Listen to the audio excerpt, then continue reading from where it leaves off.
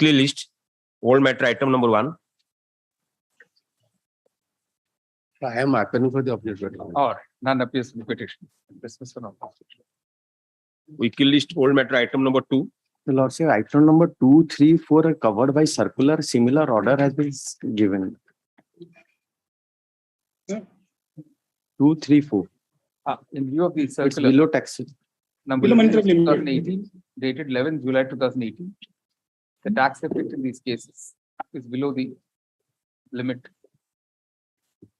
And therefore, the petitions are disposed of. Terms thereof. Yes. Below the monetary.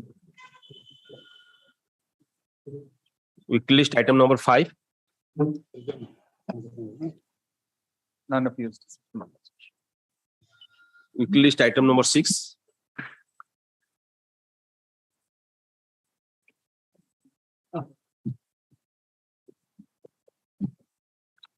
Meet, please, my lords. Yes. Lordships, the issue here involved in this STRV petition, my lords. The issue pertains to, my lords, whether in facts and circumstances of the case, the reassessment proceeding under section 12(8) of the OST Act is lawful and valid. My lords, the incident dealer involved here deals with paper and other goods, my lords. Yes. My lords, what has happened in this case, my lords, the assessment was made. Assessment of the third party dealer, my lords. That MS paper home, lords, may kindly have a glance at page 16 of the brief, my lords. Yes. My lords, the page 16, I'm placing the first starting paragraph, my lords. The inspecting officers of the Vigilance Cuttack, Vigilance Wing Cuttack visited the business premises and inquired about the business activities of the dealer. In course of inspection of personnel of Vigilance Wing, recovered some papers along with the diary. On verification of the pages of the diary, it was found on different dates. The MS paper home had purchased goods from the appellant, my lords, on different dates in the year 91-92, 92-93, and 93-94, my lords, which comes to rupees 1,29,000, 3,13,864 for the year 92-93 and 248-269 for the year 93-94. My lords, this is the after that the dealer sought for confrontation with the MS paper home, my lords. He was summoned. Proprietor of MS paper homes appeared, my lords. They are stating that they have purchased these goods from me, but my lords, it can be evident from page.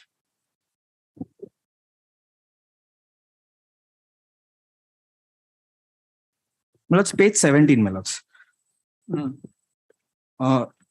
Mr. Hota, he is the proprietor of MS Paper Homes, my lord, admitted that he had purchased the goods from Sri Ram agencies, but the appellant vehemently opposed the statement offered by Sri Hota on the date of hearing. However, the London STO has concluded the appellant has regular business transactions with MS Paper Homes. Purely factual. My lords, but this, my Purely lords, the factual enhancement finding. was which was made. Let's see what the tribunal does. Pardon, my lord? Let us see what the tribunal has done. Yes, my lords. My lords, what the tribunal has done, my lords. The findings of the tribunal, my lords, on page 3, my lords, these are the submissions by the advocate, my lord.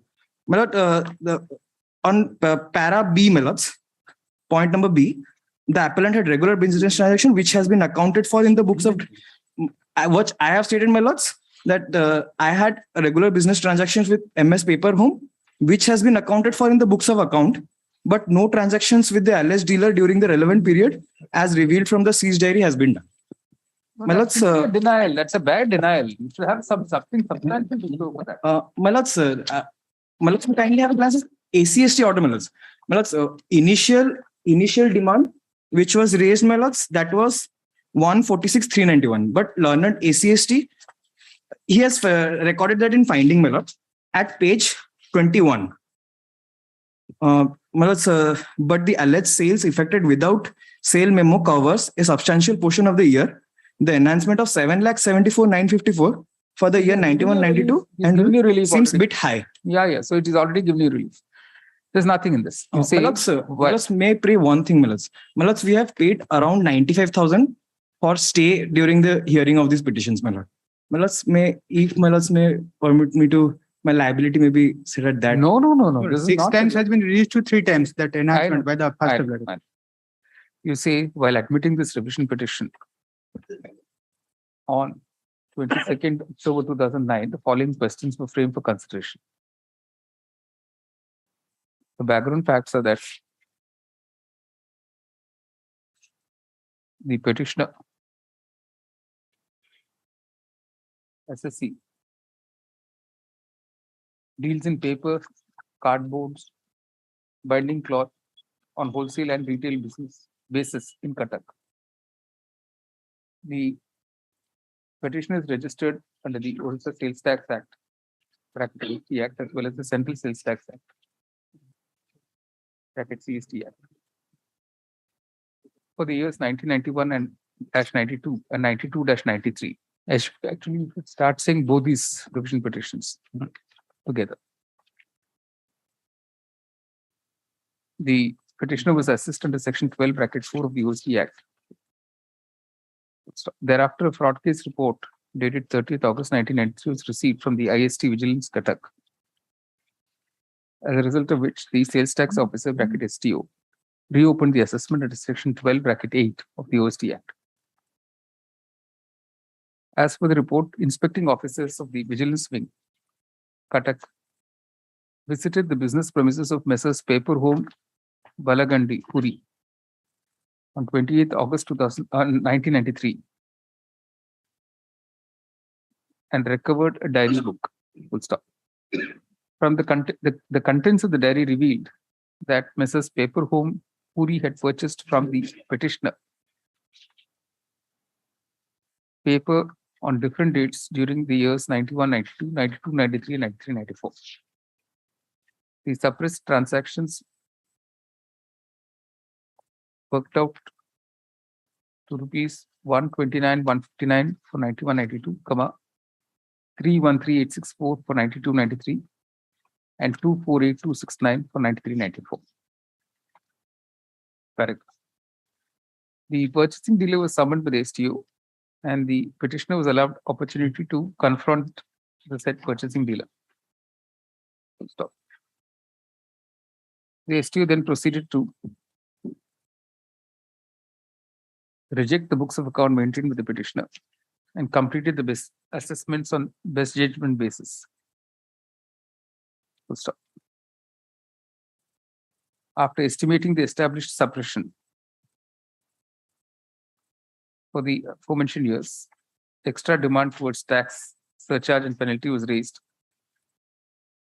in the sum of rupees 146,392 for 91, 92 and 346,941 for 92, 93. Paragraph. When the matter traveled to the Assistant Commissioner of Sales Tax, bracket ACST, by way of appeal by the petitioner,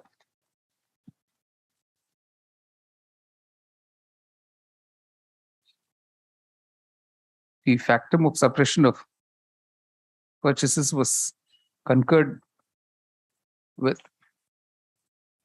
Full stop.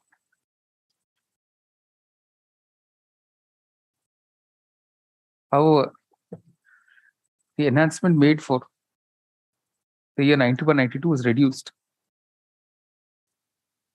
from 774,954 to 387,477.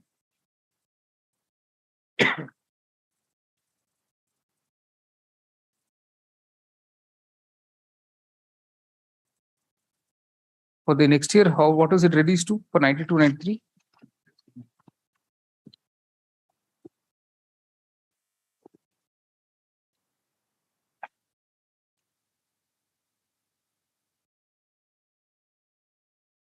Lordships, that has been worked out to 172,945. my lords. No, the enhancement.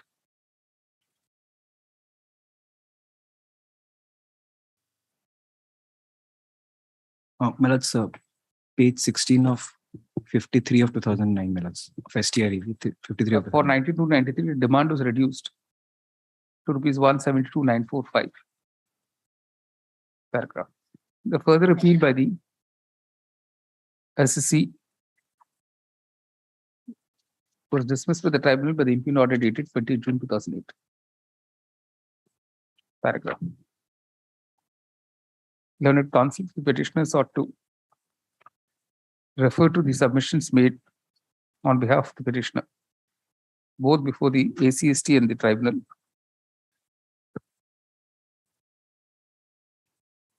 denying the contention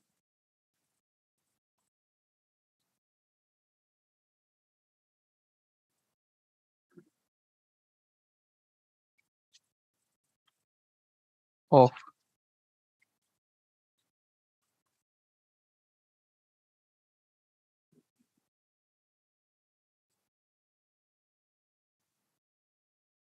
Messrs. Paper Home Puri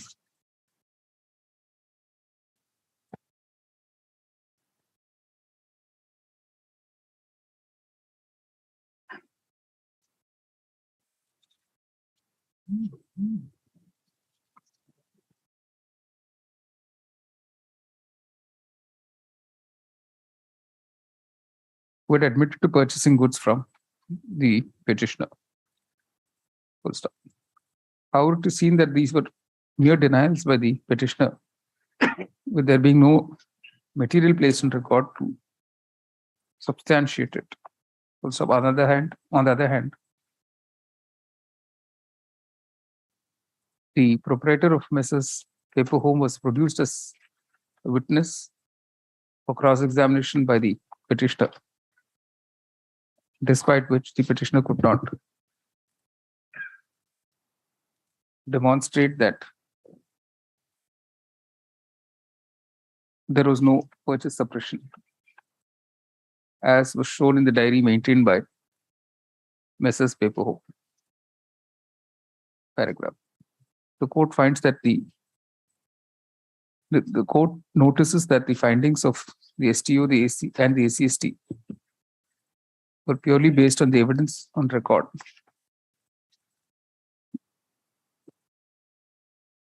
With there being no occasion to take a different view, the tribunal has concurred with the views of the ACST and the STO. Full stop. Even before this court, learned counsel for the petition has been unable to persuade the court to hold otherwise. Accordingly, the questions are answered in the affirmative, that is in favor of the department and against the SSC. The revision petitions are dismissed. Weekly list item number 7.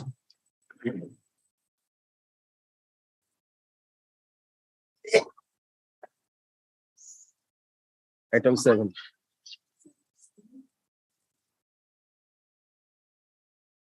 Seven is also Yeah.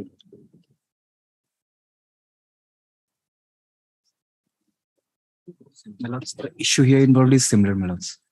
all right. Milods, No, no, my the lord. period which was 90 to 93 is in 7. That STR is 53 of. Fred is saying about the tagged up matter. It's the next item.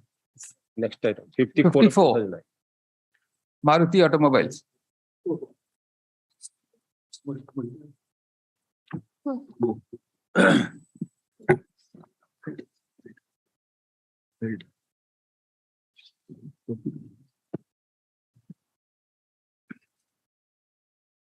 Stereo and electrical watches. That question, I will not be pressing. Okay. Question, page 12 minutes. Right. So the one of the substantial question involved minutes now is referred to larger bench by the Honorable Apex. For that, I am going to give to Lord. Oh, I see. Minutes, this question number A. And I am on question number A, C, and D. B, I am not. Okay. So whether in the facts or in case, use of spare part during warranty replacement period free of cost is accessible to sales tax under section 2H of the Orissa Sales Tax Act. Now, my lords may kindly see page 55 findings of the tribunal on this issue at paragraph 6, page 55. Page 55, para 6. As regards the warranty replacement to the tune of rupees 3,84,000 so and so. The Lord Deceased has observed that the dealer purchased spares to the tune of 64,44,808 from outside the state of Orissa against legal amount C for resale, but utilized the aforesaid amount for warranty replacement. It is further revealed that the appellant reimbursed the cost of the parts from the manufacturer, that is Maruti Udyog Limited, Gurgaon, Haryana, and therefore it comes under ambit of sale as defined under section 2H of the OST Act. This finds support from the decision of Muhammad Ikram Khan and Sons versus Commission of Trade Tax UP 2004-136-515. Now, Millers, I have given to your Lordship Millers along with a memo, this Ikram Khan's case, Millers, by or judgment dated, Millers, I have given the judgment, your Lordship may kindly see paragraph 2021. 20, it is dealt in detail, Millers, this very question. And 21, we have some reservation respect to observation legal position letter of Muhammad Ikram Khan and Sons, yes, and consider it appropriate that the matter be considered by larger bench. That is how the matter now being placed before the Honorable Chief Justice of India. All right. And status report also I have given along with that. To me, Millers, as it appears, matter is pending, Millers. All right. It is seen from the impugned. You say at the outset, Mr. Jagabandhan Sahu states that although 4 questions A to D were framed by this court by the order dated 21st October 2009 for consideration, he is not pressing questions, quotes, question open bracket B. Right, full stop. As regards question A concerning use of spare parts during the warranty replacement period, he points out that the decision in Muhammad Ikram Khan and Sons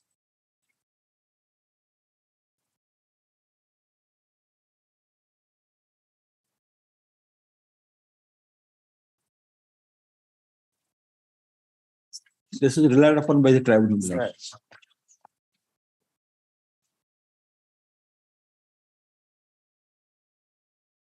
versus Commissioner of Trade Tax UP, Lucknow, 2004, 6 SEC 183.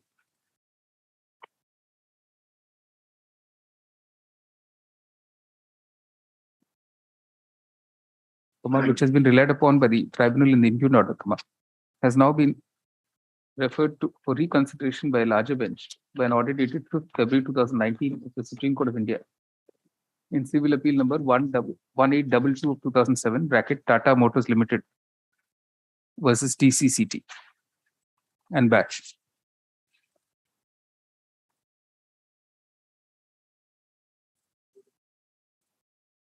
It is stated that the matter is still pending in the Supreme Court of India. In that view, the matter, the present petition is adjourned, sine die, awaiting the judgment of the Supreme Court. The aforementioned case. Interim order to continue, Millers. Interim order to come. Weekly list item number 8. May I please, your Lordship.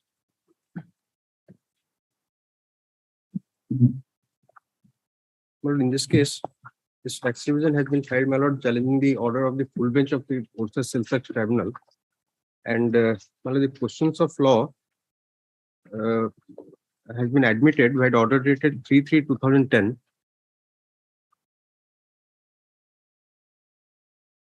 The questions of law, my lord, are there are 3 questions have been admitted out of 7.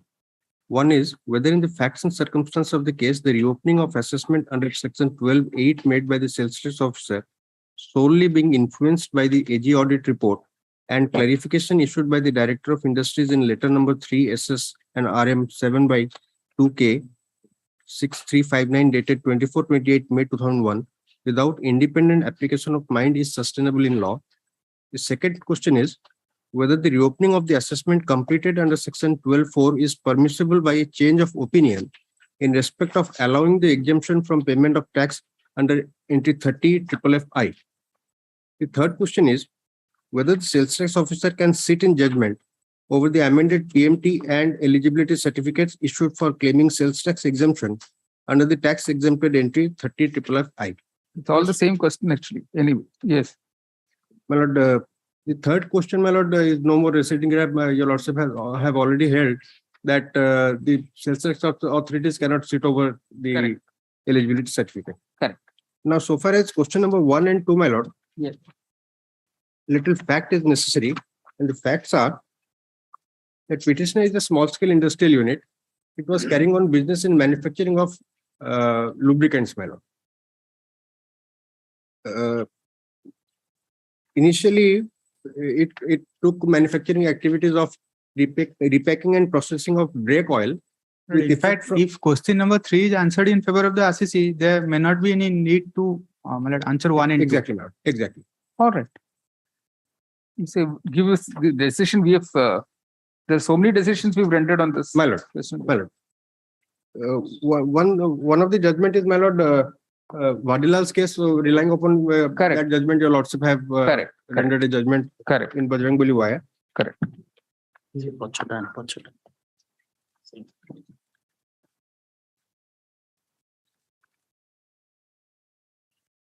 Right. You see, the present revision petition by the SSC arises from an order dated 29th August 2018, passed by the Orissa Sales Tax Tribunal, Bracket Tribunal.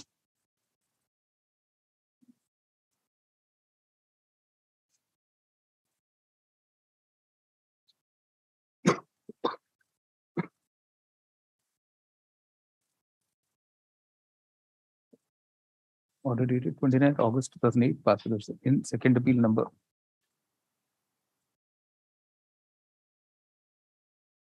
This is only for one assessment you have come. Yes, my lord. There are two more pending, my lord. Okay. 56 and 57. They're still pending, Yes, my lord. so we'll take it on board also. Similar points are involved. All right. For the assessment year 1998-99.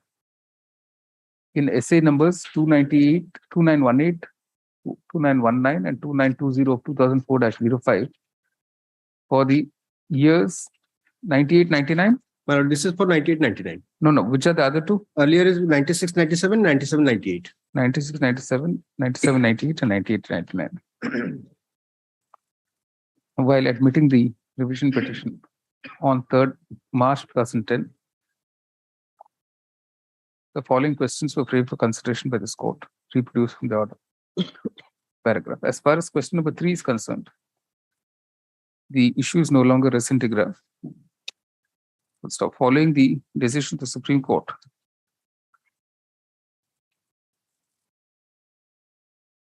in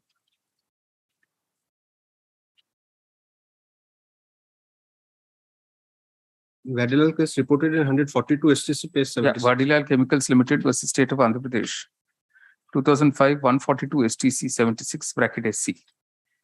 This court has in Bajrangbali Wire Products Private Limited, State of Orissa, 2021 90 GSTR 343, held that a sales tax officer cannot sit in judgment over the amended PMT and the eligibility certificates issued for claiming sales tax exemption. In that view of the matter, question number 3 is answered in the negative. That is in favor of the SSC and against the department. Paragraph.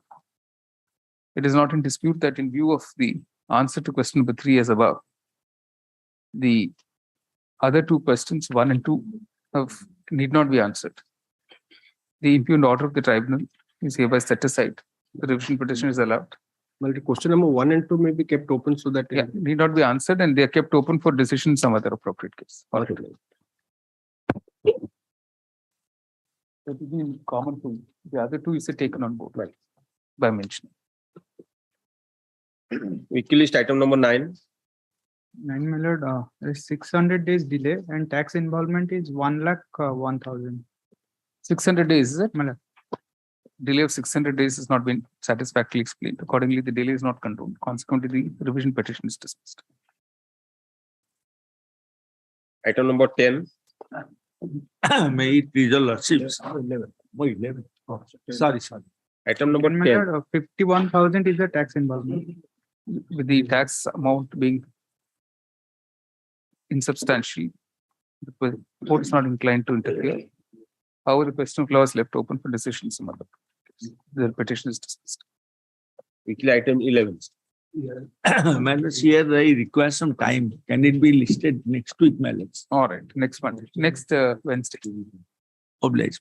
At the request of Mr. Raglan, council petitioner list on Wednesday. Weekly list item 12. 61,000 is the tax involvement. Okay, with the tax effect being minimal.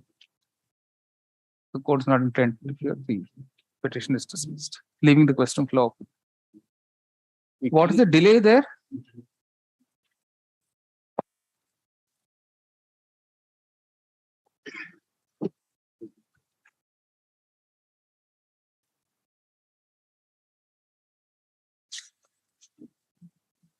The delay is condoned.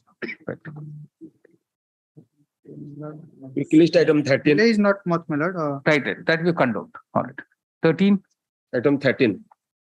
My lord, 3.5 years delay. yeah, and delay of 3.5 years 95,000. is not satisfactorily explained. The delay is accordingly not condoned. Petition is dismissed. Weekly list item 14. My lord, 4 years, 6 months. 4 years, delay of 4 years, 6 months is not satisfactorily explained. Petition is dismissed. Weekly list item number 15.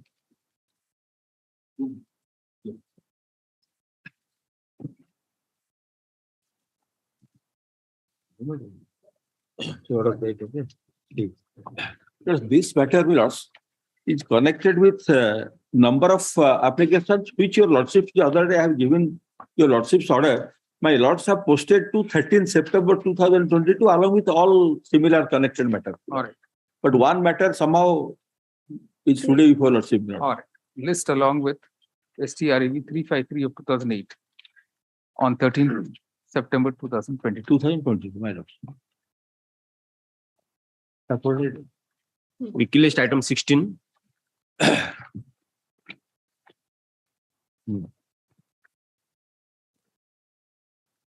The question involved in this case, your my lords may kindly see at page 10, my lords.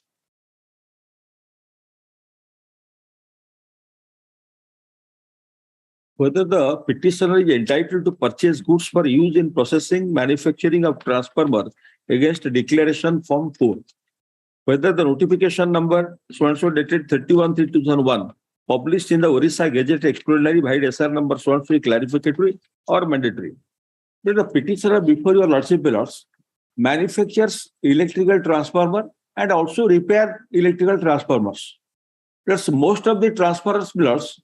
Those are supply source from electric department, our Gridco, this distribution company of our state belongs. They place orders for repair. Repair, as my lords knows, that is also covered under the expression manufacturing. So also repairing comes under works contract. Plus, the concerned department, plus after the repair is undertaken, has supplied form declaration, statutory declaration form 4 minutes. As my lords knows, under entry 81, if form 4 is submitted by the buying buyer, then he will be entitled to 4%. Rate of tax imposed will be 4%. The question arose for your lordship's consideration. As per the findings of the authority below, assessing officer, they all say that because this is works contract, so therefore the form 4 is not acceptable. And the Law and Tribunal in the impute order by Annexure 3 says the same thing. But under Annexure 4, the very Law and Sales Tax Tribunal for other period, that is for 1999-2000, has dealt in third way. Before I take your lordship's attention to the judgments, that's what works contract is, as my lords knows, it emanates from 46th Amendment to Constitution. By an honorable apex court in Builders India case, Gannon Douglas case, all judgment consistent view of the honorable apex court is all along that by virtue of 46th Amendment, the scope of entry 54 doesn't get expanded. The power was there as it is even after 46. Only distinction between post and pre-46 Amendment is that the certain transactions which prior to 36 amendment under Gannon Donkali 9 STC constitutional bench, immovable properties are outside the purview of action by the state legislature, like construction of bridge, building, all this. And by virtue of this 46 amendment, the state could have an enlarged definition of deemed cells by taxing the components at the time of accretion. But therefore, this honorable court has dealt in the London Tribunal, before I take Lordship's attention to page 25 to 30 minutes. So Lordship may kindly see. I am placing for Lordship's order by Lords, the Tribunal's order for the other period, before I take your Lordship's attention to this period. Now, just immediately preceding period. You start from page 25, my Lord. Page 25. Yes. My Lords may kindly see, in threadbare, the London Tribunal, after discussing the relevant portion, I will be, in the case of this petitioner also, this petitioner immediately preceding period, in the present case, paragraph 4, in the present case, apparent assessee carries on business, page 27 minutes, paragraph 4. In the present case, apparent assessee carries on business repair of electrical transformer and sale of new transformers. We are concerned with repair work undertaken by the appellant on the basis of order placed by Executive Engineer, Electrical Division of Baleshwar, NESCO, for repair of the transformers. Now, he has referred to Miller's in para 6.1, what is dealer, what is works contract, 2D, and now you'll also kind turn to paragraph 7 at page 29. Coming to the facts of the present case, Executive Engineer, Baleshwar NESCO is admitted dealer under the Waste Act and is entitled to issue declaration in Form 4 against sale of such spares utilized for generation or distribution of electricity or any other form of power. Admittedly, transformer is used for distribution of electricity and any spare parts used in it can be held to be goods or classes of goods used for distribution of electricity. According to serial 81 of list C, at the red chart, goods are the classes of goods as being intended for use in generation or distribution of electricity or in other form of power, subject to production of to declaration form by the purchasing registered dealer or is authorized in Form 4 is to be taxed at the rate of 4% under the Act. In the premises aforesaid, the transaction between appellant and executive engineer electrical Baleshwar NESCO is to held as works contract for repair of transformer. In absence of written agreement between the parties, it is to held that the spare part used in repair of transformer nothing but a spare cell, separate cell made by the appellant executive engineer electrical division, who has issued declaration form 4 and such issuance of declaration form 4 is therefore valid in view of entry 81 of list C of the child. True, it is that now this is also mechanism. True, it is that government in final notification resolution number so dated 31/3. This should be notification, not resolution. Number so dated 31/3/2001, published in SRO number so has given effect to the applicability of entry 81 to purchases through leasing or works contract or hire purchases with effect from 1/4/2001. But such fact appended to entry 81 of list C of the red chart in the form of an explanation is only clarificatory in nature. In view of my discussion supra, the order impugned the appellant becomes vulnerable and same is liable to be set aside. So assessing assistant commissioner set aside and the appeal is allowed. But what I am humbly submitting, this is for the period 1999-2000.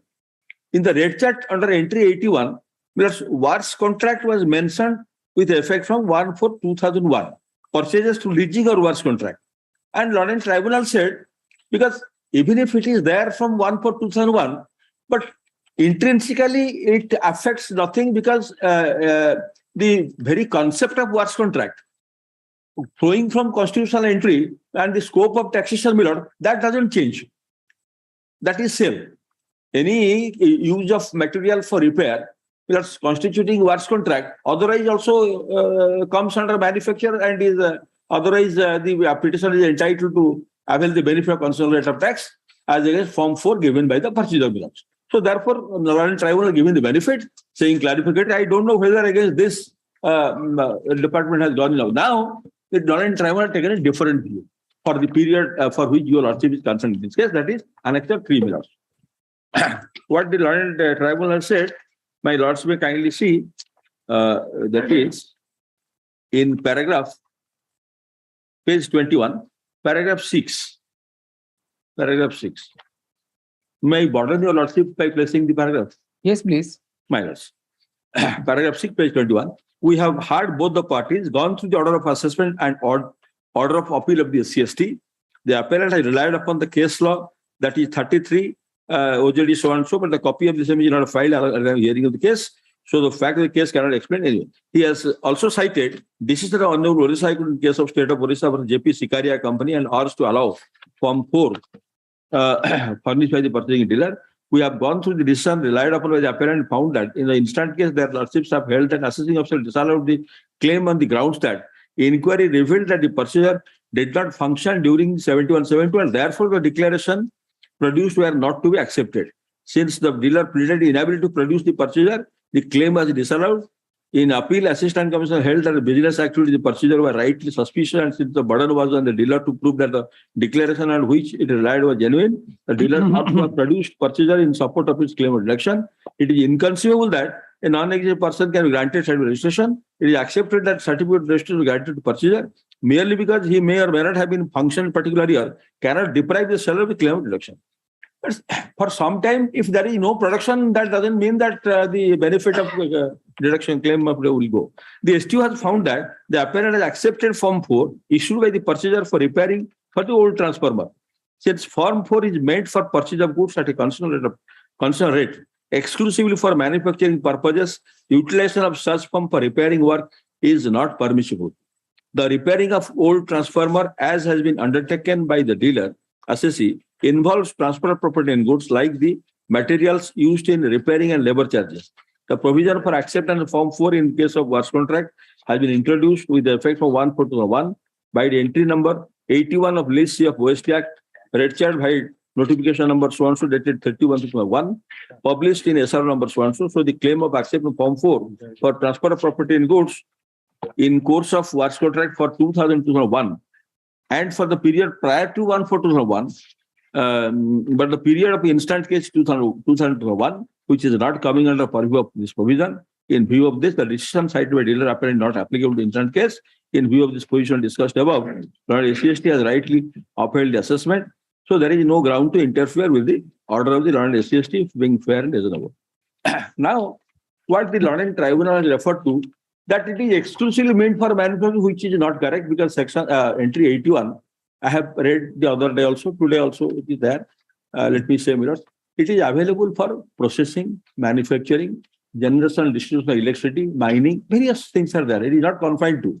And the expression manufacture, as it is defined under section 2 quadri D, probably. 2 DDDD, yes. 2 5 Ds, small d.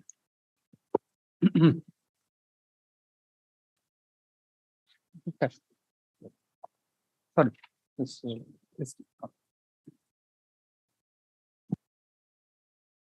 Manufacture 2 5D.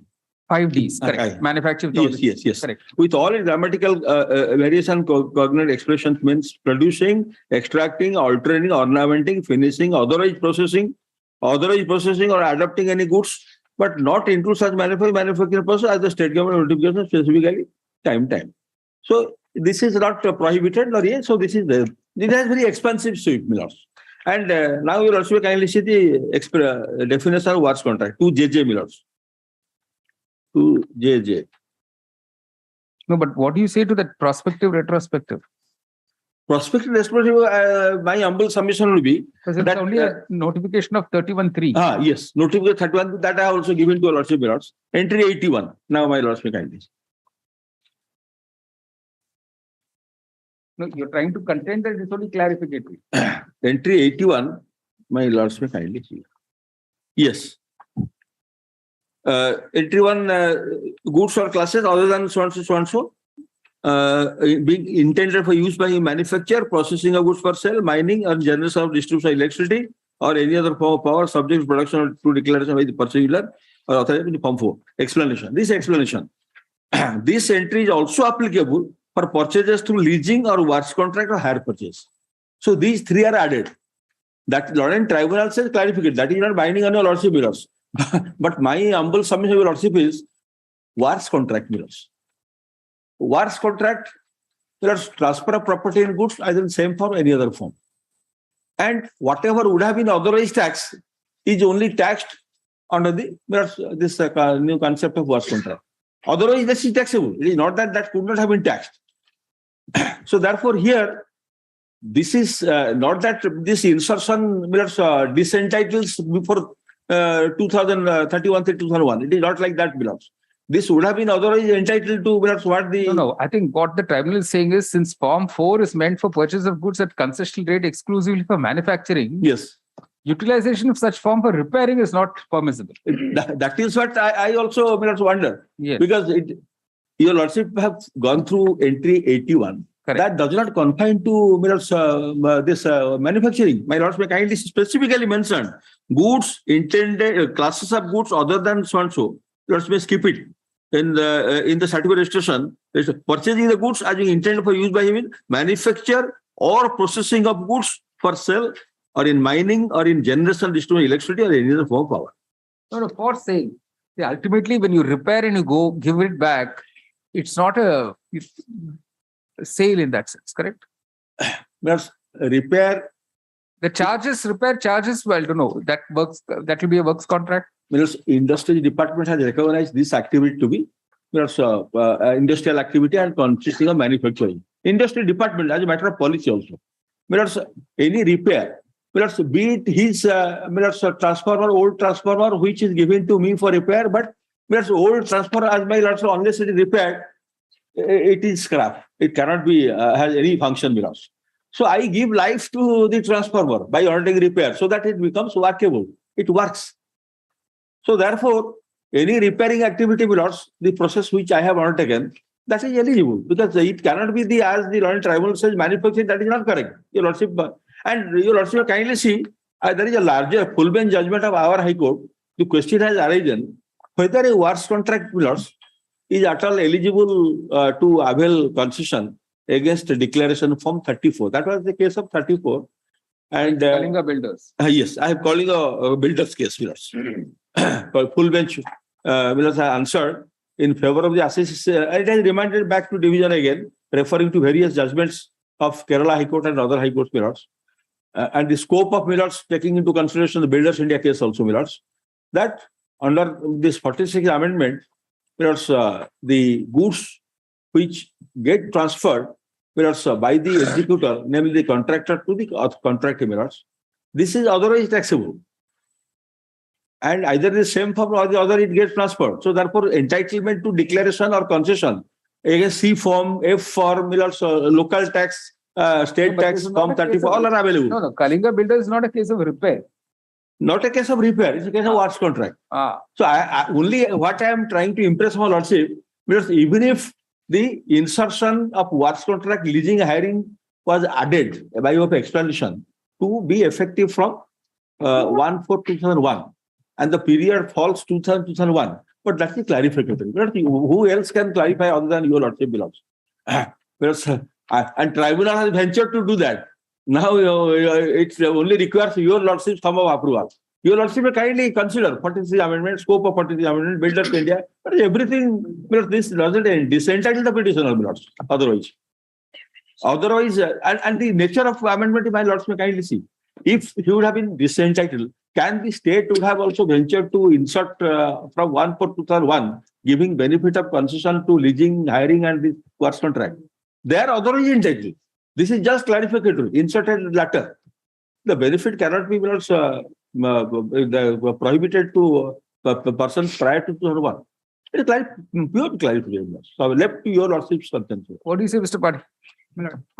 First of all, the fact remains that the discoms, the power discoms, they give these faulty transformers to the dealer. SSC for repairing. Repair. They give the hand over that transformer to them to repair it as per their specification, and they pay a lump sum. So that is how, the department has held it to be a works contract instead of a simple sale of sale simplicity. So, but why can't they get the exemption is a question if it's a works contract? If it is a works contract, I would see that entry, any addition to the entries or that, my lord, in my humble submission cannot be said to be an explanatory. Clarificatory. Clarificatory. So explanation added to an entry, my lord, and any change in the entry has No, to be, he my lord, says- prospective. It cannot He be says said to even be. by the judgment of this court in Right. Kalinga Builders, the position was already clarified. But my lord, that relates to some other forms, my lord. There, the form 4 was not in issue, my lord. But Form 34 under the Orissa Act and Form Yes. C and F under the From Central Act. 34 होगा.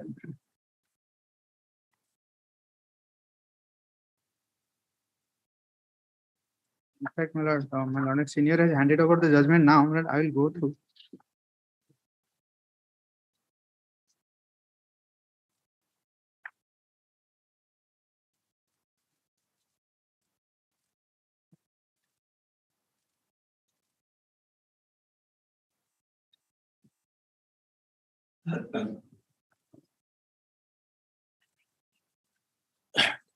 Plus 2JJ definition works contract if your lordship will look for a moment. My lord, 2JJ. Right. Just a minute. Let my lord. It repair is there. Correct. And this works contract is not today. It is there earlier also. 2JJ has come 1984. It is there in the statute. Yes. Yes. Repair, very expression repair is there. Correct. yes, my lord.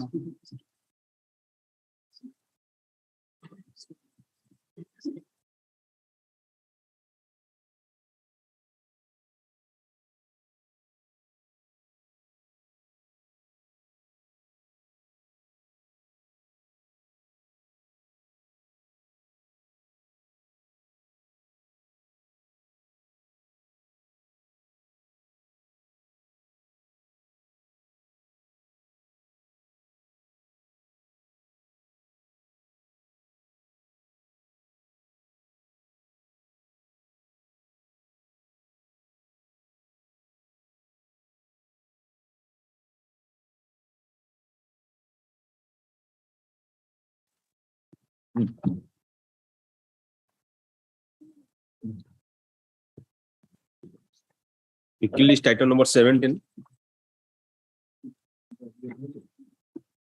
May I please, your worship?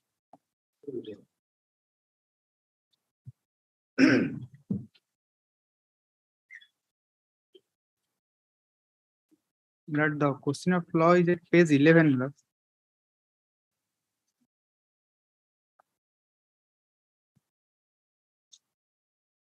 But who's for the respondent?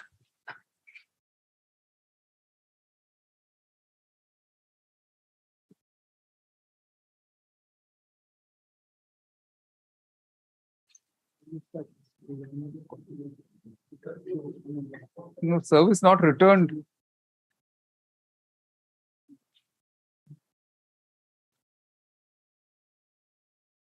What's the tax effect here? My lord, tax effect is 1,77,000.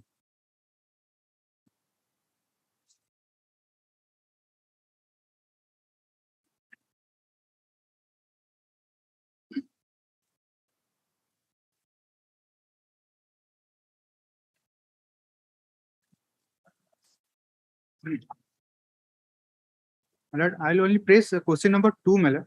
Yes. Whether on the facts and in the circumstances of the case, on the face of detection of shortage of stock on different occasions during the assessment year 98-99 by different authorities, namely Inspector of Sales Tax of the Circle, Sales Tax Officer Vigilance Sambalpur, and the Investigation Unit Sambalpur, the assessing officer was justified in enhancing the gross turnover, my lord. Next question, whether in the fact and circumstance the sales tax No, tribunal no. is So they reduced the enhancement to 38,277. yes, my lord, that is Ah. the question. My lord, may kindly turn to page 31.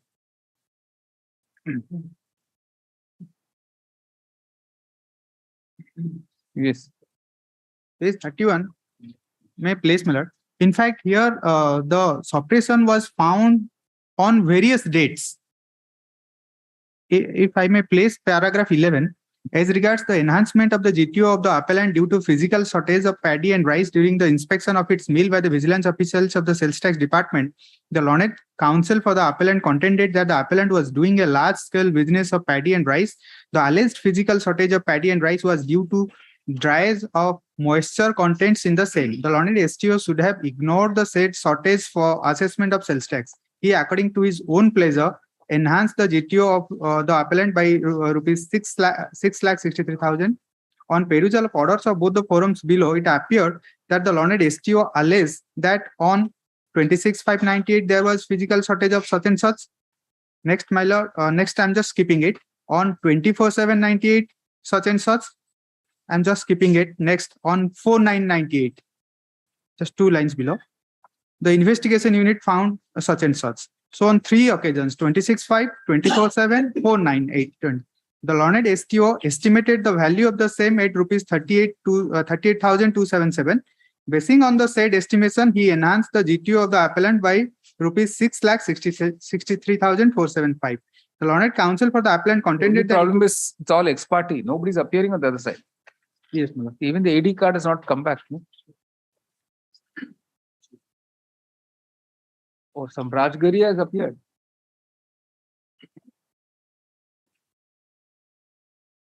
Oh. Tapas Praharaj. The names of Ruchi Rajgaria and Tapas Praharaj be indicated in the costs list as appearing for the opposite parties. List on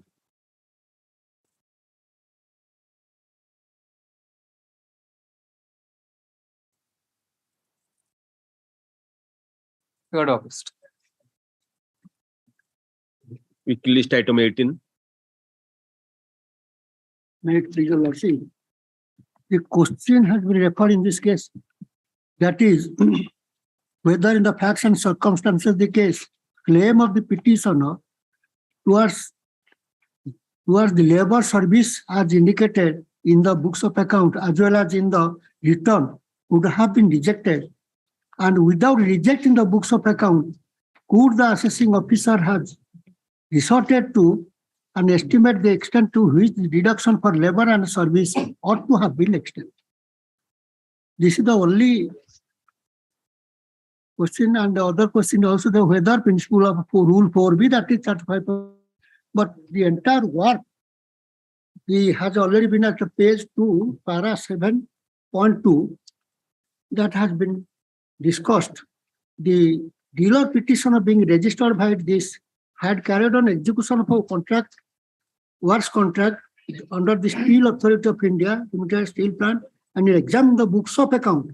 It was found that petitioner received the gross payment of this Steel Authority of India execution of works contract, construction of 2 blocks, modified such and such, provided pipeline for external water supply, distribution system, numbers of IBR, HT, house, sector 8, development works, houses, sector 19, construction of a shop. All these things are labor variety of work. Now, since they have estimated previously 35 and subsequently first appellate authority 42, again the department of preferred appeal before the second appellate authority, it has come down to again 35. Now, whole things that without books of rejecting the books of account, without saying that books are not correct, what authority have got to say that these are not accepted or without proper confrontation? Now, my lord, once before the estimation, your lordship may suitably estimate because an old matter where the things can be done. Kindly be pleased to. What's the tax effect? Tax effect is 31,000. 82,000. No, that has been reduced in the 87,869. 81.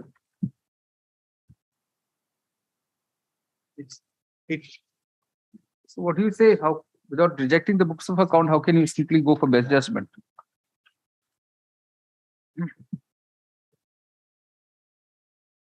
Let me kindly turn to the assessment order. Yes.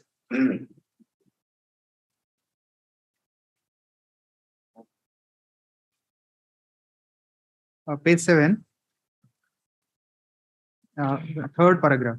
Further, the dealer claimed deduction of rupees so and so towards beg pardon, my lord. Next paragraph. The dealer failed to produce the labor registers and showing involvement of labor in the execution of works. In absence of any documentary evidence, an estimate is made to the best of my judgment to determine the labor and service components involved in the execution of works contract. Keeping in view the nature of the works undertaken by the dealer, I feel reasonable to allow deduction at 30% and 2% respectively. So the submission that without rejecting the books of account, he couldn't produce. This is a labor register. Labor register. Yes, my lord. Deduction towards labor and services, he couldn't substantiate. Which he has claimed in his books, he couldn't substantiate. So that is why he has estimated. Prima facie, the books of account which support That amount. No, books of account is not a technical term. What the STO seems to have gone by is the fact that the purchase registers are not maintained. I mean, labor registers are not maintained. Master roll, etc. were produced. No, so that was not produced. That is why he has estimated it.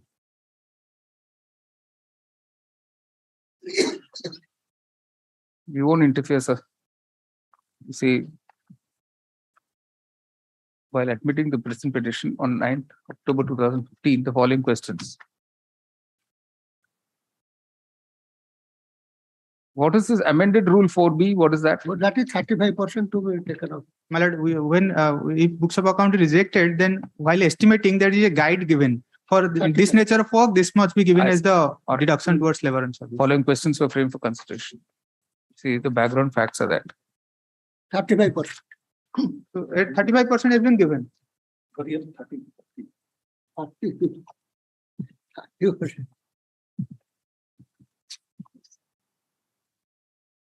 the petitioner registered, who is a registered dealer, 30%.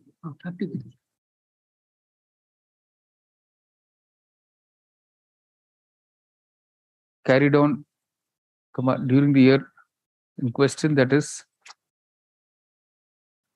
which year is this? We are talking of 1993-94.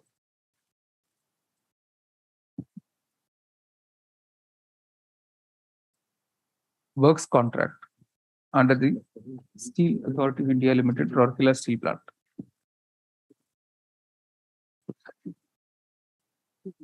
The SSC was shown to have received from SAIL rupees 73,79,952.60 against execution of the works contract.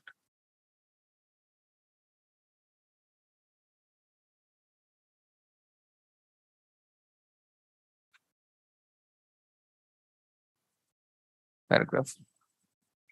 The STO by the assessment order dated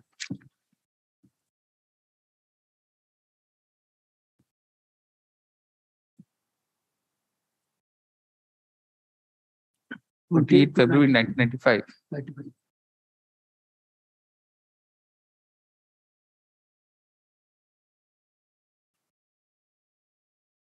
noted that the dealer had failed to produce the labor registers showing involvement of labor in the execution of the works.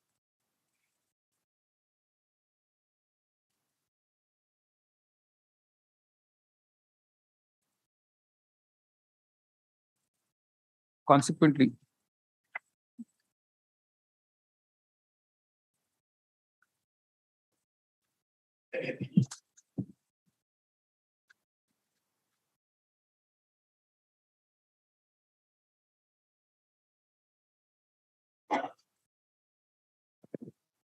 where is the tribunal's order? Which page is that? Page 13, it starts. 1-3. My lord.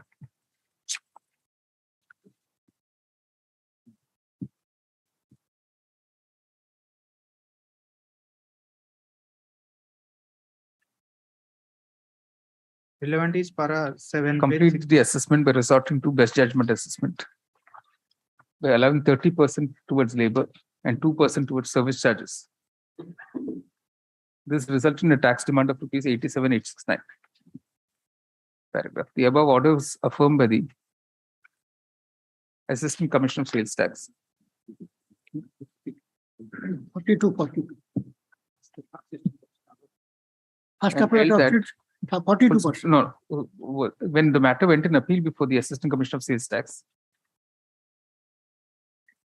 he held that 42% would be 42% of the labor and service charges would be applicable for deduction.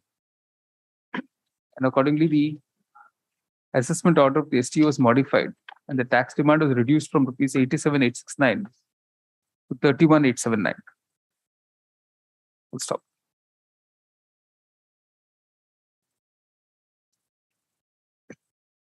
Tribunal has in the impugned order upheld the above order of the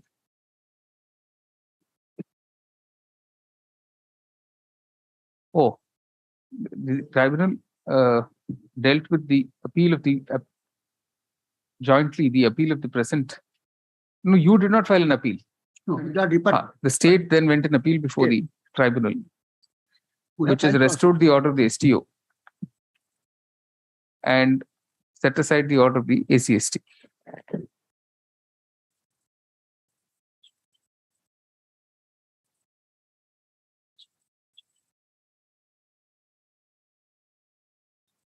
The tribunal held that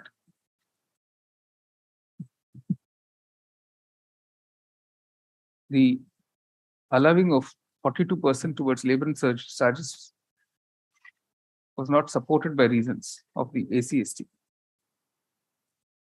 So the tribunal found that if the mandate of Rule 4B of the OST rules is adhered to,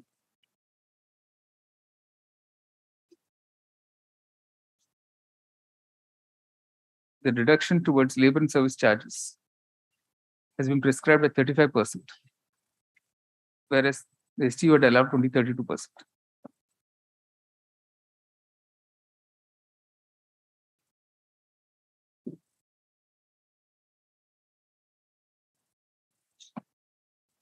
That is at the lower rate of percentage.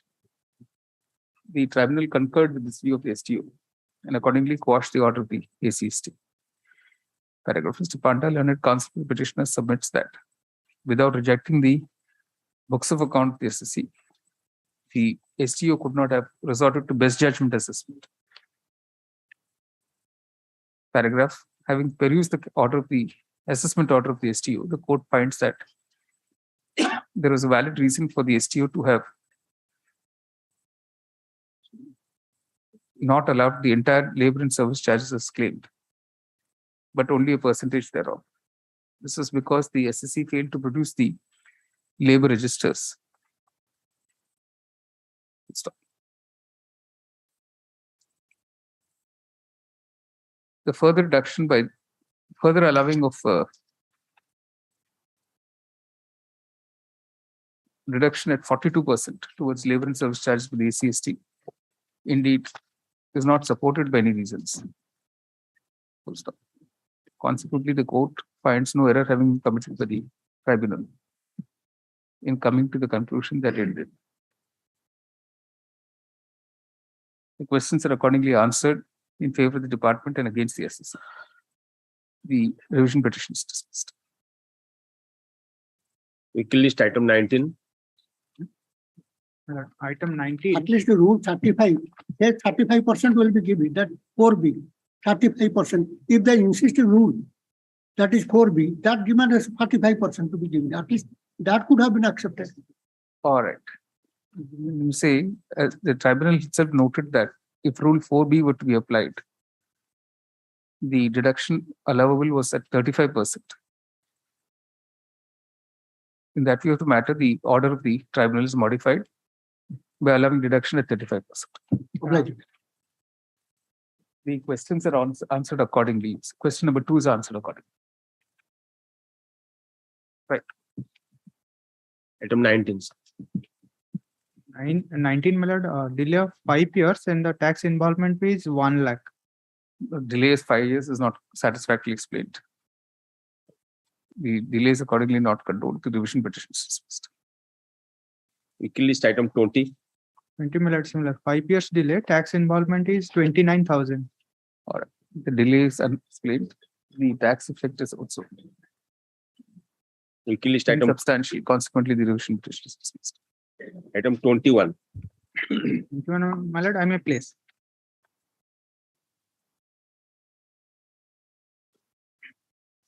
My lord, turn to page 11. The question of law. Yes. Whether in view of entry number 149,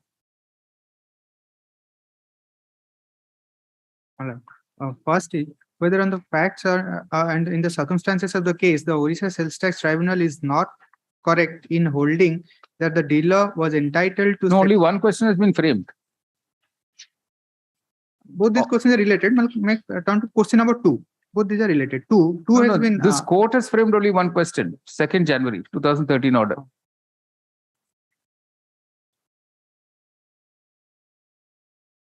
Yes, my lord, I'm placing them. Whether on the facts and circumstances of the case, the Learned Sales Tax Tribunal erred in interfering with the rescind order passed by the first appellate authority. No. 2nd January 2013 order. I'm handicapped. In fact, that has not been in my order sheet.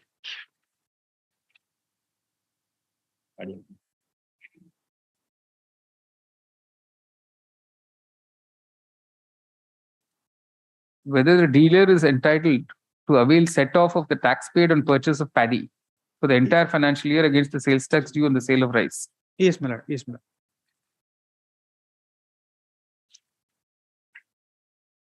lord. Let me kindly turn to page 18. Yes. This is the order of the first appellate authority. Yes. Second paragraph. The appellant in the instant case is a rice miller engaged in purchase of paddy and after necessary conversion of the same into rice, broken rice bran, sells the same. He maintains purchase, sale and stock account. In the order of assessment, the LAO has observed inter alia that the appellant had effected sale of rice weighing so-and-so for net amount of so-and-so. In free trade, on which tax amounting to rupees 7,32,883 has been collected. But on examination of the books of account, it was found that the appellant had claimed adjustment of purchase tax to the tune of rupees 9,10,287, being the purchase tax paid on paddy, out of which rice was obtained and sold in the open market. This means that the appellant claimed more adjustment of purchase tax than what is collected by you of sales tax in respect of rice sold in open market. In view of this, the LAO allowed the set-off of tax on purchase of paddy to the extent of rupees 7,38,883, which is sales tax collected on rice of sale under free trade instead of the actual purchase tax paid on purchase of paddy, out of which rice was obtained and sold in the open market. This resulted in an extra demand of rupees 1,77,402. Now that this finding has been overturned by the Learned Tribunal, my lord. Page 27. This is the finding of the Learned Tribunal overturning that finding.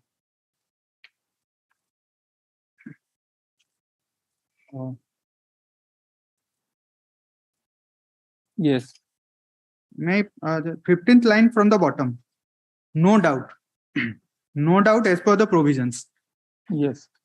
No doubt as per the provisions of entry 149 of list C, Orissa sales tax rate chart, the purchased paddy paid is to be reduced from the sales tax of the rice if the rice sold is procured from the said paddy. When a dealer converts rice from the paddy purchased by him, it is impracticable for him to keep account as to which rice was procured from which he purchased paddy. If the provision for adjustment of purchase tax is to be strictly followed, then the dealer will be required to maintain such account of each grain of paddy which was converted into each grain of rice.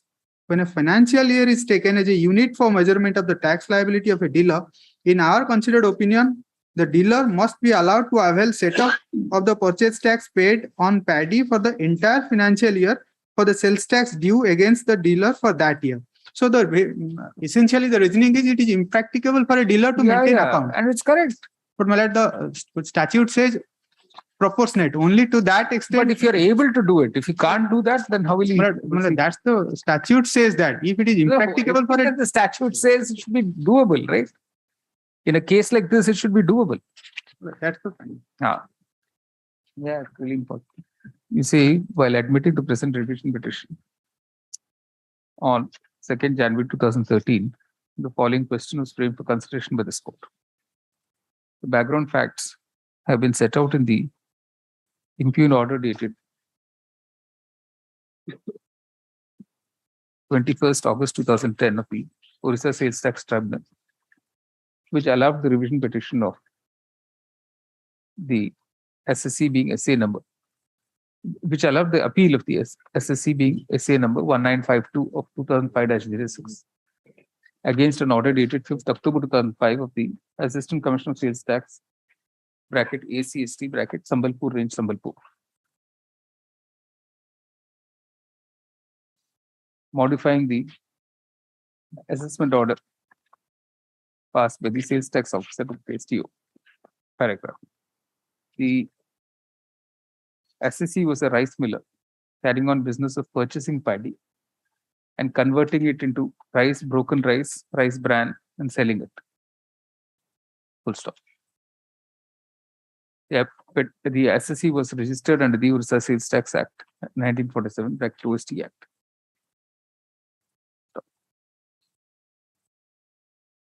While examining the return, the sales tax officer bracket STO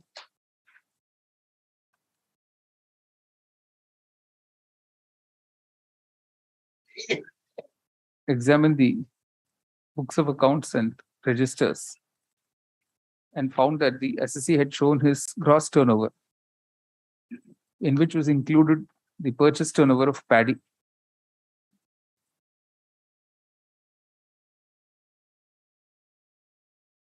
The SSC claimed to have purchased paddy from registered dealers inside the state and to have already paid purchase tax thereon.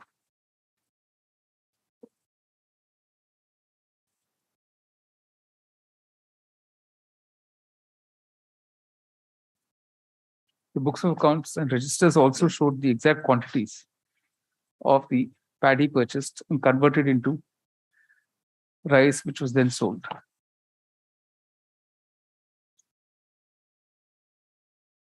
Correct. The STO found that the SSC had claimed adjustment of rupees 3646,623.21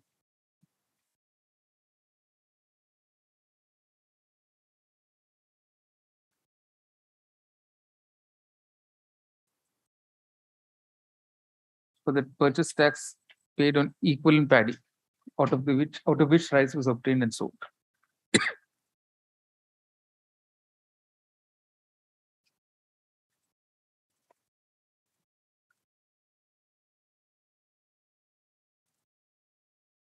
The SU found that the SSC had sold rice for rupees 184,12,101.17 on free trade, on which sales tax of rupees 732,883.83 was collected. The SSC claimed adjustment of 910,287 towards purchase tax paid for the said rice. So, this figure being higher than the sales tax payable, the STO disallowed the claim.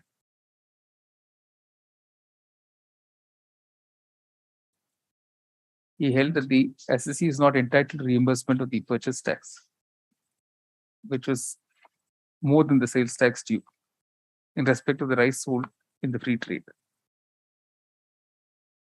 Therefore, the STO adjusted this purchase tax on paddy sold in open market and raised the sales tax demand of 177.40.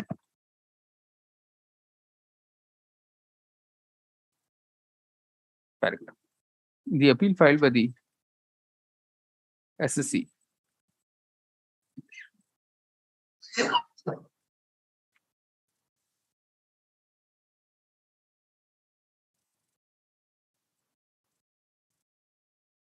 the ACST held that the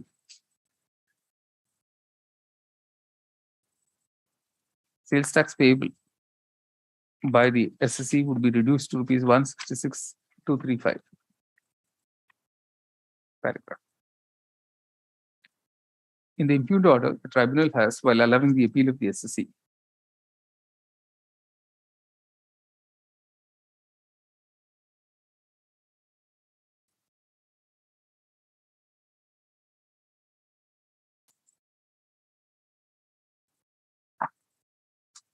the tribunal has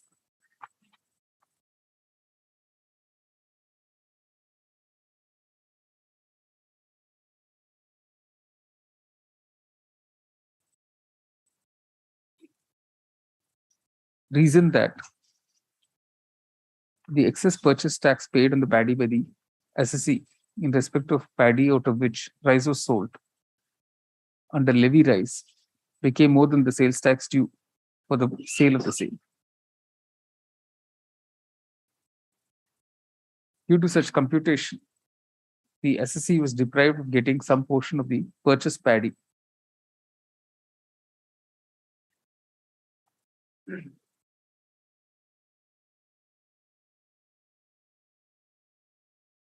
To adjust against the sales tax liability.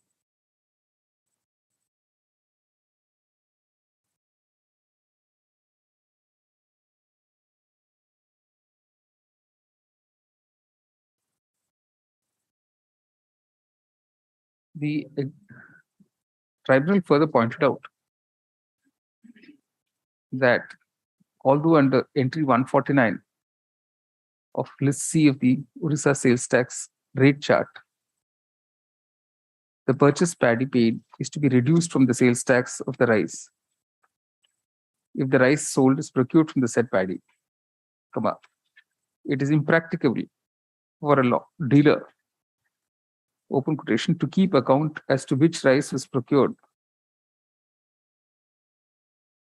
from which he purchased paddy, unquote.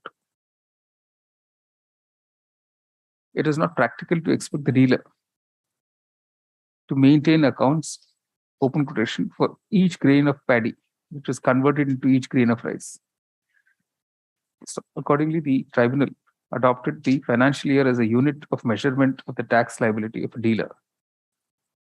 And therefore, the dealer should be allowed to avail set-off of the purchase tax paid on paddy for the entire financial year against the sales tax due for that year. Paragraph. Having heard learned counsel for the parties, the court does not find any reason to differ with the approach of the tribunal. Stop. Indeed, it is impractical to expect a dealer to know exactly which quantity of rice emerged from the corresponding quantity of paddy purchased by the dealer. Full stop. He cannot be expected to keep accounts on that basis. Full stop. Having adopted the financial year as a unit of measurement of tax liability, allowing the set-off of the purchase tax for the entire financial year cannot be said to be erroneous.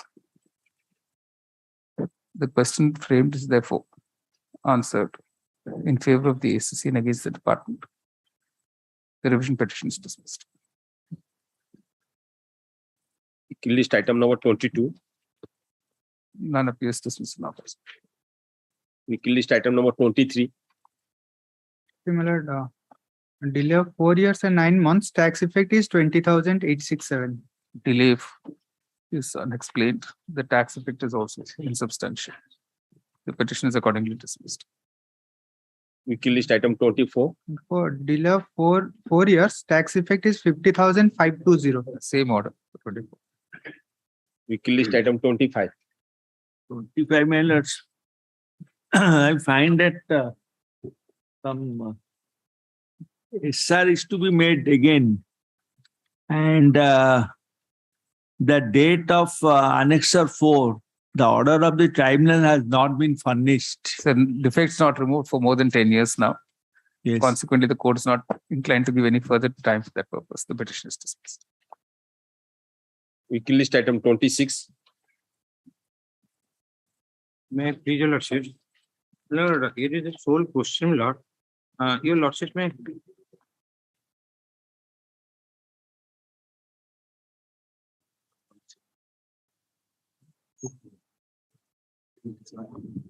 Whether the Orissa entry tax can be levied on sale of refrigerators, chest freezers, and water coolers being not covered under schedule of the OET.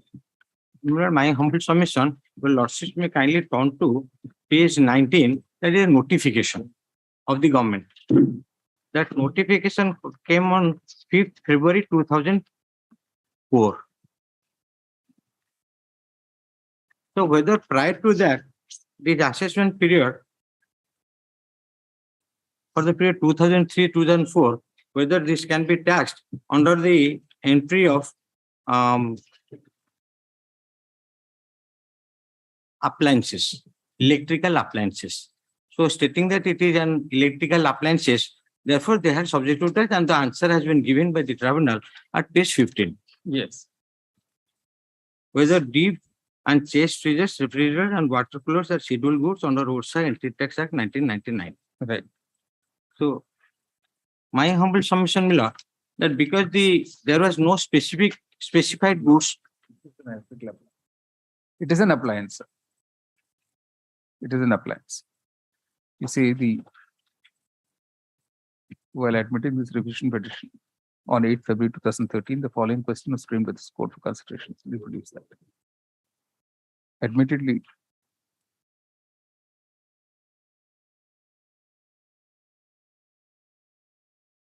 entry number 7 of the part 2 of the schedule of the OET Act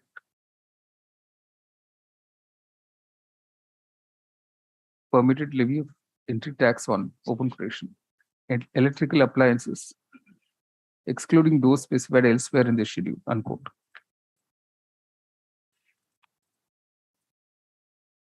Although a further notification was issued on 4th February 2004, specifically including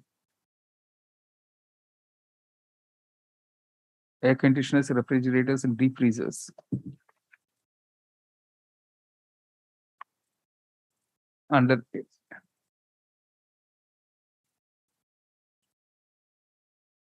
item 26.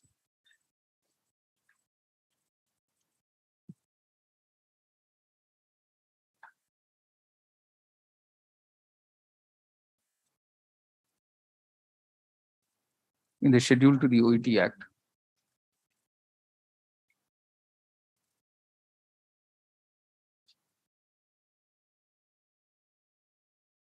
It did not mean that these were not amenable to entry tax earlier, since they were in any event electrical appliances. Full stop. Consequently, the view taken by the tribunal cannot be found fault with. Question framed is accordingly answered in the affirmative, that is in favor of the department and against the SSC. The revision petitions. Quickly list item 27.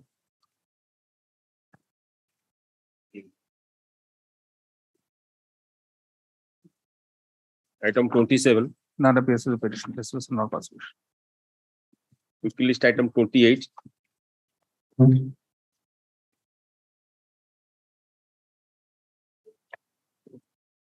Item 28, I am for opposite party number 6. Or none appears to the petition. This was not possible. Quickly list item 29. 29, no instruction. Council petitioner states yes, no instructions. Quickly list item 30. May it please, my lord.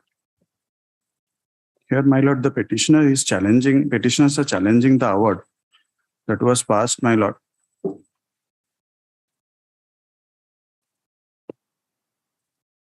Annexure 1 is the award, my lord. Here, my lord, the management terminated the same.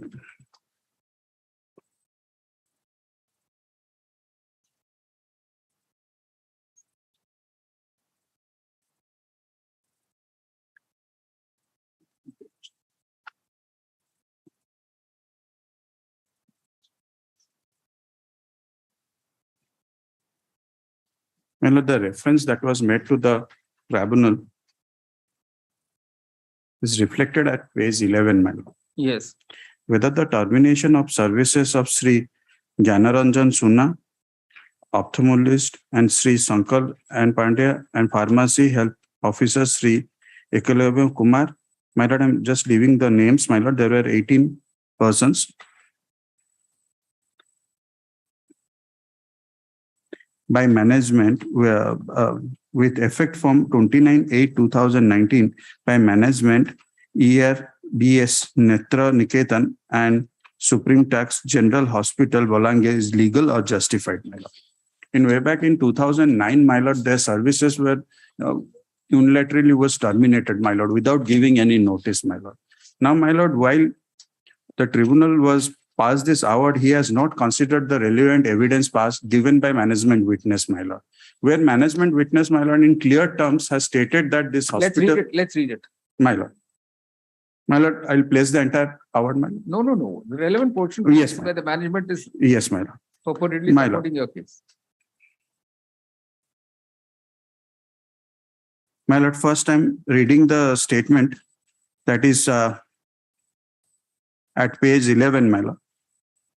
This is the witness given by the workman witness, my lord. He stated further that all the above workmen in continuous service in the management since the date of joining till 12/8/2019 by denying the suggestion that on the date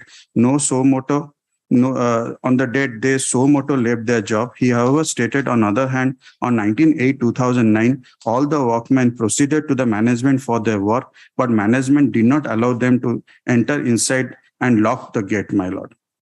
That's his case. That is the case, my lord. That is the case of the. What's the finding of that? Yes, my lord. Now I'm very much important finding that is by the management witness what he has stated, my lord. Only I'll read. Page 24 and 25, my lord.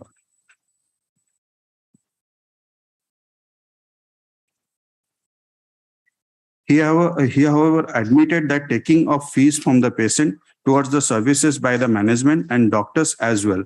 Secondly, at page 25, he admitted that management is ready to reinstate the workmen in their services. To reinstate the workmen in their services. Page 15, internal page 15, running page 25, my lord. He admitted that management is ready to reinstate. Where are you reading? My lord, page 25. First paragraph. Ready to reinstate.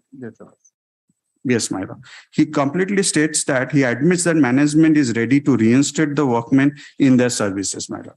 This particular evidence has not been appreciated by the tribunal, my lord, in its finding, my lord.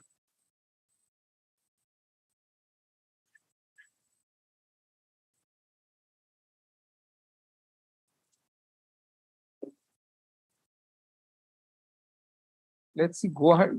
My lord, that page 29.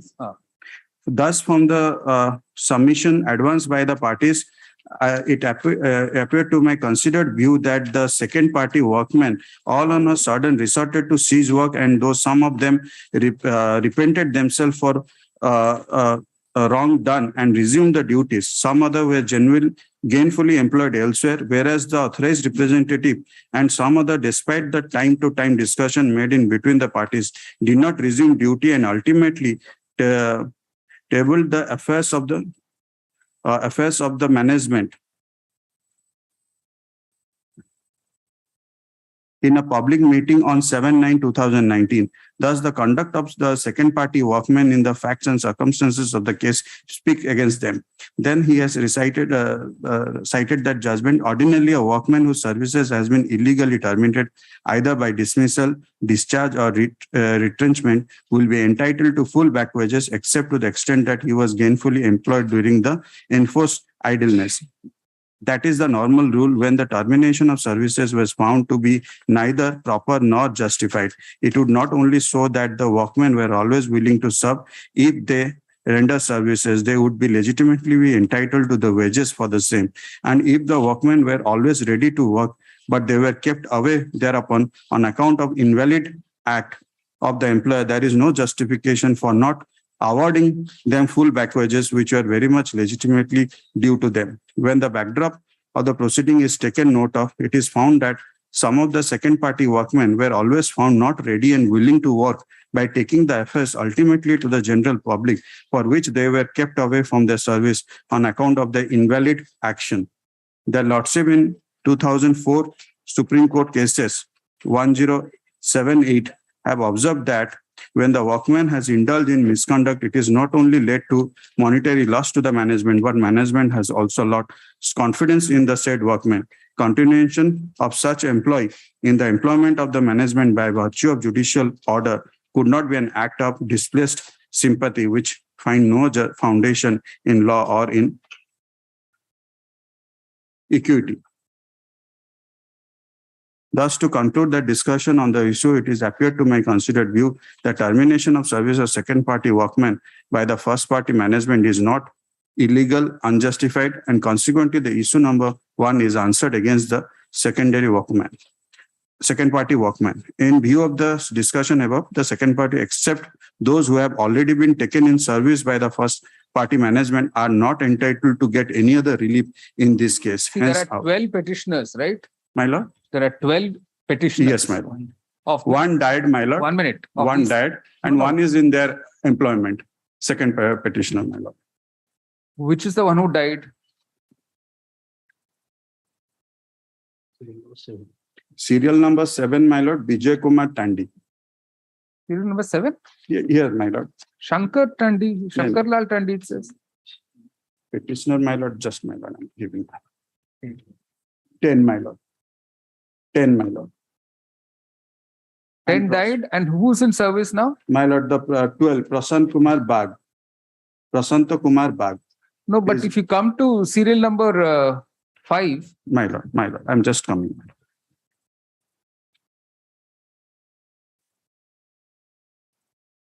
Satrughn Sahu, my lord. he was 58 in 2012. Yes, my lord. So now he would be, He's retired, my lord. All of them has retired. Some of them have retired, my lord. you don't My lord, simply say my- some of them. Which ones have retired?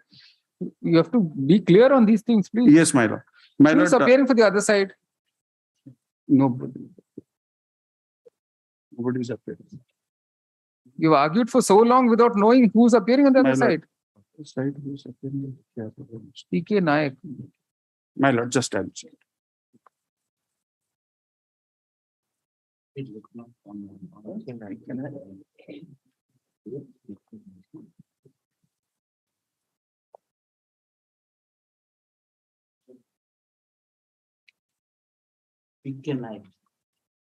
Is the unit still there? My lord, unit is there, my lord. Unit is there. My lord.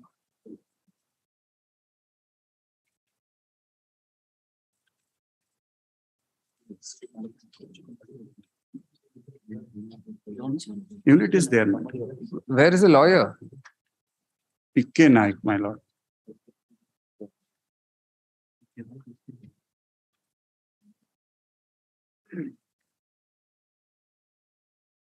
It is PK Naik, SK Panigrahi, AK Mahapatra. Is there wakalat? No, I know. Wakalat is there. Although the opposite party management is stated to be represented by Mr. PK Nayak and Mr. AK Mahapatra, none appears today for the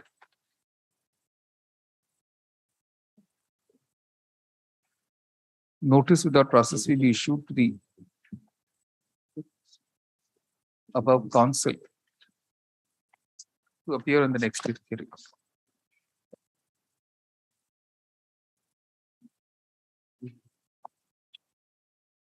September 21st. Weekly list item 31. My lord, you have to say in the meanwhile, counsel for the petitioner will take steps to delete such of those the petitioner who has died My lord. and petitioners who have either superannuated or have already been taken back on service, My lord. and confine the petition to those who still are in need of relief. My lord, I'll file a affidavit to that. An affidavit to this effect be filed Right. for the next date. My lord. Item 31. Counsel, the petitioner seeks leave to withdraw this petition. The memo is taken on record. Dismissed as withdrawn. Weekly list item 32. None appears dismissed or possible. Weekly list item 33. None appears dismissed or possible. Weekly list item 34. None appears dismissed or possible. Weekly list item 35. Pardon, my lord. Name of Mr. Dayananda Mahapatra for opposite part number 3. All right. Oblige. My Weekly list item 35. Item 35, my lord, I am for the petition. My lord, this matter relating to 33C2 of the Industrial Dispute Act, where the order of recovery and where there is a pre-existing right involved. So a workman can file directly before the Law and Labor Court under section 33C2 application before the Law and Labor Court for recovery of the amount. Now, my lord, now the petitioner is a workman under Orissa Power Transmission Corporations, now retired. And after retirement of service, he has filed an application for recovery of his amount before the Law and Labor Court under the proceeding of 33C2. And Law and Labor Court has rejected the said application on the grounds that he is not a workman within the meaning of 2S of the Industrial Dispute Act. And also, so far as may permitted to place the So what's the judgment of petitioner's age today? My lord, in this case, my lord, counter, rejoinder, everything has been filed. And the pre-existing rights already decided by this honorable court. What is the age of the petitioner? Age petitioner. Petitioner now is 75, 76. No, when you filed it in 2012, it was he was 67, sir. Because my lord, he has approached, because the similar case, my lord, the existing right, pre-existing right already decided by this honorable court, the division bench of our high court, that has not been given to the petitioner after till his retirement. So thereafter, he filed a series of representation. Thereafter, he filed a 33-issue petition before the Law and Court for recovery of amount. Now the pre-existing right. When did he retire? When was he terminated? Actually, the judgment may place my lord, the judgment of this honorable court where the pre-existing. No. When did he approach the court, sir? When did he serve the management? When did he approach the court? I don't say. May I just tell your lordships? Lordships would permit. This is the second round of litigation before your lordships. Right. The first round, when it came up before the learned single judge of this honorable court, yes, the learned single judge passed an order quashing this particular order of the labor court and remitting it back to the labor court, saying that there is a matter pending as to whether junior engineers are workmen under Section 2S of the Industrial Disputes Act. Right. Now, that particular question was answered by the labor court in its award. That award has not been challenged; it has attained finality. Oh, I see. If your lordship will look at just the So the labor court held them not to be workmen. They are not workmen, and that order was never challenged. Oh, I see. Your lordship will just have a look at the order of the labor court which has been impugned in this petition. Yes. If your lordship will look at page 20, the award starts at page 20. And if your lordship will turn over and go to page 21. Your lordship has page 21? Yes. About 5 lines from the top, against the order. Your lordship has it? Against the order, the opposite party has challenged before the Honorable High Court of Orissa in OJC number so-and-so, which was heard by the Honorable Court along with OJC number so-and-so, and quashed the order and remitted back to this court for fresh consideration on the application under Section 30 of the Industrial Disputes Act after determination of the status of the applicant in ID case number 32 of 1991. This 32 of 1991, if your lordship will turn to page 24, that's the award. And that award has not been challenged anywhere. It has attained finality, where it has been held that they are not workmen. My lord. 1 minute, please, 1 minute. Yes. If your lordship will look at the award, which was subsequently passed, that is in ID case number 32 of 1991, which is at page 24 of my counter affidavit. Respondent number 2 counter affidavit.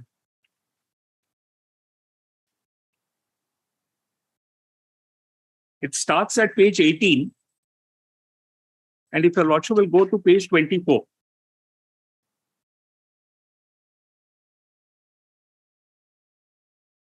Your lordship has it? Yes, page 24.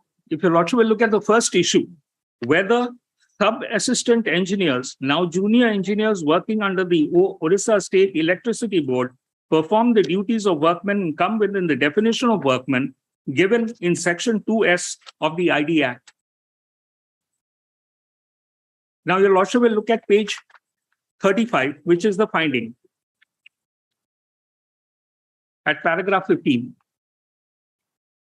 It was argued on behalf of the second party association that the supervisory work done by the second party members is actually 10% of the various other functions they are required to perform, and as such, taking into account the burden of responsibilities cast on them, they should be declared as workmen under Section 2S of the Industrial Disputes Act. I have detailedly discussed the evidence on this score, and in the present scenario, as per the admitted position, clerical staff have been provided in the section for doing the paperwork, and the burden of paperwork done by the second party members has gone down considerably, and they are supposed to be only the managerial function of supervision of work of the skilled and unskilled staff working under him in the section and provide guidance to them and utilize them to give the maximum output. Considering all these duties, it is quite clear that the second party members who are presently after the so-and-so admittedly they are drawing so-and-so, they cannot in any stretch of imagination be declared as workmen. This order has not been challenged. And that is how the tribunal relies upon this order in his application under Section 33C2 and says that you are not a workman. Correct. My lord, in reply to my friend's contention, my response submission before this honorable court, that my friend has really is that the previous litigation, there was a dispute raised by the Sub-Assistant Engineer Association of the Orissa State Electricity Board before the state labor machinery, which was referred before the Industrial Tribunal by the IDCase number 32 of 2001. And that 32 of 2000, that 32 of 91, my lord. That was, my lord, while the labor court, after examining all the issues, he has came to conclusion that in one set cannot be measured, that all the junior engineers can be treated as workmen. So it is an individual cause of action, whether it is a workman or not, the individual duties and responsibility has to Same examine. establishment, sir. So that is the copy of junior engineers in the same establishment, not in some other establishment. That is not negative. That is only then one set cannot be measured to all the persons. That is a fit set to all.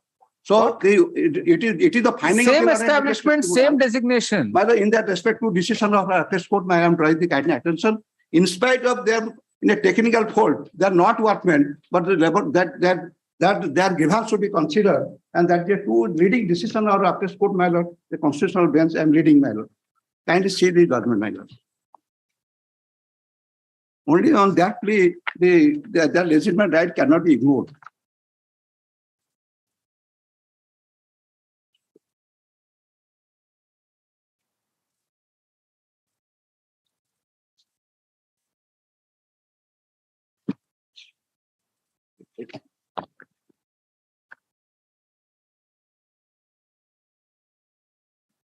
Give me a copy.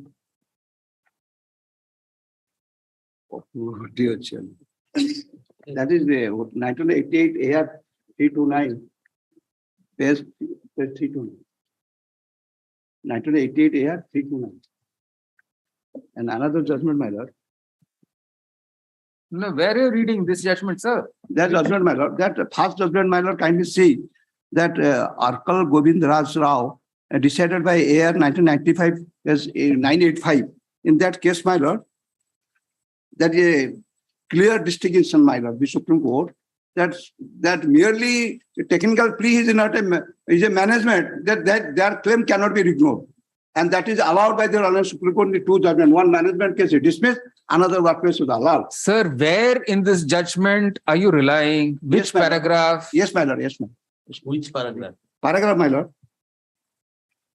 My lord, first judgment, my lord. Arkal Govind Raj Rao.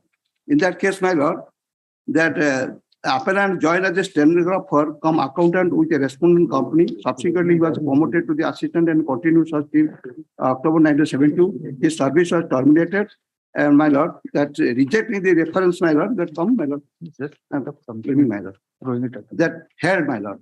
Next page, held. The appellant was a workman with the meaning of expression workman as defined through S of the Industrial Dispute Act. The definition shows that the person concerned would not cease to be a workman if he performs some supervisory duty and must be a person who must be engaged in supervisory capacity. The labor court, after rightly holding that the preliminary duties of the appellant were in a clerical nature, misled to of an erroneous conclusion by drawing impermissible inference and recorded the perverse finding. The award of the logo declaring the appellant is not to be a workman is quashed and satisfied. You are reading which paragraph? My lord, I'm going to hear first, second page. That is then finding of my lord. Which paragraph? And granted all the benefits. Kindly listen to us. Which paragraph you are reading? That paragraph 1, my lord. Paragraph 1, that finding. Paragraph 1, second page, my lord. Paragraph 1, my lord. And the most relevant paragraph, my lord, the last conclusion part may permitted to place. That was everything has been granted. That same issue, my lord. My lord, with your That's very different. Yeah. The clerk is the said is a workman. Then we said this only junior engineers. my lord, with your lordship's permission, just have a Let him look. finish. Let him finish. Let him. My lord, beside this, my honorable submission before, my lord, the similar grievance, similar claim was adjudicated by the division bench of the High Court. This is the judgment, and which court the management has got to challenge the same before the appeals court, it was dismissed. That the two judgments that is similar, kindly see. And I also all the document in my result affidavit. Similar grievance. He is a counterpart employee. But a counterpart employee of the petitioner, he has come to this court and division bench was passed the order, my lord. It's a very, very nicely order passed.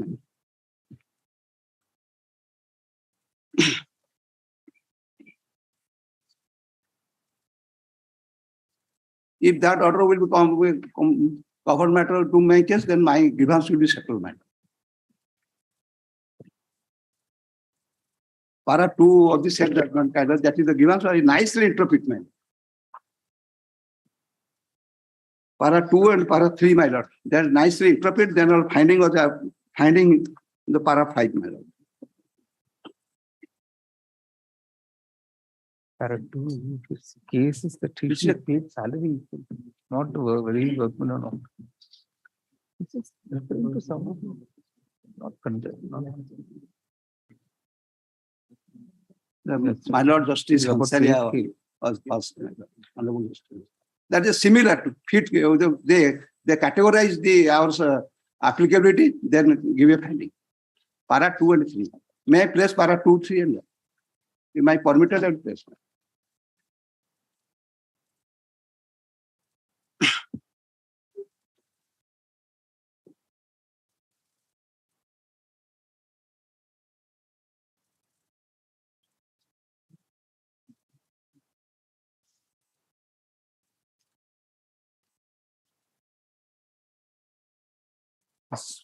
This is about equal pay for equal work. Sir. Yes, my lord. But that is in. That's not the issue that here, is sir. that is the settlement, my lord. That I am getting supervisor C salary and Honorable High Court has declared that I am entitled to supervisor B salary. That is categorically Honorable High Court came to conclusions. That is the Honorable Justice Hansaria's judgment.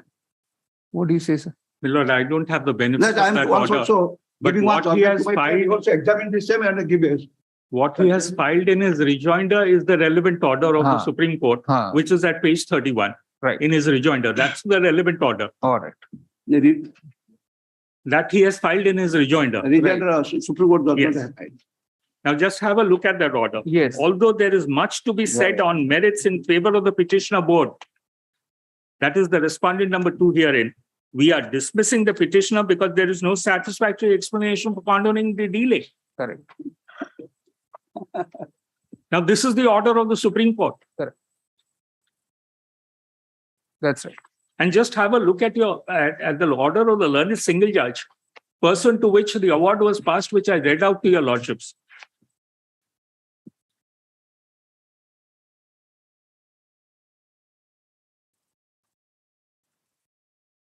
The order of the learned single judge in my counter affidavit starts at page 12. Your lordship has it?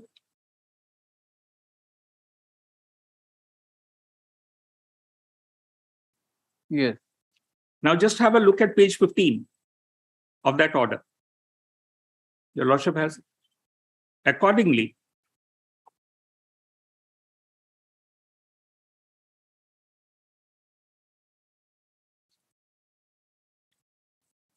that order also implemented. But before that, I'm sorry, but if your lordship can go to page 10 of my counter before Yes. that. Page 10 of my counter. That's the memo parties before the learned single judge. The petitioners claim, Kelucharan Mohanty, he is the petitioner here also. oh, I see. Now just have a look at page 15, the finding of the learned single judge.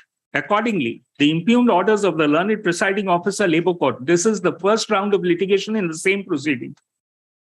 Bhubaneswar and both the writ petition are quashed and the matter remitted back to the labor court for fresh consideration of the application and assessment. So after determination of the status is to be made by the learned in ID case number 32 of 1991, which I read out to your lordship. 3291 is not Yes. came to final It is his conclusion. own petition. He It should is- have It is not settled. he should have challenged it. He would have said, he could have submitted before the learned single judge that I have nothing to do in ID case number 32. He accepted that, accepted an order in ID case number 32, and now he's challenging that order. Right. My lord, 32 is not my case, my lord. 32 is the union case. Yes. Why you come to or 32? The answer has not been given. It's unsettled. That is unsettled. It remains unsettled till date. It is in his writ petition this order has been passed. Right.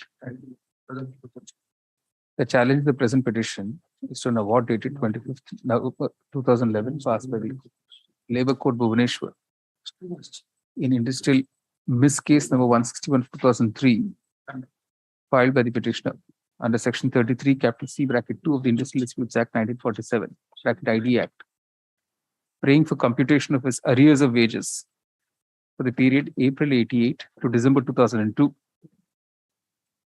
Full stop. Paragraph. The case of the petitioner before the Labour Court was that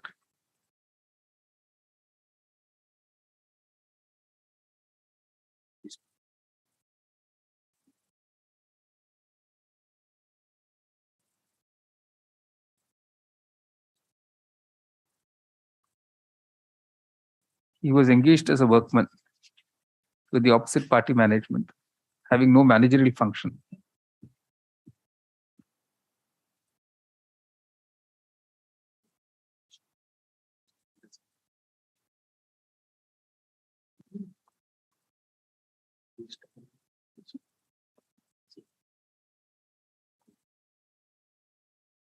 Paragraph. The management pointed out to the Labour Court that there was a history of the litigation, with the petitioner having first filed OJC number 4558 of 1995 in this court, assailing an order passed by the Labour Court in ID case number 329 of 91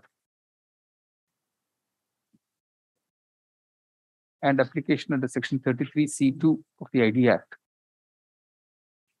in which the Labour Court refused to make a computation of the petitioner's entitlement on the ground that he was not a workman within the definition of section 2 bracket small s of the ID Act.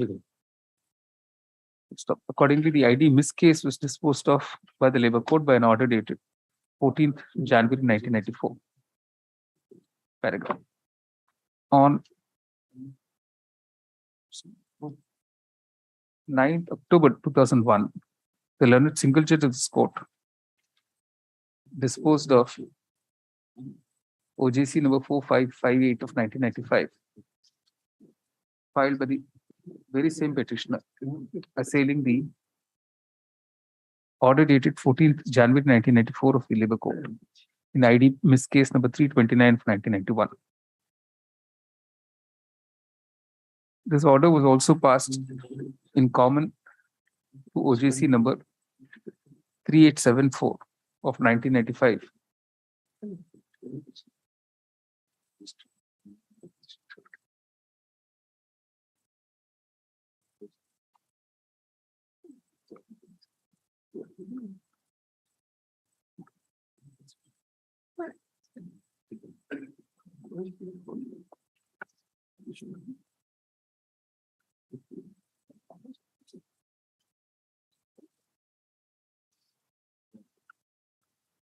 it is categorically observed by the learned single judge that there was already pending in the Industrial Tribunal Bhubaneswar since 1991, ID case number 32 of 1991, which was a reference under section 10 of the ID Act, open quotation, for determination as to whether an assistant engineer or sub-assistant engineer working under the management, Orissa State Electricity Board, bracket subsequently merged in Grid Corporation and AES,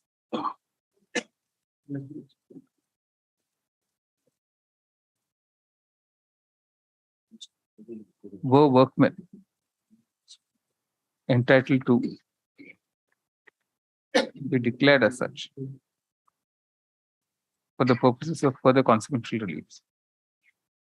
So accordingly, the learned single judge concluded that there was no occasion for the Labour Court to decide on an application under section 33C2 of the ID Act. Both matters that full stop, therefore the orders of the Labour Court assailed in both the writ petitions were quashed, and the matter was remitted to the Labour Court, open quotation, for fresh consideration of the application under section 33C2 of the Act, after the determination of the status is made by the Industrial Tribunal in ID case number 32 of 1991, unquote.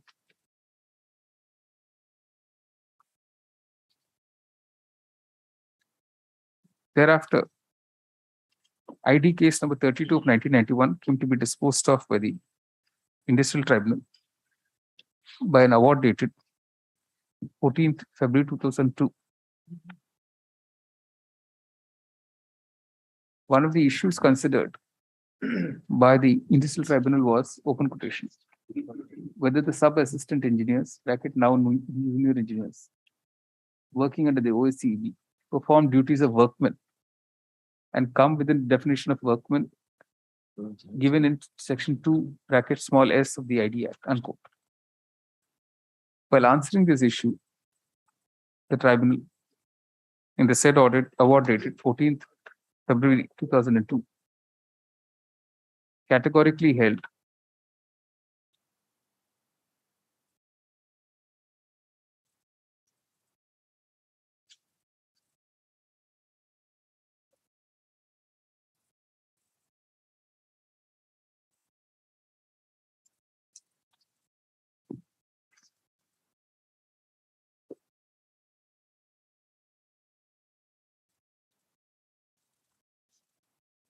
that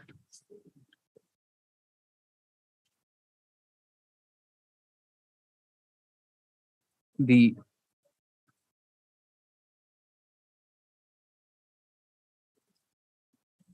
claimants were, open quotation, employed in the supervisory capacity, and admittedly they are drawing much more than the amount stipulated in the Act as their monthly salary. And as such, they cannot, in any stretch of imagination, be declared as workmen, unquote.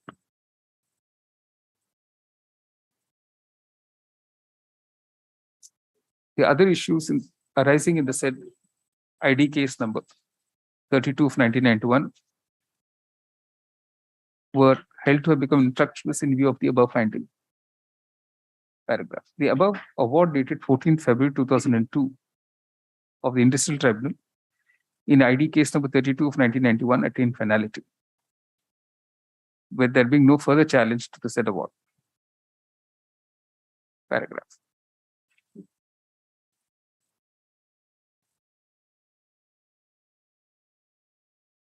The petitioner was aware of the consequences of the above award dated 14/2/2002, since in the petitioner's own writ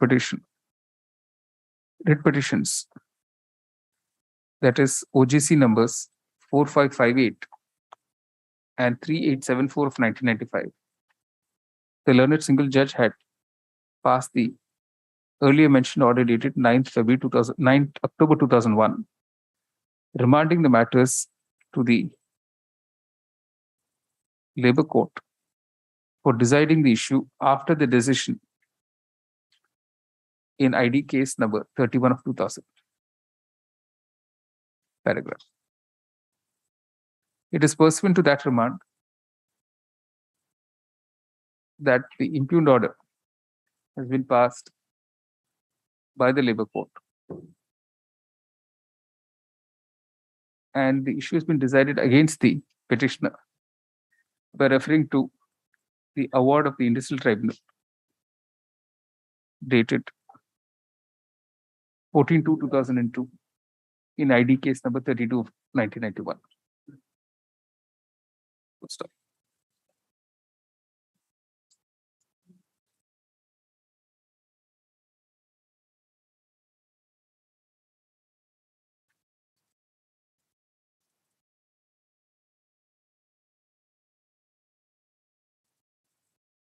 Once it was held that the petitioner was not a workman within the meaning of section 2 bracket S of the ID Act, the question of computing his entitlement within the ambit of section 33C2 of the ID Act did not arise. Paragraphs. Counsel, Mr. Acharya, learned counsel for the petitioner, placed reliance first on the decision of the division bench of this court dated 21st September 1993 in OJC number 3315/1990 bracket Gangadhar Mishra versus Orissa State Electricity Board and others, and submitted that it squarely applies to the fact of the present case. Paragraph. Having examined the said judgment, the court is unable to agree with the above contention of the counsel to the petitioner. Para 2 of the said decision states, open quotation, the petitioner's case is that he should be paid salary equal to that of a superintendent, unquote. The case therefore was really about equal pay for equal work. Full stop. The said decision did not address the issue whether within the meaning of section 2 bracket S of the ID Act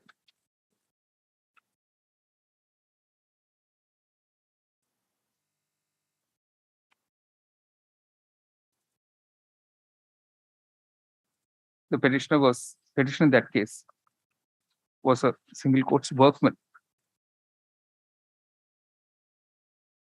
And consequently, the said decision is of no assistance to the petitioner.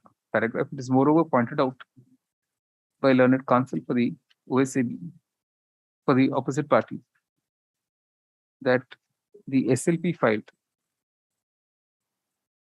by the OSCB against the said decision, being SLP CC number 23311 of 1994, was no doubt dismissed by the Supreme Court on 3rd January 1995. But the order reads, open quotation, although there is much to be said on merits in favor of the petitioner board, we are dismissing the petition because there is no satisfactory explanation for condoning the delay of 313 days in filing this present specialty petition. Full stop. The question of law is kept open to be agitated in some appropriate proceedings. Full stop, unquote. Paragraph. Reliance is next placed on the decision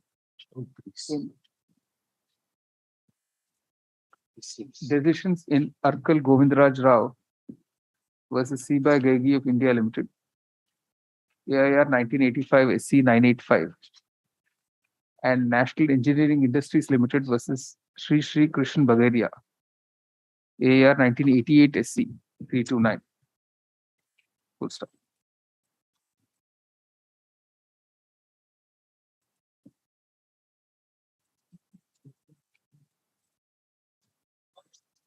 The question in Arkal Govindaraj Rao Supra was whether a person recruited a stenographer cum accountant and promoted as assistant and designated as single quotes group leader was a workman within the meaning of section 2 bracket small s of the ID Act.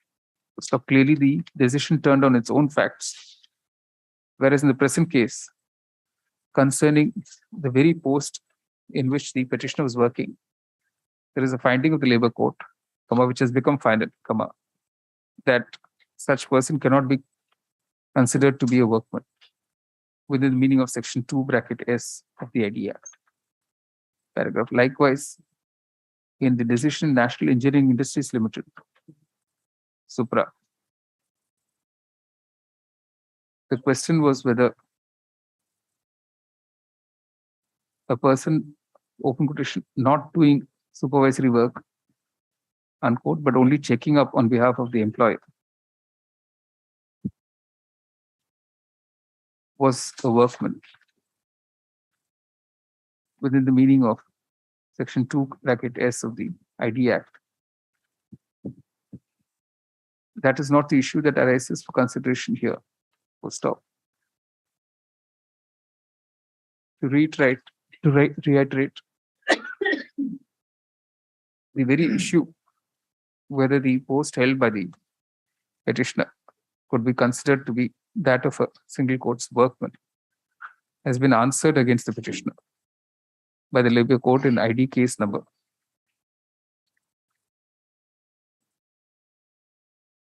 32 of 1991 by the award dated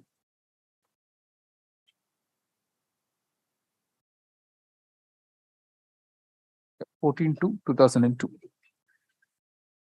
Full stop. In that view of the matter, the court is unable to find any error having been committed by the Labour Court in rejecting the claim of the petitioner. The writ petition is accordingly dismissed. No order systems.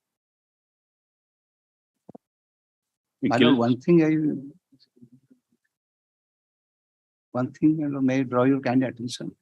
In ID case number 3291, they raised by the union where there is a categorically mentioned by the London Industrial Tribunal We have dealt with that Item 36. they are not, all the person cannot be measured. Audit. Item number 36. Grateful. None appears for the petitioner. Dismissal not possible. Quickly, item 37. My lord, demand dues as raised under Annex 3 has already been paid, my lord. Counsel, the petitioner states that the amount demanded has already been paid. The petition is disposed of as such. Quickly list item number 38.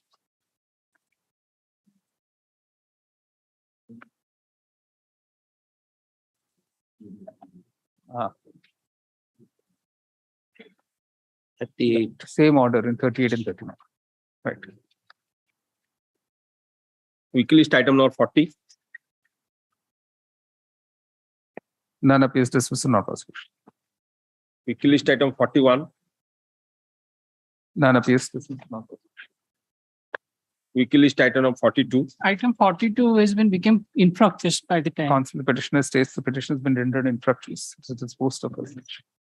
Quickly list item number 43. 43, my lord, no instruction, my lord. Counsel, the petitioner Liberty. states he has no instructions. Petition is dismissed. Quickly list item number 44. None appears. Dismissal not possible. Quickly list item 45. By the Lordship, on behalf of Mr. S.P. Mishra, I pray for a passover. All right. Pass over. Blessed. Your Lordship, I'm sorry, Your Lordship, 44, the matter has been compromised between the parties. So the matter is. Or 44, you say counsel, senior counsel for the petitioner states, you are for the petitioner or for the? I'm for the petitioner, my lord. States that the issues have been settled and the petition does not, no cause of action survives. Yes. The petition is disposed of. All right. Grateful, Your Lordship. Quickly list item 46.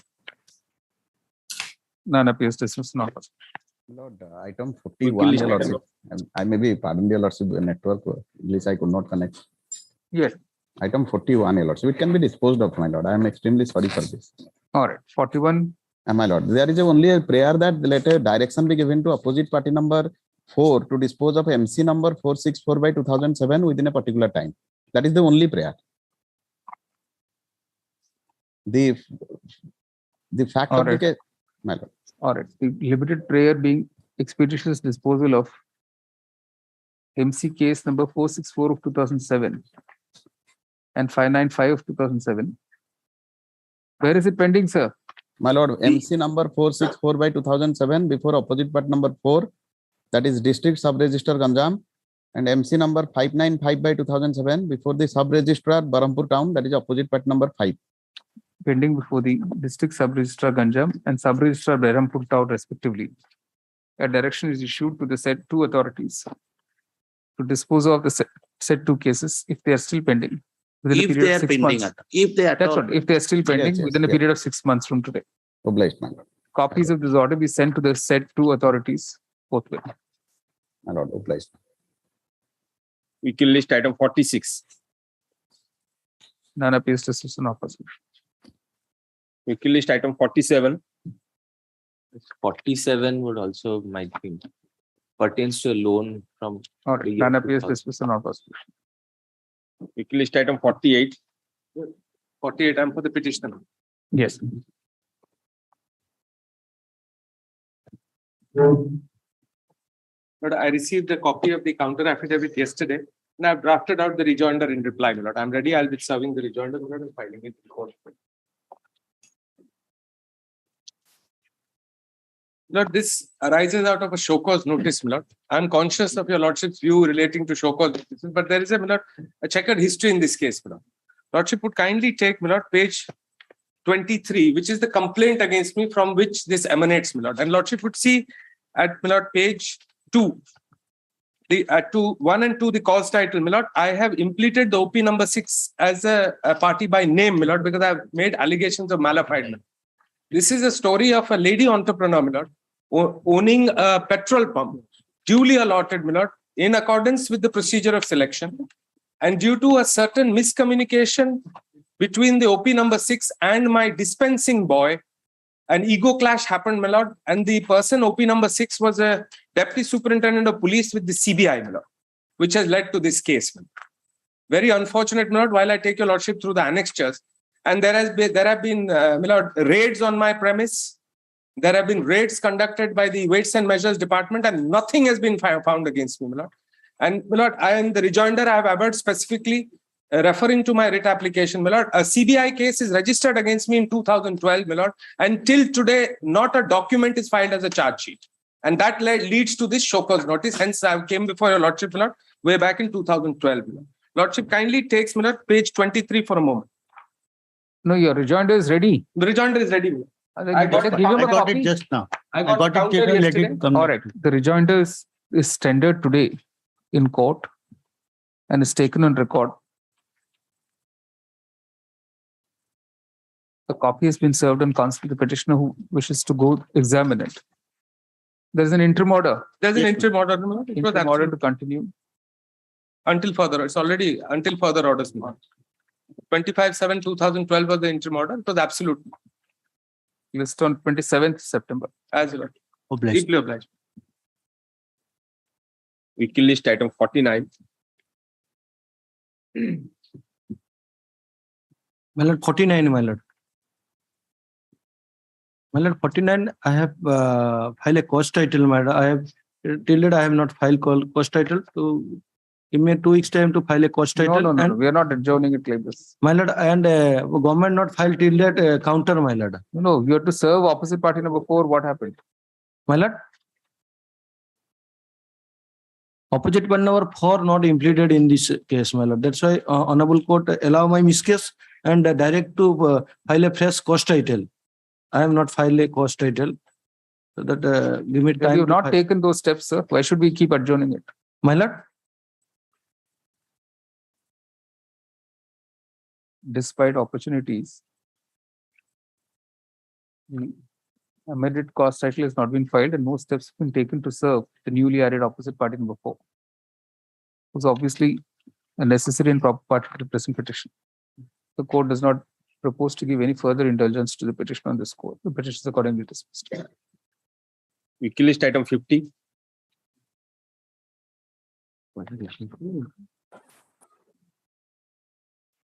None appears dismissed on non-prosecution. Vehicle list item 51. 49, my lord, my married case, my lord. I have argued the case, my lord. 49, my lord. My lord, as a cost title, it's for direction of the honorable court. I have not filed a cost title. That's why I may pray for file a cost title. My lord, my case is a married case and I have a covered case also, my lord. All right. Item 51. Yes. None appears dismissed on non-prosecution. Yes. Item number 52.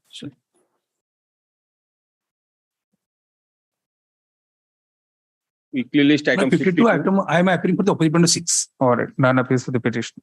Dismissal, non-persuasion. Weekly list item 53. May I please, ma'am? Yes. The item number 53, they have not yet filed the counter appeal. That's okay. So it's a 2012 matter. What is it? There is a unauthorized construction, alleged unauthorized construction. That's why we have filed appeal. During pendency of appeal, city authorities issued the impugned order by annexure 10. The actual owner has not been noticed. The present petitioner is the actual owner, but her husband, late husband, has been noticed and he has been sued. He repented before the authorities that he is not the actual owner. The petitioner is the actual owner. Owner should be noticed, but the authorities proceeded. It's okay, sir.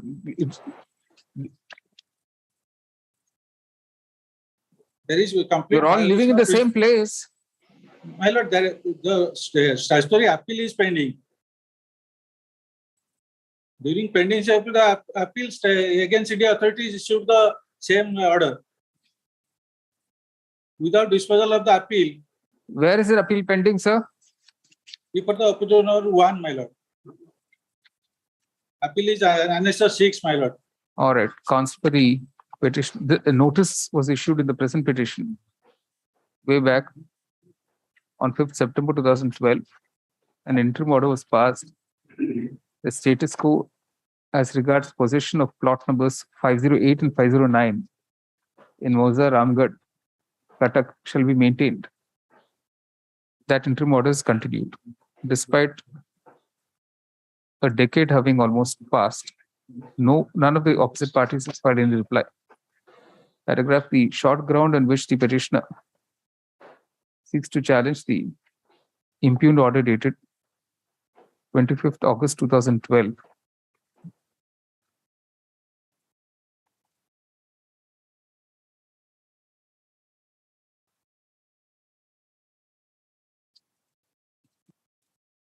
of the CDA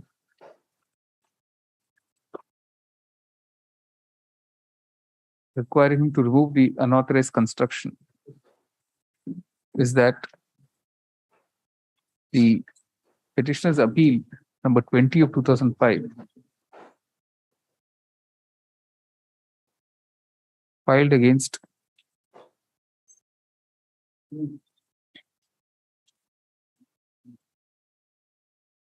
an order dated against the notice dated 27th December 2004 in UC case number 22 of 2001, directing the petitioner to demolish the husband of the petitioner to demolish the entire unauthorized structure is still pending consideration before the Commissioner cum Secretary, Housing and Urban Development Department. Full stop. A copy of the said appeal has been enclosed as Annexure 6. Full stop. There is no counter affidavit to contradict any of the averments of the petitioner, and in particular regarding the pendency of the above appeal before opposite party number 1. Paragraph, in that view of the matter, a direction is issued to opposite party number 1 to dispose of the petitioner's appeal in accordance with law after hearing the petitioner within a period of 4 months from today, and in any event not later than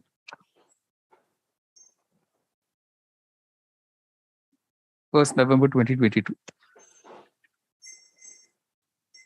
Till then, my lord, status quo will remain. Till then, the interim order passed by this court on 5th September 2012, directing parties to maintain status quo, shall continue. Okay. The petition is disposed of in the above terms. A copy of this order shall be sent with the registry to opposite party number 1 for compliance. Forthwith. Weekly list item 54. Pardon, my lord, in item 52, there is no instruction. I am for the petitioners. All right. No instructions dismissed. 54, my lord. We have already filed required 12/8/2013, my lord. Today also filed fresh required, already filed fresh required, my lord. What's the 54, matter my about, sir? You are for the petitioner. Yes, my lord. What is the matter about? Matter I have challenged the order that at 5/12/2013 passed by the individual tribunal, my lord. Annexure 1, my lord. We have not taken any steps to serve Yes, the lord. opposite party, sir. We have filed required 12/8/2013. We have filed required 12/8/2013, my lord. Merely filing is not enough, sir. You have to serve. Today also filed required. Today already filed How required. can you simply on your own file today without any order of the court? We have filed required 12/8/2013, my lord. Order dated Defect also not removed. 5/8/2013, my lord. There's nothing in the matter, sir. What is the order about? What does the award say? Annexure 1, my lord. Yes, let's see. Dismissal is illegal or justified.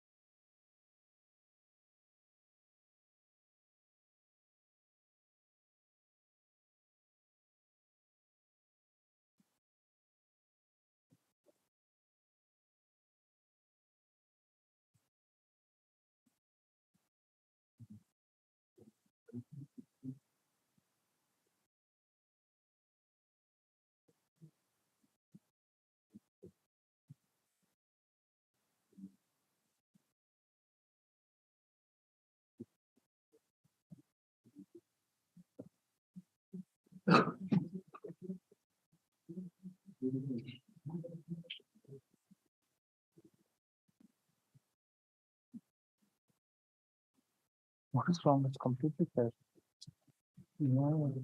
Yeah. There's no merit in this matter. We'll pass the dot. No, after launch, my lord. Mr. Mahanti arguing in this matter after launch, my lord. There's nothing in the matters. Yes, There's after nothing. launch, my lord, Mr. Mahanti It's a very arguing. detailed order. It's about fairness of the domestic inquiry. There's a clear finding that it's not a Pass fair. over, my lord. Pass over, my lord. Pass over, my lord. No, we are not passing over. Yeah. Mr. M.K. Mahanti arguing this matter. Pass over, my lord. All right, pass over. All right. Weekly list item number 55. Lordship, permit me. Your Lordship, permit me. Just rushing down from the new building. I've been instructing item number 53. His Lordship has already passed on. It's already over. It's already. Yeah, 53 in fact. Already over. Yeah, Mr. S.C. Samanta, he has a fractured hand. So he could not appear. He's already disposed of. Judgment has been passed. Okay. Weekly list item 55. May I please, Your Lordship? The council stands on behalf of the petitioner and raises one important question of law. Yes. If that question of law is dealt with, the award of the industrial tribunal would stand no ground. And that is whether a transfer order passed by a management, can it be considered as a termination order? If this question of law is dealt with by Your Lordship, then the award of the tribunal would have no basis. The second point which the council states and challenges in the award passed by the tribunal is the point of payment of full back wages. Now, there are several precedents of the Supreme Court in which the Supreme Court has stated that payment of full back wages, even after the termination of the workman, and when the workman is not during its duty, cannot be done mechanically. Now, in this case, when the second party workman deliberately considered a transfer order as a termination order and hence abstained from service, that award of full back wages is atrocious for the management. And as there was no work, hence there should not be any pay. Rather, compensation amount could be the norm as the Supreme Court has passed in. Has the workman been served, please? Who's Yes, Your appealing to the Lordship. workman? S. Mishra.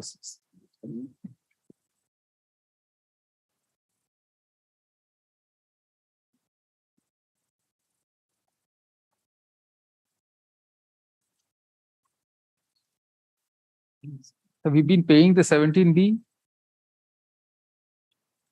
Has the 17B wages been paid? The wages has been paid. No, 17B. Have you complied with 17B? Yes, that has been complied with. How do you know? Amount of 1,07,000, which has been already paid. Where is you filed an affidavit?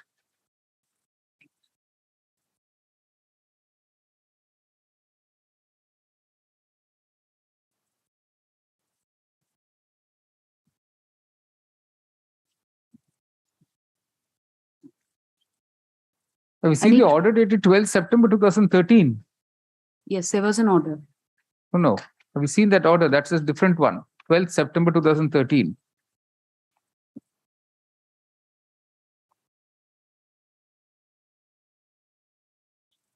You will have to file 2 affidavits verifying whether 17B has been complied with. All right. Yes.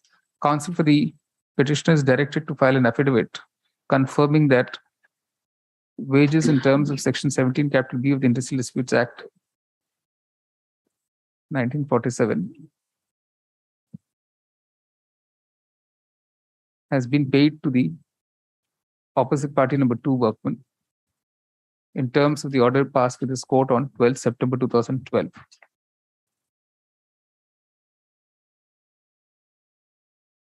I know pattern full stop. We're offering for the opposite party, but no instruction. Right. Further, the affidavit will also respond to the direction issued to the court in its order dated 12 September 2013 regarding the preparedness of the management to pay the workmen in full and final settlement of his claim. In regard to the amount that could be paid, that can be paid by the management to the workman in full and final settlement of the claim. The said affidavit will be filed within 2 weeks with an advance copy to counsel for opposite party number 2 to enable him to take instructions. Interim order to continue. List on 30th August, 30 August. 30th. Much obliged. Your Lordship, may I submit these, the Supreme Court judgments? First, you file this affidavit. Okay. When we hear it on the next date, you can watch. Yeah. Weekly list item 56. My lord, in this case, I have challenged the assessment order. I may be permitted to file an appeal. All right. Counsel petitioner seeks leave to withdraw this petition with liberty to file an appeal before the My lord, delay may be condoned and appellate authority originals may be if such appeal is filed not later than 1st August 2022, accompanied by an application for condonation of delay, citing the pendency of the interim order present is also petition as the reason for the delay. It will be considered in accordance with law. The court clarifies it has not expressed any view on merits. If the appeal is accompanied by an application for interim relief and is filed within the time stipulated, the interim order passed by this court on 28 September 2012 will continue till such time the appellate authority passes an order on such application. The originals be returned subject to originals of the annexures be returned subject to being substituted with attested photocopies thereof. The writ petition is accordingly disposed of is withdrawn with liberty is paid for in the above terms. Bless my lord. Weekly list item 57. Then appears dismissal non Weekly list item 58. My lord, item number 58 on behalf of RK Raut, my lord. My lord, RK Raut personal difficulty, my lord, day after tomorrow kindly, my lord. What's the matter about, sir? Tell us what the matter is about. My lord, I could not locate the file, my lord. Mr. Raut is for mother treatment going to SCB, my lord. Sorry? My lord, RK Raut mother treatment for going I to counsel the petitioner is stated to be in some personal difficulty today. List next Wednesday. Weekly list item 59. The petitioner before your lordship challenge the order under Annexure 9, my lord, where despite of the direction of this honorable court in Annexure 3, my lord, that has not been complied with, and an execution case was levied for compliance of that direction, my lord, that has been stayed, my lord. Lordship may kindly What has been stayed, sir? The execution case, my lord, for realization of the amount directed to be paid by the non-trial court, which has been confirmed by the this honorable court in Annexure 3, my lord. Lordship may kindly have a glance over Annexure 3, my lord. How is a writ petition maintainable for this? My lord, that stay order was also valid till disposal of the suit, and suit is already disposed of. Thereafter, that is already thereafter disposed also of. the execution case is continued to be stayed, my lord. Then again, appellate court has stayed the that is not impugned. My respectful submission is that you have to it is file a fact. fresh petition. They have to file a fresh writ petition. No, Course of action for this is over, sir. Your lordship may kindly have a glance over Annexure 3, my lord. The order of No, your prayer here is what? My lord, the order execution case was levied for. Sir, what is your prayer here? Challenging Annexure 9, my lord. Correct. 22/5/2010. That's the order that you have challenged. My lord, two orders I have challenged, my lord. Both orders were valid only during the pendency of the suit. Your lordship may kindly see the impugned order. It is not There can never be an indefinite, sir. An interim order will be valid only till the suit is pending, not otherwise. That is not an order in the suit, my lord. This is an order in the execution procedure. But till finalization of the suit. Then again in the suit, we filed another stay petition that was contested by my learned friend, and a reasoned order was passed directing that execution should be stayed. But here the execution case was levied for realization of the amount directed by this honorable court to be deposited. Maybe, but the entire execution case is stayed. Whatever the amount, either by the order of the civil court or by the high court, the execution case was stayed by order by the trial court in the suit. And after disposal of the suit, we lost the suit. We preferred appeal. In the appeal, we again approached the appellate court for stay. That was duly contested by the other side, and the final order was passed. And that order is not challenged? No. This is of 2012. Your lordship may kindly say 10 years back when the suit was pending. The execution case is not for the decree, my lord. No. Execution has to be arising out of the decree. In the decree, every order is executable also. The order passed during the pendency of the suit. Sir, in any event, there is a subsequent development. My lord, that has got nothing to do with the decree, my lord. This is an independent order passed by this honorable court. Your lordship may kindly have a glance over Annexure 3, my lord. Yes. Your lordship may kindly see the operative part of the order. Yes. In these circumstances, your lordship may look, that is Annexure 3 at page 39, my lord.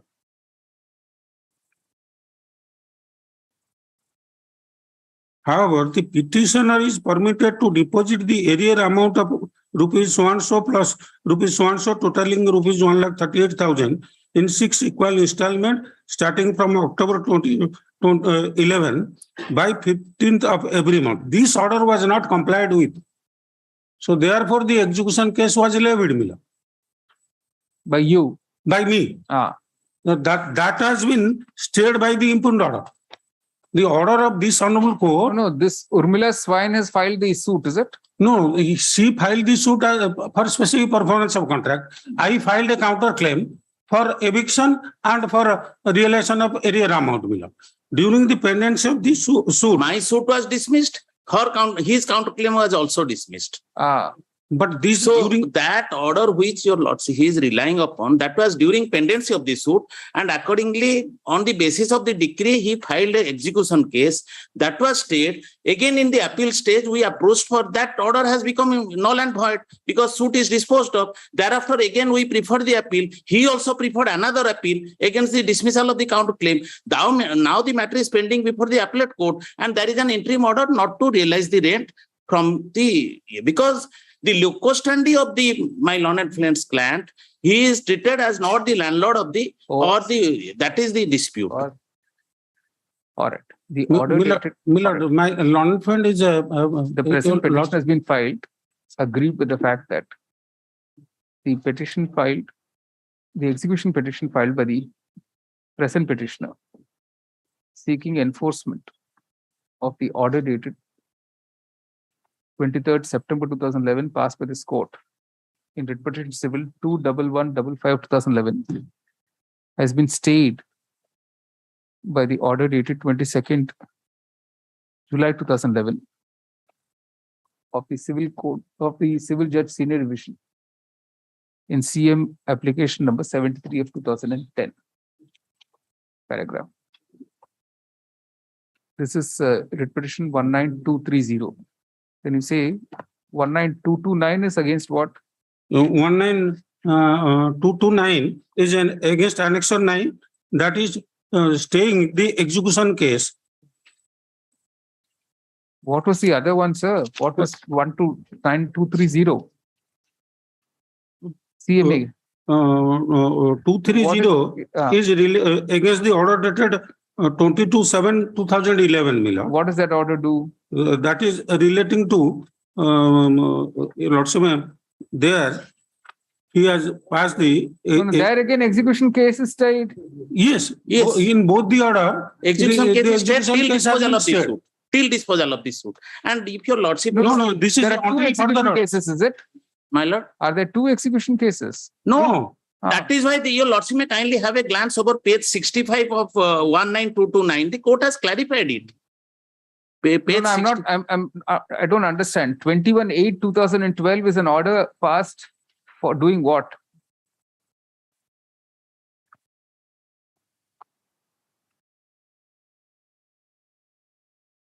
My lord, for a moment, I draw your lordship's attention. I clarify, my lord. Page 64 of page 65 of 19229 of 2012. Page 60. Only 2 minutes I will take, your lordship. Page 65. 65. Last but one para. However, it is made clear that the DHR is at liberty to execute the order passed in the CM application number so-and-so, which was confirmed by the Honorable High Court in WJ regarding deposit of area rent by the intervener, who is the plaintiff in the above suit, to so-and-so by filing separate execution case, and nobody will be prejudiced in that regard. So the court has given liberty that you file an execution case and get it recovered. If at all you are interested to enforce that order. That is all realization of rent. Accordingly, the petition filed by the intervener is allowed in part, and the order dated so-and-so is 19229 of 2012 has been filed by the same petitioner, challenging a subsequent order dated 21st August 2012, passed by the Civil Judge Senior Division.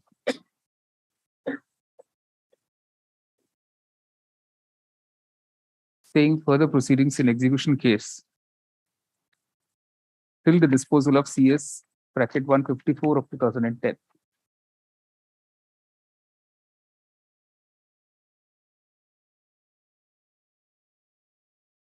Liberty was granted to the petitioner to file a separate execution case for implementation of the order passed in CMA 346 of 2009 by the said court.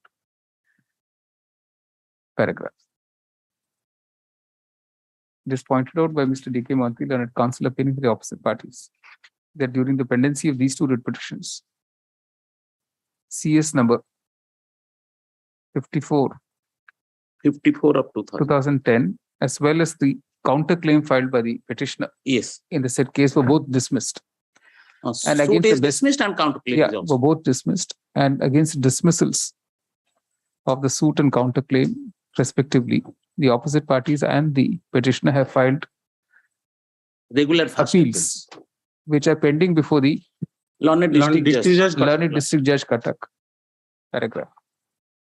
In the said appeals, an interim order has again been passed, staying the execution further proceedings in the execution case. Not in this execution case. No. Not this Original execution case. Original execution. If he wants to file another execution case, that liberty is given. But the original execution case is stayed.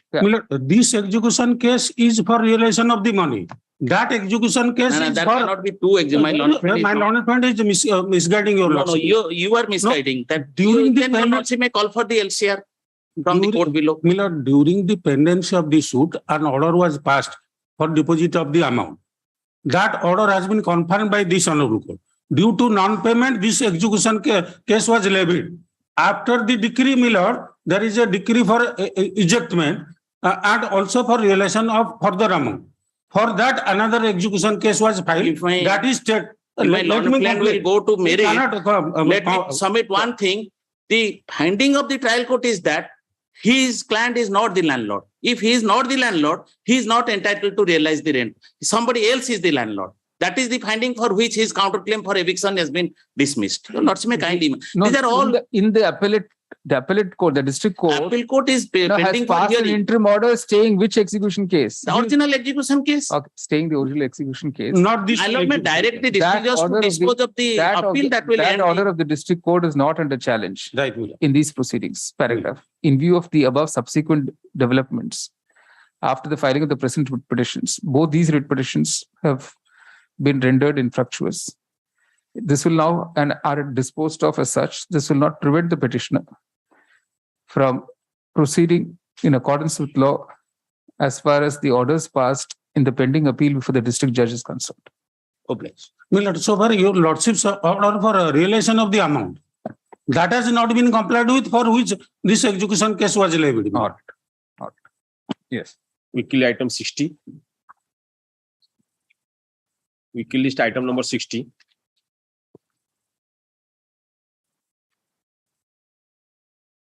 None appears dismissal or prosecution.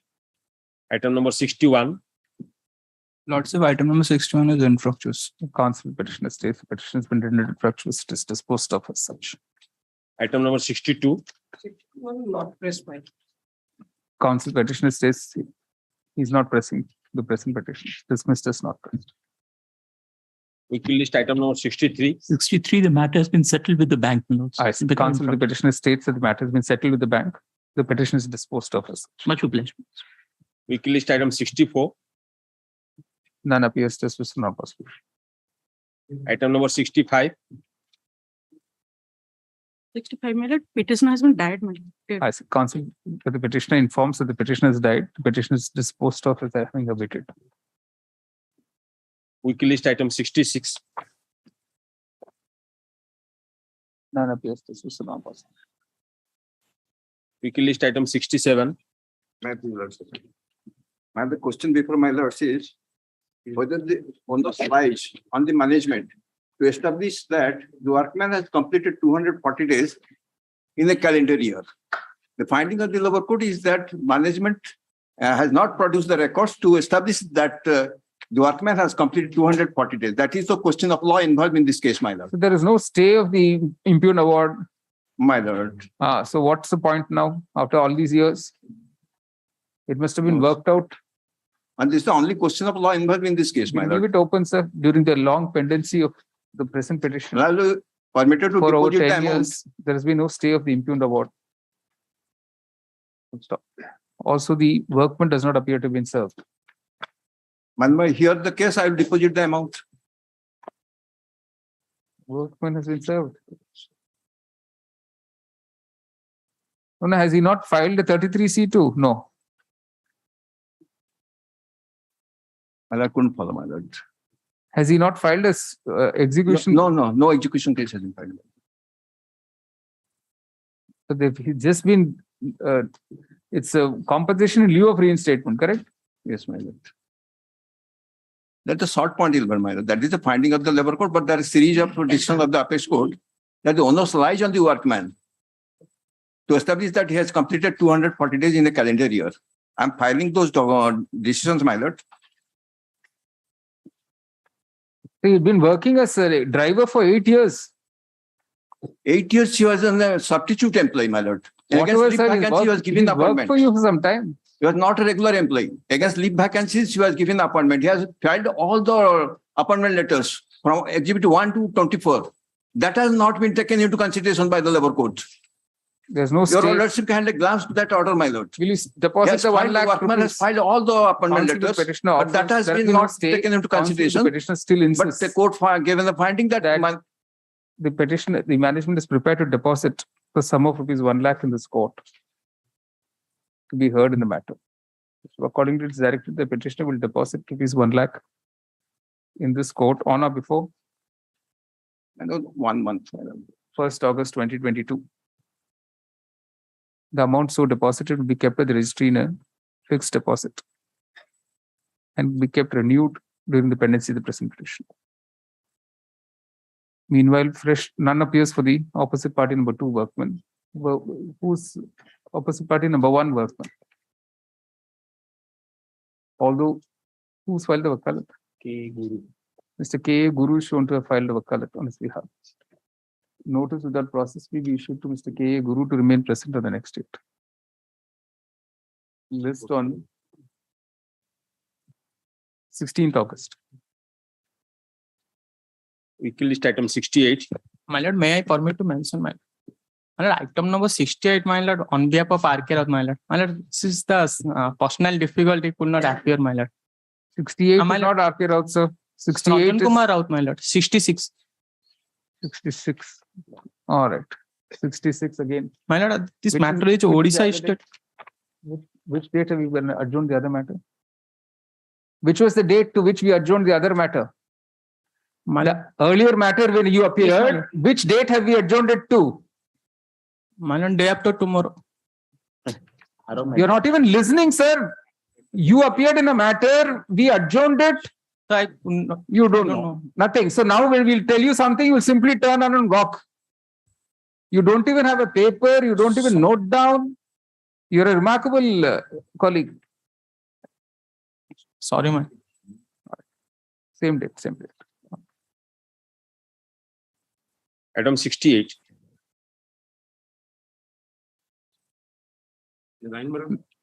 None of 69. 68, sir. none appears to the petitioner. Dismissal now. Item number 69. And only the grievance is Annexure 5 is pending with regard to management of the lots of. Kindly have a go.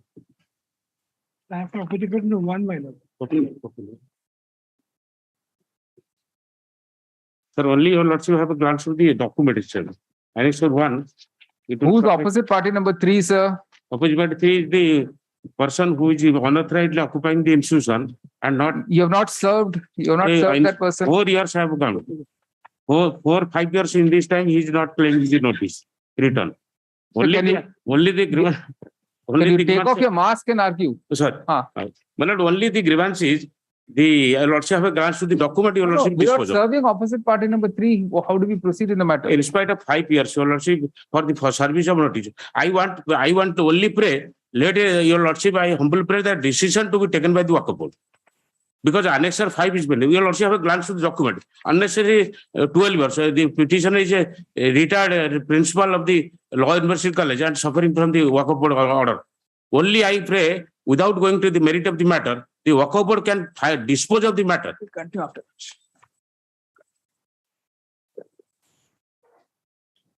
Item 4 and 6. 4 and 6 also, yes. 3 also. 3, 4 and 6. 3, 4 and 6. That's on last occasion on 8/3/2022, Lords. Your Lordship have asked me to furnish the numbers of identical matters and also to Mr. Mishra also to give the number. Yes, we have given the number that has not come. The difficulty is because one of the matters, Bharati Airtel Limited, in which I am giving the order copy to your Lordship.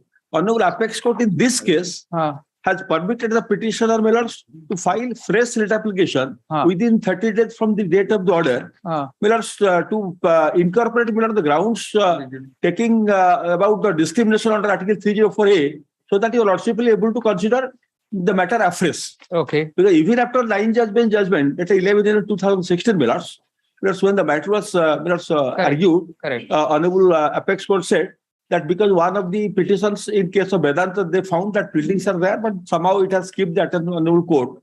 So therefore, the petitioners, Bharati Airtel, Vedant, and two other civil appeals are there. Bharati Infratel, and one more.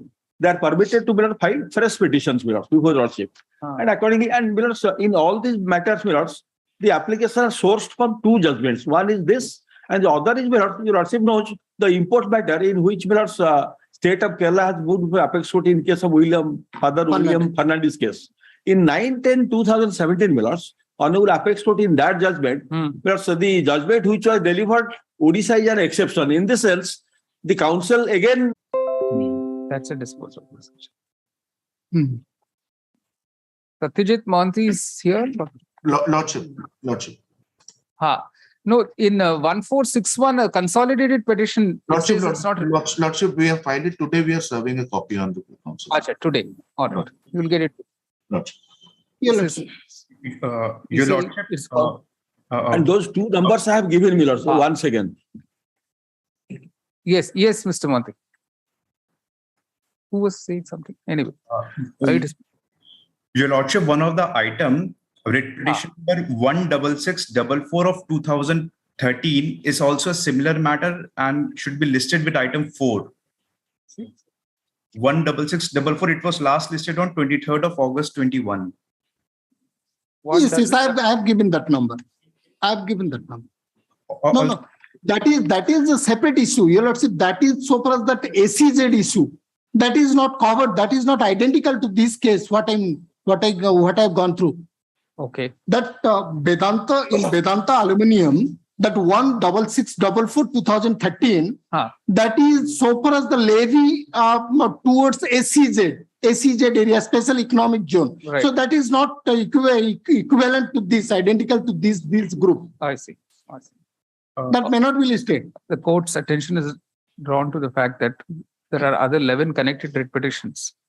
The following 11 connected writ petitions have to be listed along with this batch of petitions. List all these petitions along with that writ petitions on 3rd November. Lordship, what I pray. 2nd November is better. This triple item number 6 sub-item, that 888/9/2017, that may be as a lead matter in Vedanta Aluminium. That may be the lead matter. Item 3. Your Lordship, item number 6, sub-item 2. All right. Bharati Airtel all it come together.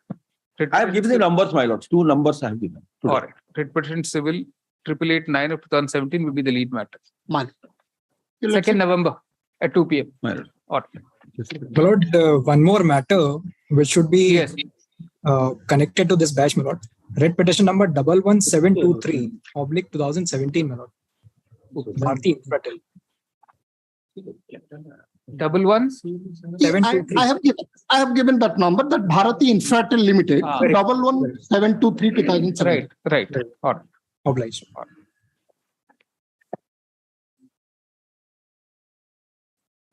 Lordship, I may be pardoned. Lordship, item number 35, weekly list. Lordship may be permitted to withdraw. Item 35, council seek leave to. Oh, which one this? No, 35 is different. Lordship, I was in another courtroom during the No. 34, Lordship. Lordship, pardon, Lordship. You know which number you are mentioning, sir? That don't be so careless. 35, we've passed a detailed order. It was argued by Mr. Acharya. Pardon your Lordship. Lordship, item number 34. What is the writ petition number you give me? Writ petition number 3456 of 2012. Yes. All right. Council petitioner seeks leave to withdraw this petition. All right.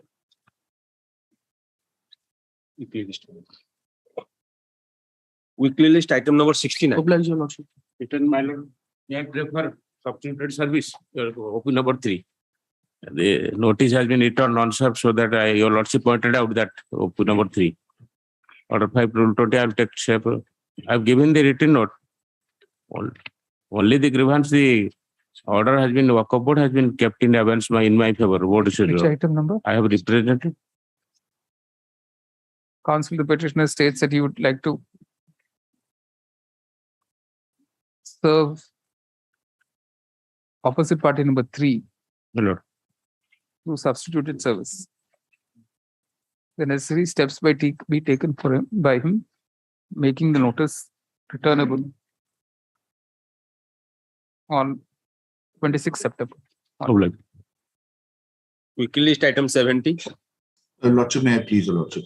Yes. Lordship, this is a demand by ITCO. There is in this writ application, we have challenged the demand by ITCO. But in the meanwhile, the company has undergone a CIRP proceeding and has been taken, management has been taken over by the new management. So I will file an additional affidavit. In that view of the matter, the writ application has to be allowed, my lord, because everything has nothing has to be paid, my lord, unless the ITCO has lost. I am appearing for ITCO, my lord. Let them file that affidavit, my lord. I will file an affidavit. All right. Mr. Mohanty states that he will be filing an affidavit to bring on record subsequent developments. Lordship. The affidavit be filed within 2 weeks. Yes, Lordship. All right. List on 1st August. Lordship. DP. Weekly list item 71.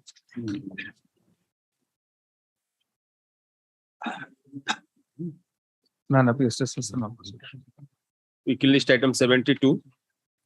This matter, while it was taken up, it was by the division bench. Subsequently, it has been before the single judge assignment. And the single bench judgment, by that it is covered. This matter is also covered. But what I find, my lord, AD not come back from OP. But the order itself is without jurisdiction, it is to be quashed. No, so they should go to this. Mr. Mohanty states that this is a matter for the single judge. List before the roster bench on 2nd August. And the interim order is there. Interim order to continue. Weekly list item 73.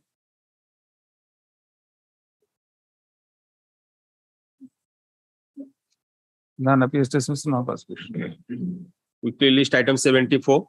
74, my lord, if the cause of action survives, my lord, I may approach to the competent authority for demarcation, because it's a matter relating to demarcation of the land of Lord Jagannath Mahaprabhu and others. Because 2012, my lord, now it is 2022. 10 years has been lapsed. If the cause of action survives, then No, that we don't have to say, sir. Due to passage of time, the matter has been rendered infructuous and it is disposed of. Lord, one more prayer, my lord. May I permitted to move the application before the competent authority for demarcation of that land. No, it will be open to the petitioner to approach the authorities for appropriate release. Oblige, ma'am. Your lordship. 75. Item 75 is an assessment or challenging an assessment order. I may be permitted to approach the appellate authority, madam. All right. Counsel, petitioner seeks leave to withdraw the appeal. Same thing. At liberty to file with an appeal before the appellate authority in accordance with law. If such appeal is filed not later than 1st August 2022, accompanied by an application for coordination of delay, citing the pendency of the present petitioner as a reason for the delay, to be considered in accordance with law. The court expresses no opinion. My lord, interim order is that may be continued till the filing. If the appeal is filed within the time stipulated, accompanied with an application for interim relief, then the interim order passed to this court will continue till such time the appellate authority passes an order on the said application. Originals. The originals be returned subject to being substituted with the attested photocopies thereof. The writ petition is disposed of as withdrawn with liberty is prayed for in the above terms. Weekly item 76. 76, my lord, infructuous. Counsel, petitioner states the petition has been rendered infructuous. It is disposed of as such. Item 77. None appears dismissed. No possible. Weekly list item 78. Please, your lordship. that in this writ application, my lord, the petitioner is challenging inaction of the opposite party is not giving the physical possession of the property as per the advertisement. I have given the date of chat, my lord.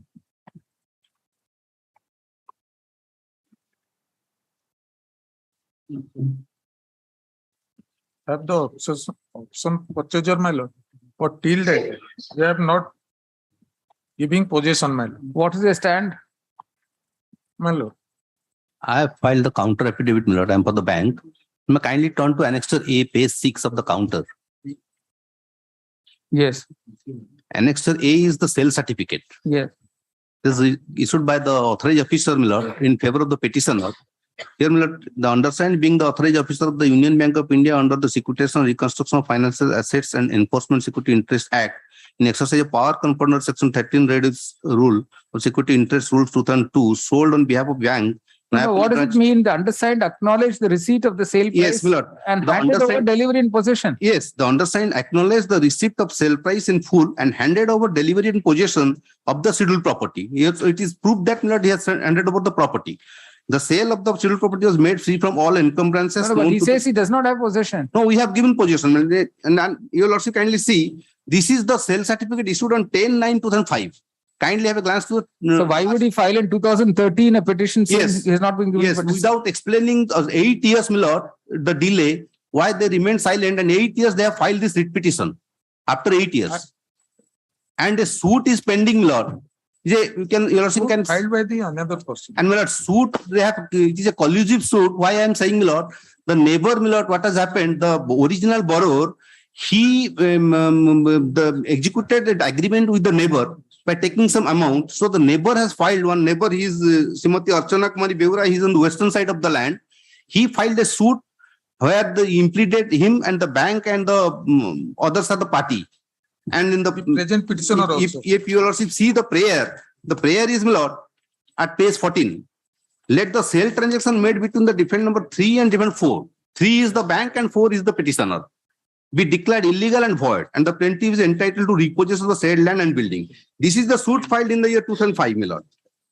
The suit of 2005 and the possession taken given in the 2005 and 2013 writ petition filed 8 years after, my lord. And we in the writ petition, my lord, you will also find nothing explained why they have remained silent for last 8 years. When did he file the reply? When did he file the counter? Counter he filed, my lord,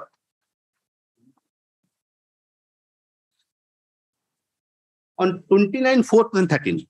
2013? Yes. And till date, no rejoinder. I think we just, yes, what do you say? My lord, I have filed my date of chat, my lord. Sorry? I have filed date of chat, my lord. That what do you say to this, sir? Counter affidavit, you not filed any rejoinder. They say the possession was handed over to you in 2005, sir. my lord, Yes, my lord. Without my signature, they have been. Why, you can't come in 2013 challenging something that should have been done in 2005. Only 1 week, my lord, last check. And a suit is pending, my lord. And these Suit are all filed by another whatever the writ petition, my lord, raised, these are all factual aspects to be, No, my lord, it has to be examined, my lord. Correct. You say the grievance in the present writ petition is that the petitioner being an auction purchaser, successful auction purchaser at a sale of a total area of, of sale of a plot bearing number 37, Khata number 372/3, plot number 208/677 of an area of AC 0.45 decimal of Moza Dola Mundai, Katak Shahar, Unit 34, has still not been put in possession of the said property by the opposite party bank. Paragraph. In response to the notice issued in the present petition, a counter affidavit has been filed by the Union Bank of India, enclosing in Annexure A a copy of the sales certificate, which inter alia states that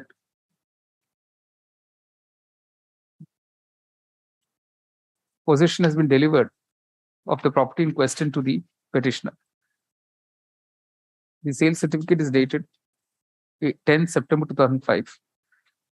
Paragraph. It's further pointed out in the counter affidavit that a neighbor of the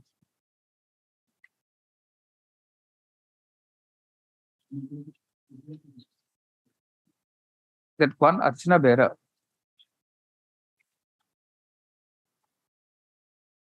has filed a suit CS number 164 of 2005 in the court of the first additional civil judge senior division Cuttack.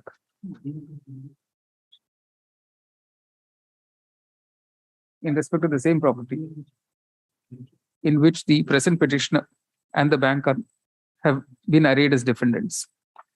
Copy of the plaint has been enclosed with the counter affidavit. The suit is stated to be still pending.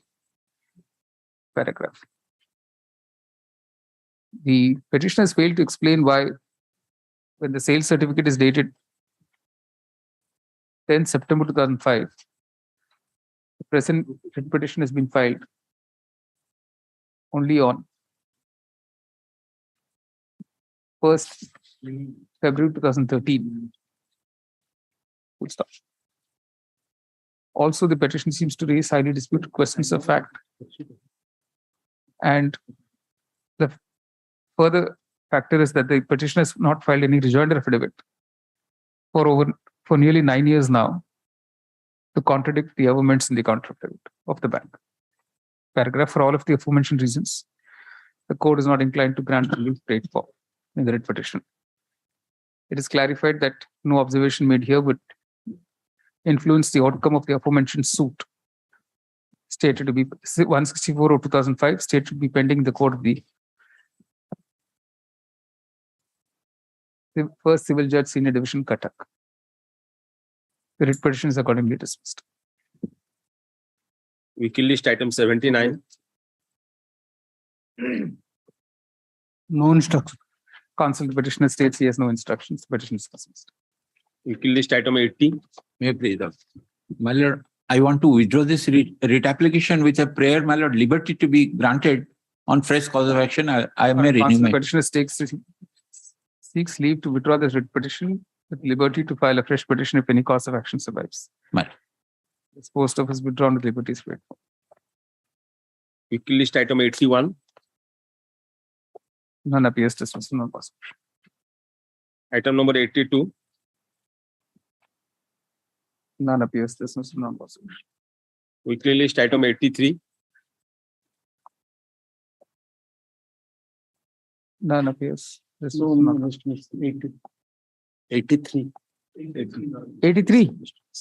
83, in fact, I have filed the rejoinder, so late, in fact.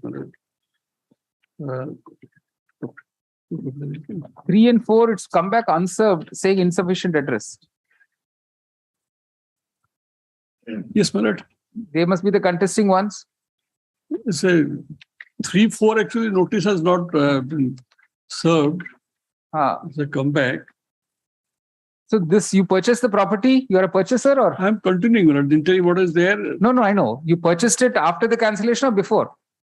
Before.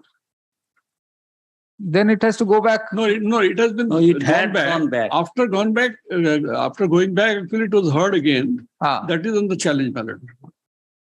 Okay, you say the rejoinder, but what about 3 and 4? 3 and 4 actually they were my vendor and vendor. He is the third purchaser, my lord. No, I'm the second purchaser because Lessee, original then another, and he is it. You're right. The rejoinder has been handed over today in court. A copy thereof has been also served on counsel for the petitioner. List on interim order to continue. List on My lord is 19th fixing- October. 19th October. 19th September. October. Weekly list item 84. Item 84, this is a regulation of service single bench matter. Counsel to the petitioner states that this is a matter before the single judge. List of the roster bench. 25th August. Weekly list item 85. None appears dismissed. Non possible. Weekly list item 86. May it please your lordship. Item number 86. Lords, in this writ application, Annexure 8 is being challenged. No, but you've not filed a fresh address with requisites for issuance of notice on opposite party number 2.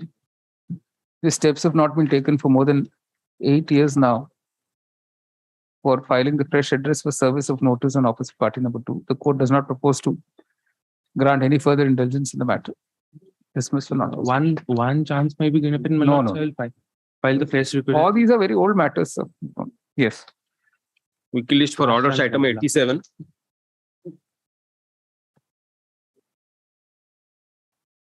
May I please, Your Lordship? What is this condonation of delay? My lord, as it happened, Your Lordship, the matter was Disposed of case. disposed of case. Matter was, in fact, my lord, the CGIT's order was under challenge by the bank had challenged that. So, my lord, where the direction was to regularize him along with payment of back wages, 50,000 rupees. This was under challenge. In the meantime, there was a regular interview and all that, and he was absorbed. So accordingly, I made a submission in course of that. Your Lordship could recall that in the meantime, he has been appointed and given appointment in the bank. Subsequently, as it happened after this, and he also agreed to that is becoming infructuous. No, I have not agreed. It was in the open. That in open court that I didn't say infructuous. Your Lordship rather suggests it fall from there that I said in course of this, during the pendency of this, he has been given regular appointment.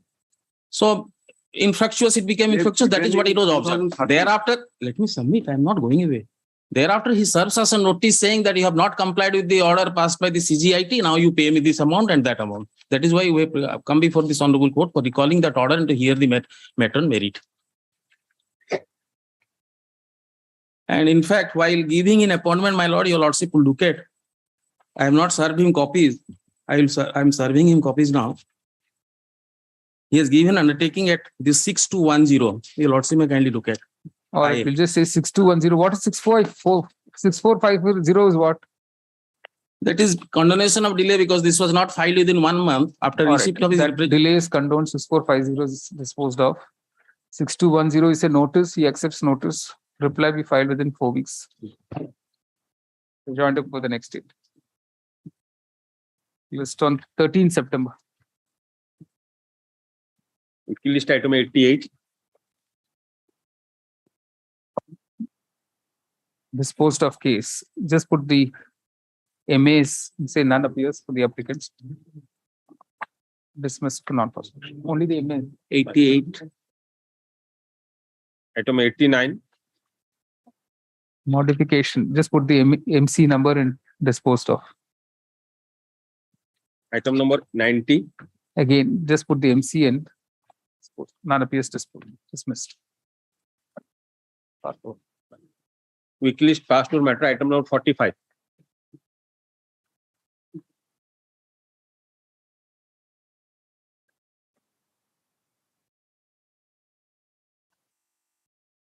Item 45. So the petitioner actually in this writ application challenges the wharfage that has been charged, wharfage charged by the Paradip Port Trust Authority. Yes. By amending the agreement that was entered into on the basis of the scheme that was there, retrospectively making it applicable, still we are not liable. But if you also kindly say Annexure 1. Yes. This is the office order to 13th May 2011. Yes. At page 15. Yes. If you also looks at clause 4. The participant in the scheme.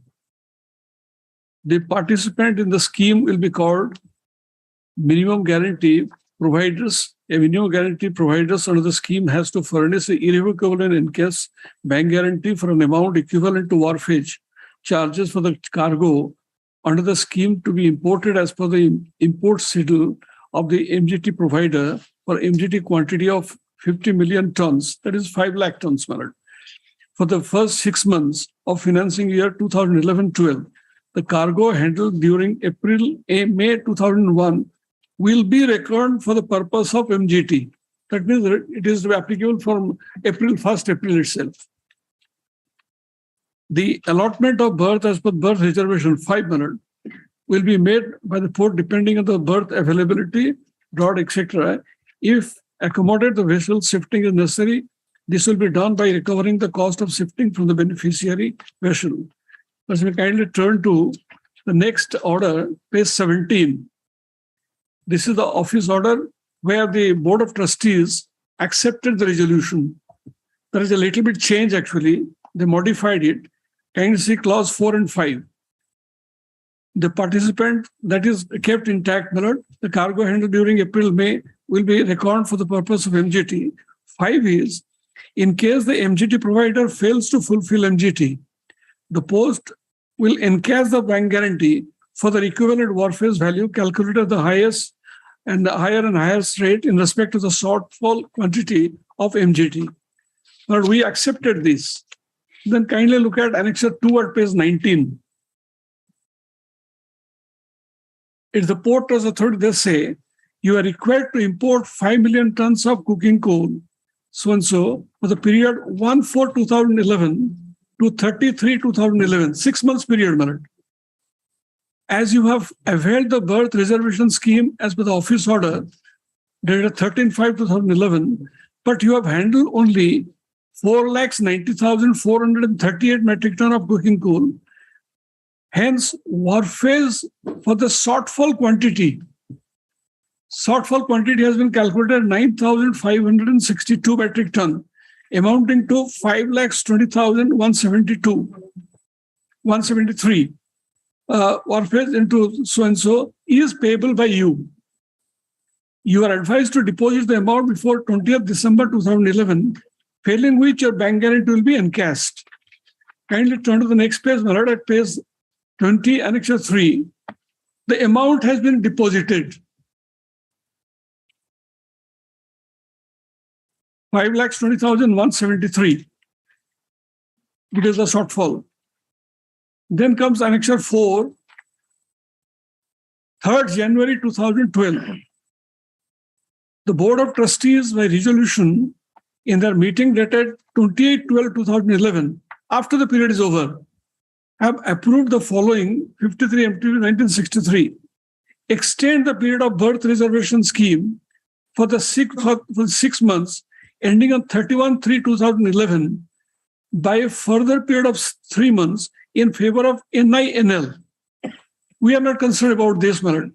A public sector undertaking, considering the force majeure condition in Australia, even though there was no force majeure clause in the berth reservation scheme, and the NINL therefore fails to achieve the required MGT, the shortfall, if any, will be payable by NLT to the port.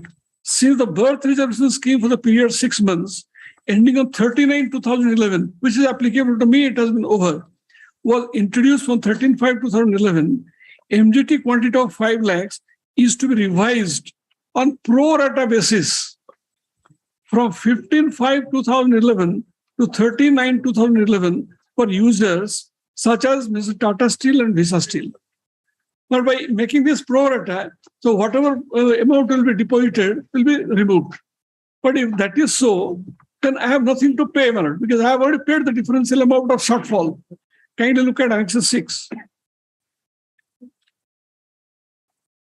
In response to a letter so-and-so, we have paid an amount of 5,20,000 so-and-so, and we say you refund the amount. Now, if we pro rata basis, then we are not liable to pay for the entire period. What they write at Annexure 6 at page 25, 23, Malad. This has reference to a letter dated 4/10/2011, subject stated since the berth reservation scheme for 6 months ending on 39/2011 was introduced on 13/5/2011. The Board of Trustees by resolution dated 28/12/2011 have approved only to consider pro rata quantity from 15/5/2011 to 39/2011. It is observed that you have handled 1,85,964 metric ton cargo as against MGT of 3,79,782 metric ton, resulting shortfall of 1,93,881. But they have not considered April and May while calculating this amount. Though April, May, as per the resolution that was passed, the scheme, which is approved by the managing trustees, now they are saying this is a shortfall, which is incorrect. Because if you consider from April to September, then there is shortfall amount, we have already deposited the amount. By calculating this, First of all, pro rata cannot be made applicable once the period is over. Secondly, even if it is made applicable, they are liable to refund. I am not going to pay anything.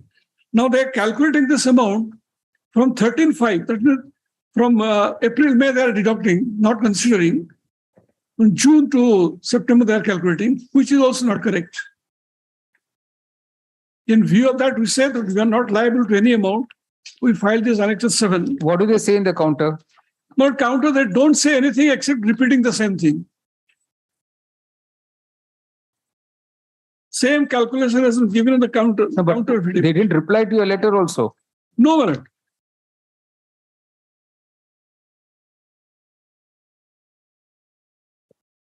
Paragraph 14, page 36, let me kindly see. Same from 15.5 2011 to 39 2011 pro rata basis. Once the original scheme said from April, May also be considered.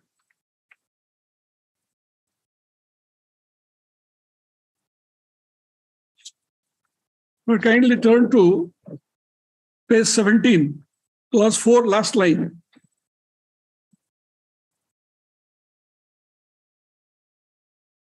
The cargo handled during April and May 2011 will be reckoned for the purpose of MGT. Yes. What do you say? But I'm having a very short note.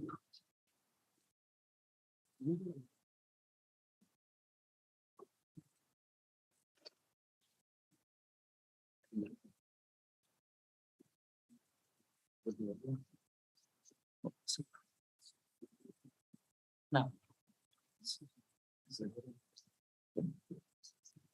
sir, my lord.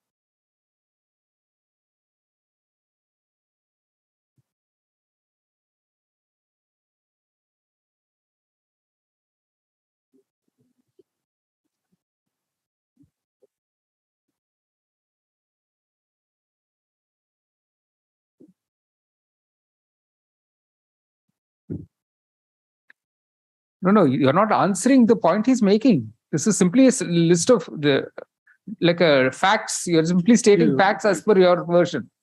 You're not answering it. My lord, on the representation of the party only. So he says nothing is due. You are in fact owing him money. Come to that letter, sir. Which page is that letter?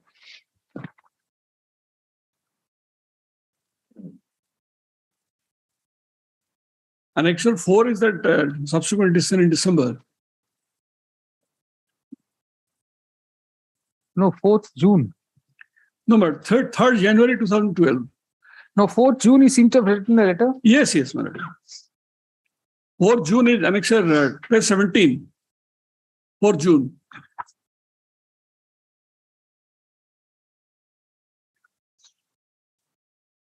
Confirming the earlier office order at page 15, annexure 1, and modifying a little bit. My lord, this is for 5 companies because there are 5 companies. Sir, they are only concerned with their company. Yes. They're not concerned with any other company.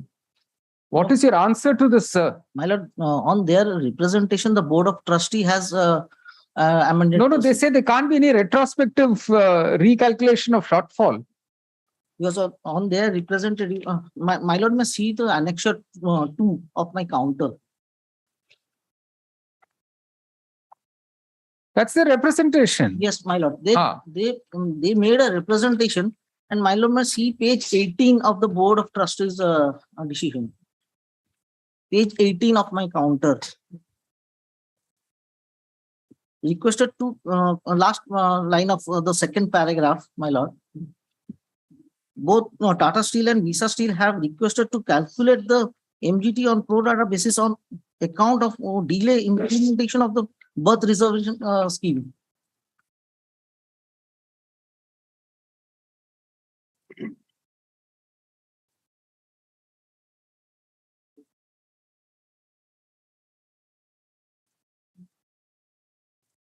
On the basis of letter of 410, the Board of Trustees took this decision thereafter.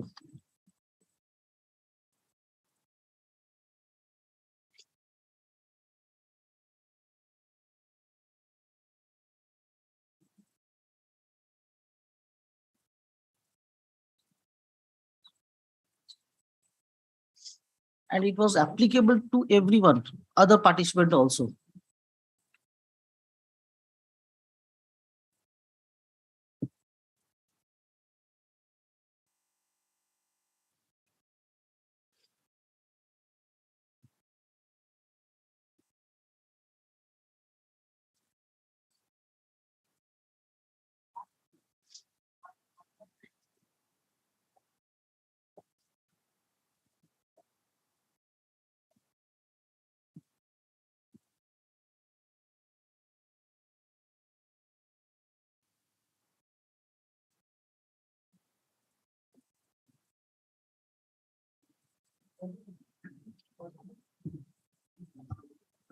So once you calculate pro rata, there will be no shortfall. You had calculated a shortfall without pro rata recalculation, correct? Once they made a representation, then you purportedly accepted the representation and said that the MGT quantity is to be revised on pro rata basis. When you revised it, what was the quantity? There was a shortfall. How did you arrive at that? The earlier shortfall was 9,000 subordinate. Yes, madam. The earlier shortfall was 9,562 metric tons. Yes, madam. The revised shortfall should be less.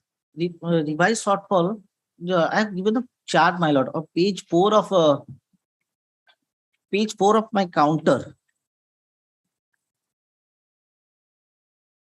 As per their representation, 3,79,000 and odd was taken into account. On that basis also, there was a shortfall. So the revised shortfall is going up. How can it be? So April, May, they have not considered. This is really very strange. Please compare the earlier page and this page. Yes, madam. When first you calculate, you say from 1st April to 30th September, you've handled 4,90,000. Yes, my lord.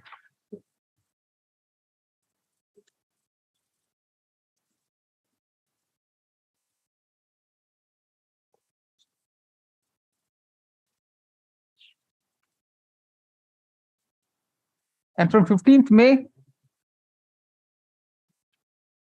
They have calculated from 15th May.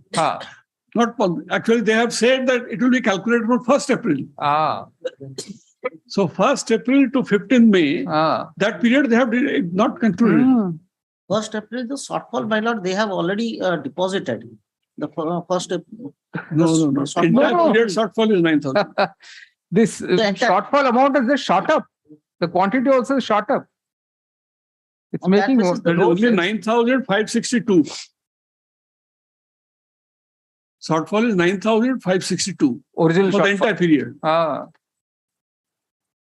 The demand notice also, the demand notice by the Paradip Port Trust, they have deducted the 5 lakhs something odd, and the rest amount was demanded. No, your demand was 5,20,000. No, Sir, Annexure 2 is the demand, where they have said the shortfall is 9,562. Correct. And you pay this amount, which we paid it. Yes. There is no shortfall there. For shortfall, payment has already been made. If my lord may give me 2 days time, I will take instruction. No, no, what is that? Could take instruction. You already have filed a counter affidavit. You go by that. What you seem to have done is reduced even what they have If cleared. it is pro rata, I'll get back the money. Yeah, correct. My lord may consider that on their representation, it was further calculated again. No, what you calculated is, see, the MGT you were supposed to recalculate. You've also recalculated the quantity handled. And you've calculated that wrongly. Because what they've cleared for April and May, that you've simply excluded.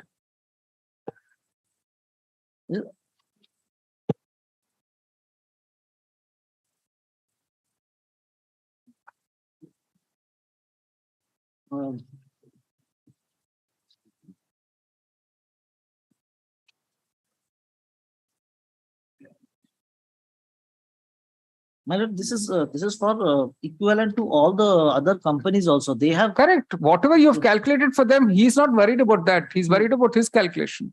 Why should he be worried about other companies?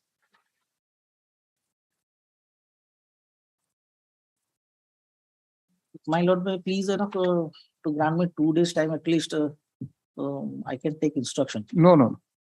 You see, the prayer in the present petition is for quashing of an office order dated 3rd January 2012, issued by the traffic manager, Paradip Pro Trust, bracket PPT.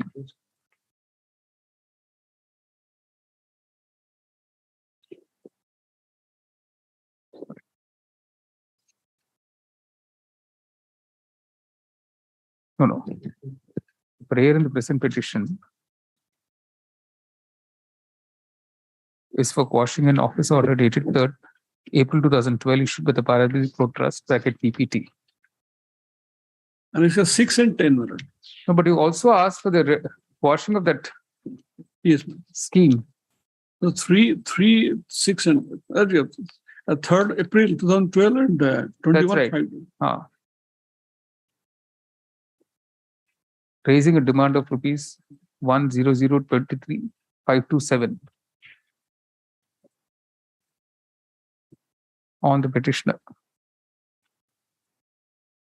towards wharfage for the shortfall MGT, calculated as per the MGT in terms of the berth reservation scheme.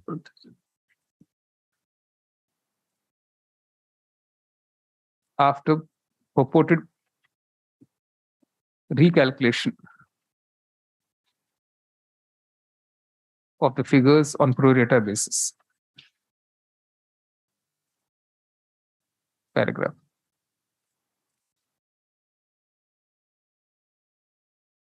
Petition number 1, Tata Steel Limited.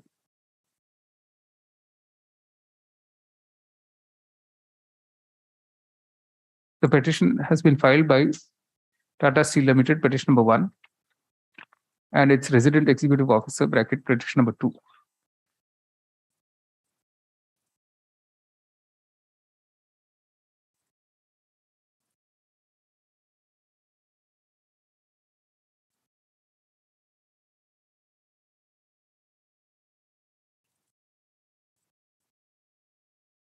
The petition number 1 has been using the services of PPT since 1984 for import and export of raw materials.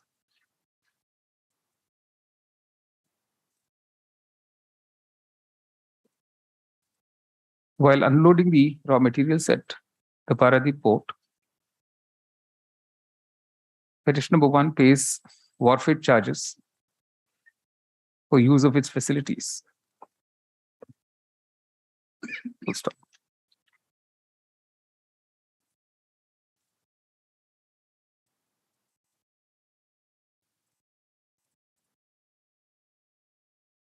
On 13th May 2011, PPT introduced a berth reservation scheme valid up to 30th September 2011, in terms of which a minimum guaranteed throughput, bracket MGT, provider has to furnish an irrevocable an encashable bank guarantee bracket BG for an amount equal to the wharfage charges for the cargo to be imported as per the import schedule of the MGT provider for the MGT quantity of 0.50 million tons for the first 6 months of financial year 2011-12. Full stop. It was specifically stated in clause 4 of the said office order that, open quotation, the cargo handled during April and May 2011 will be reckoned for the purposes of MGT, unquote. Paragraph.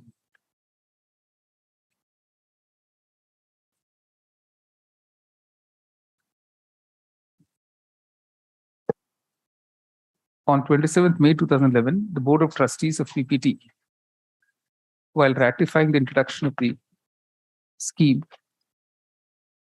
added a clause that if the MGT provider failed to fulfill the MGT, the PPT would encash the BG for the equivalent forfeit value calculated at the highest rate in respect to the shortfall quantity. Paragraph. Petition number 1 decided to avail of the benefit of the scheme and furnished a BG in favor of PPT to the tune of rupees 3.3 crores. Full stop. For the period from 1st April to 30th September 2011, petition number 1 was able to handle 438 MT of cargo, that is coking coal, limestone, and PCI coal. Full stop. The shortfall was 9562 MT of cargo. Full stop. On 15th December 2011, PPT wrote to petition number 1 requiring it to deposit rupees 520,173 towards wharfage of the shortfall quantity of cargo. Petition number 1 states that it deposited the said amount with PPT on 30th December 2011.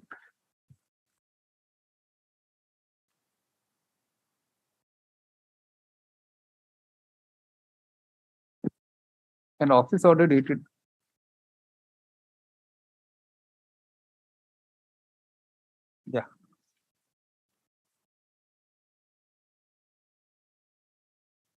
no, 3rd January 2012.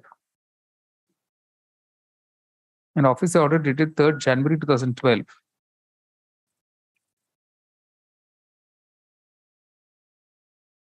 No, you made a representation before this, Mr. Mishra? No, representation, actually, they say it was representation given. 4/10/2011. It is stated that on 4/10/2011, the That was petitioner made a after the period is over. representation for recalculation of the MGT on pro rata basis. Full stop. On 3rd January 2012, PPT issued an office order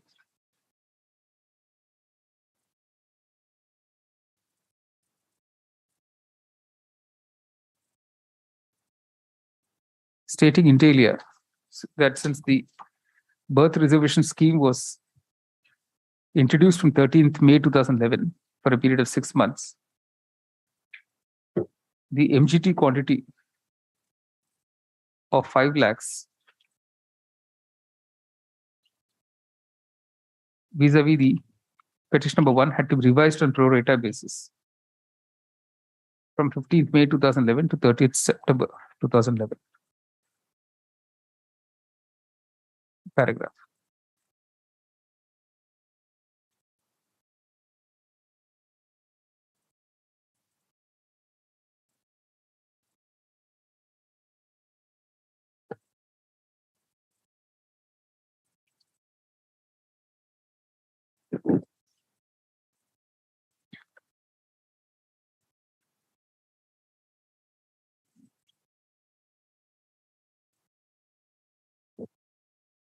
The petitioner's number 1 states that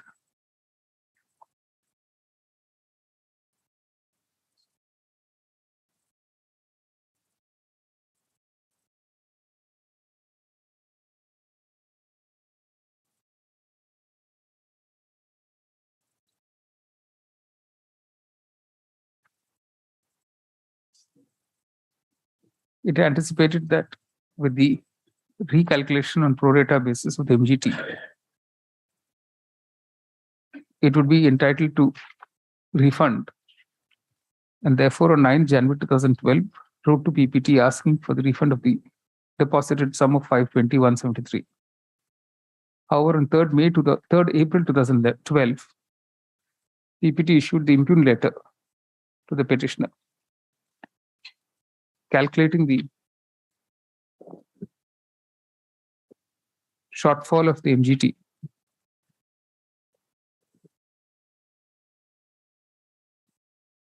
as 193,818 MT and calculating the shortfall amount as rupees 105,43,700. And after adjusting the amount already deposited, raising a demand of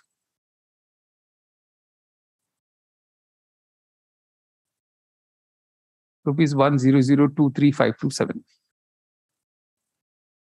Paragraph. The petitioner on 5th May 2012, petition number 1 on 5th May 2012 wrote to the PPT stating that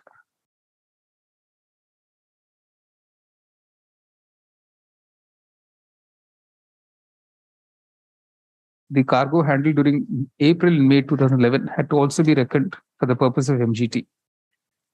And if so reckoned, the quantity cleared would be around 3.75 lakh MT. And that therefore there would be no shortfall. Paragraph.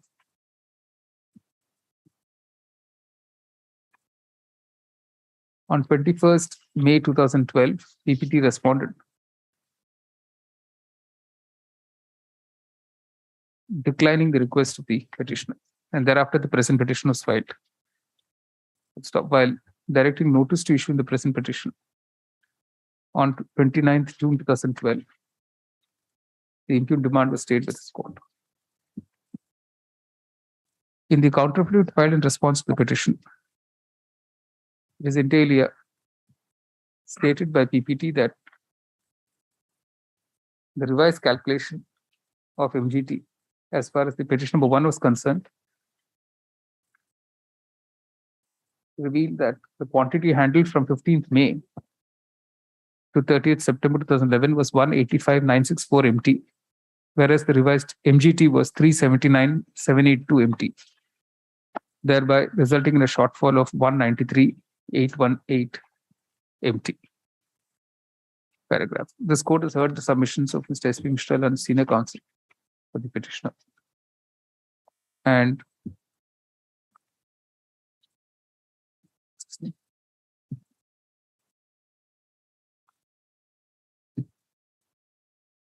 you give us your name, please? Parthasarathy Acharya, PS. And Mr. Parthasarathy Acharya, Learned Counsel appearing for PPT. Paragraph. While introducing the birth reservation scheme,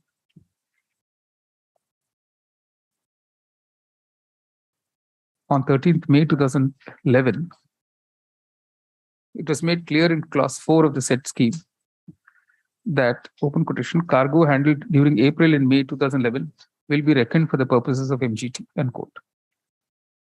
However, while calculating the revised MGT on pro rata basis,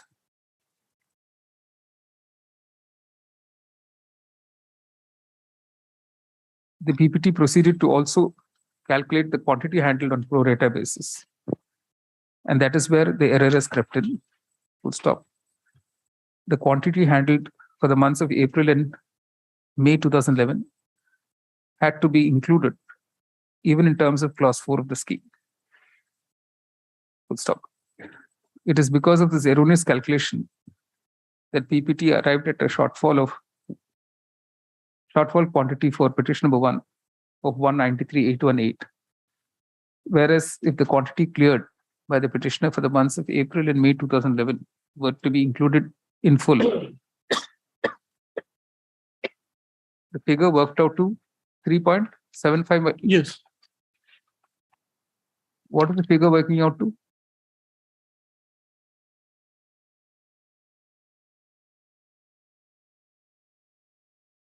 Your Lordship wants the differential amount.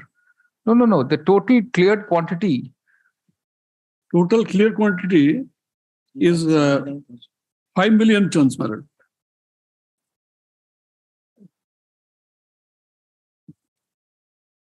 Was 510,845 for the period April to September 2011. That covers the entire period.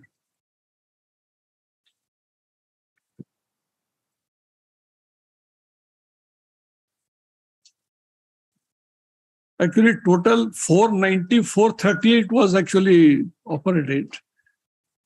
But there is shortfall of 9,562.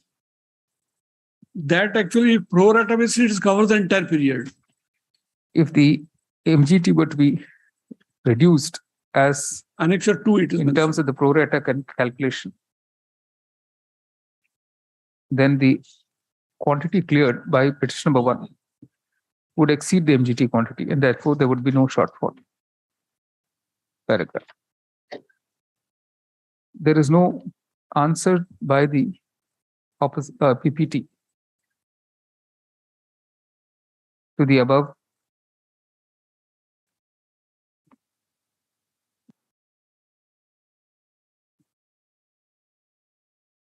submission of petition number 1 as regards the correct method of calculating the revised MGT quantity on pro rata basis and the actual quantity handled, including the months of April and May 2011. Consequently, the court concludes that the demand raised by PPT on petition number 1 by the letter dated 3rd/4th April 2012 is unsustainable in law and it's hereby set aside.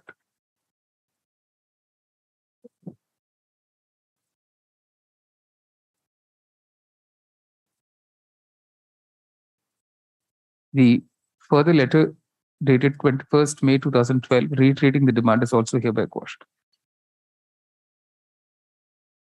The writ petition is allowed in the above terms.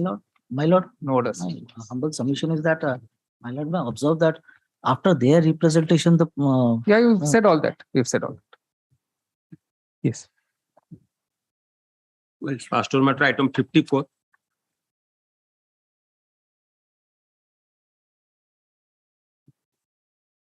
Item number 54. My lord, I am on virtual mode, my lord. My lord, I am on virtual mode, my lord. Yes. My lord, this is the matter a domestic inquiry was conducted that the domestic inquiry was found to be Sir, who is appearing for the workman? workman, my lord. Now that bank has been liquidated, my lord. There is no scope to implement that award. So then you withdraw this petition, sir. Because the opposite party has also not been served.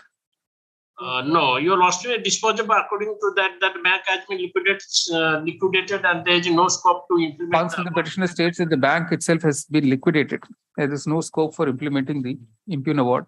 Yes. Consequently, he does not press the writ petition and is disposed of as such.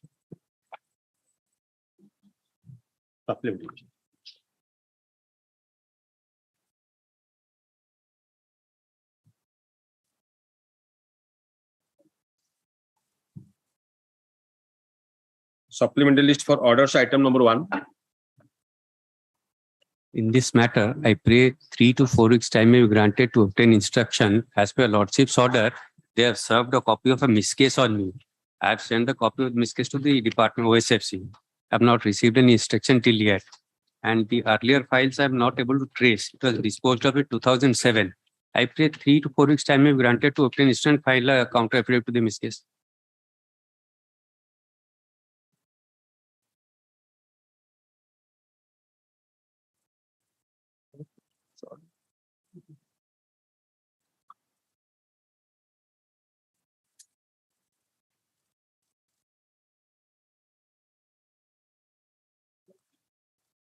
put down this 18385 of 2018.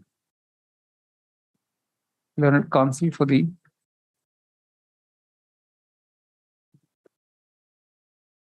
for the OSFC. Seeks and is granted 4 more weeks' time. File a reply to the application. Rejoinder thereto, if any, be filed for the next date. 28th September. 28th September. Supplementary list item number 2. My lord, may it please your lordships, the issue involved here is squarely covered by your lordship's judgment on delivered on 21st of June 21 of the same petitioner. Same petitioner, same opposite parties. Lordship have said, here, my lords, the CIRP proceeding started and the claim that was invited, that was not made in the proper format. And therefore, your lordship said, lordship will kindly see in para 8, once a resolution plan is approved by the Committee of Creditors and meets the requirement of section 30 within bracket 2, is binding on all, then your lordship. But who's for the other side, sir? So state, my lords. I'll file counter.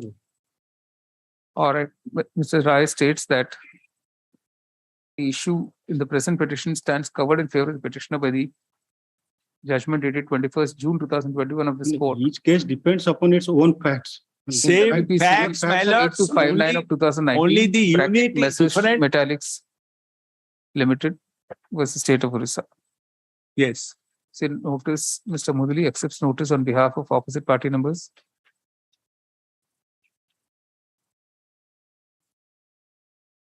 Except for, I will stay. Yeah, 1 to 3 and 5. Yes. Notice issued to opposite party number 4 returnable. Extra copies be sought. Yes, I'll sort. Annexer 1 to be 27 September. Replies be filed within 8 weeks, rejoinder for the next date. Annexer 1 to be stated. No, not entire. Yes. Annexer 1. Then you have to calculate. Recalculate it. Yes. Your lordship may kindly recalculate it. Your lordship may kindly turn to Annexure 1. Yes. Annexer 1 is from 11. Kindly allow me. Yes. Your lordship kindly see Annexure 1, page 36. The demand is up to March 2022. Here, my lord, the IRP issued notice fixing the last date for submission of claim was February 13, 2017. So suppose he is covered by this judgment, so he will not be liable to pay up to 13th February 2017. And after that, he is liable to pay. So for the period subsequently, you pay, sir? Yes, madam. I'll pay. After after November 2017. Considering that after January 2017, he has to pay. The scheme approved. After November 2017, January it started. CIRP posting started. I have given the for submission of claim was Annexer 6. Annexer 6 is the date on which it was admitted at page 46. Then there was public announcement, Annexer 7 at page 52. Then, my lords, Annexer 8. No. So up to 7th November 2017. Yes. Your lordship may kindly see. The public notice was issued inviting claims. The last date of submission of claim was 13th of February. But the scheme was approved on 7th November 2017. No, during this period from 14th of February 2017. No, but have you filed an appeal against this judgment? Appeal was filed by someone and it was dismissed by the NCLAT, Appellate Authority at Delhi. They did no. Against this judgment. No. That They have not filed. They accepted it pay. And they have reduced it from 4.5 crores. No, right now, let him pay the arrears from 7th November 2017 onwards. Yes. We'll see. Yes. You say it's directed that, since the resolution plan was approved by the NCLT for a period up to 7th November 2017, it is directed that without prejudice to the rights and conditions of the parties and during the pendency of the present petition, the petitioner will pay the arrears of dues for drawal of water, groundwater from 7th November 2017 onwards, up to date. Without any penalty and interest, my lords. They have imposed penalty and interest. He has to Yes. No. He has to pay. How? Look, that. The resolution plan says. You've raised the demand only now, right? Yes. You've raised the demand only on 7th May 22. Yes. We'll let him pay this. You say without prejudice. Yes.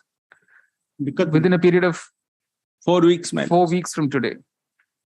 Subject to such payment, the demand raised by the impugned letter dated 7th May 2022 for arrears for a period up to 7th November 2017 shall remain stayed.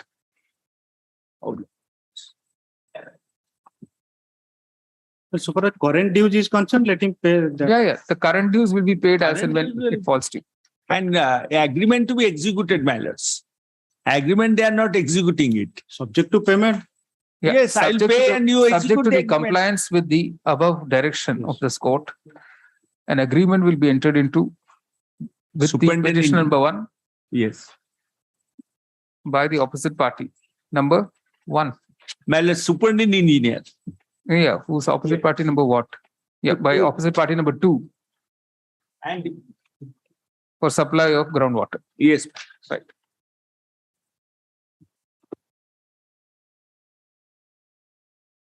Supplementary list item number 5.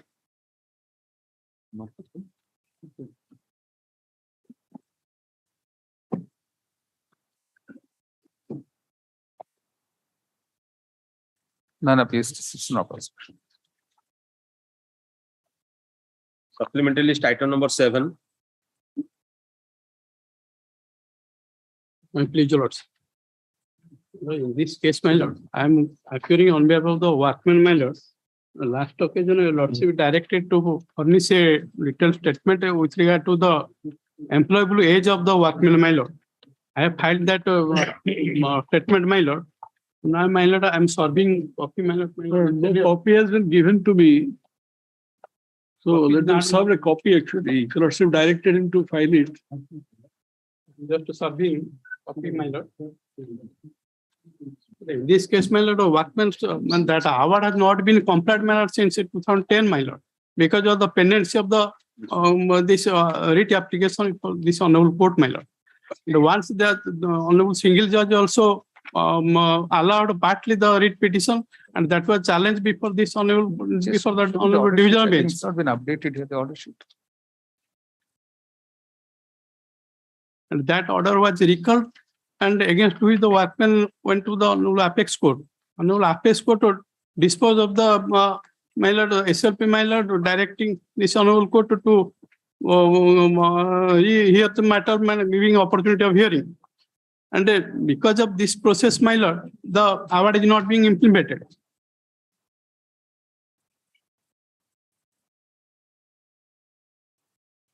I have given also dead set, my lord.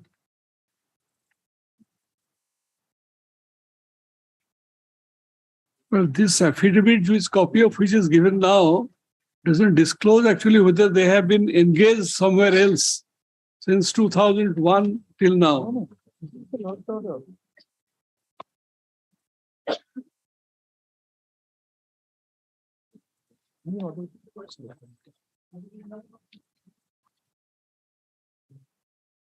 You filed this affidavit, sir? Pardon? Did you file this affidavit? Yes, my lord. I have filed affidavit.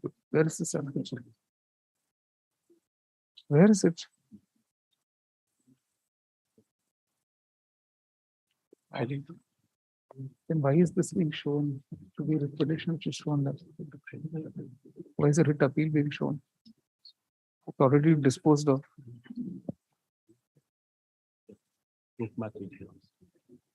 No, even the cause list. Achha. That was filed on 22/6/2022.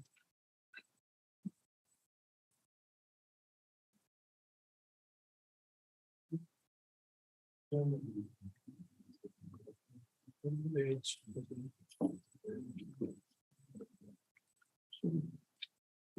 have to verify these details. But just now a copy has been given to me. I see.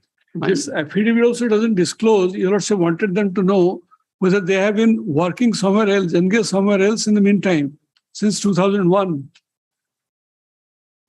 My lord, my response to submission for lordship, my lord.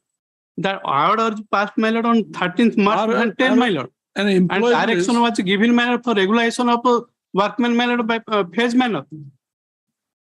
But since 2010, my lord, till date, my lord, they have not taken any step because of pendency of the writ petition, my lord, filed by the management, my lord.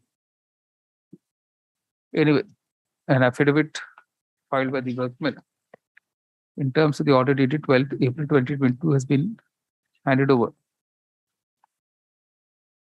Has been filed and a copy has been handed over to Mr. S.P. Mishra, senior advocate for the petitioner today in court. Mr. Mishra states that he will have to seek instructions.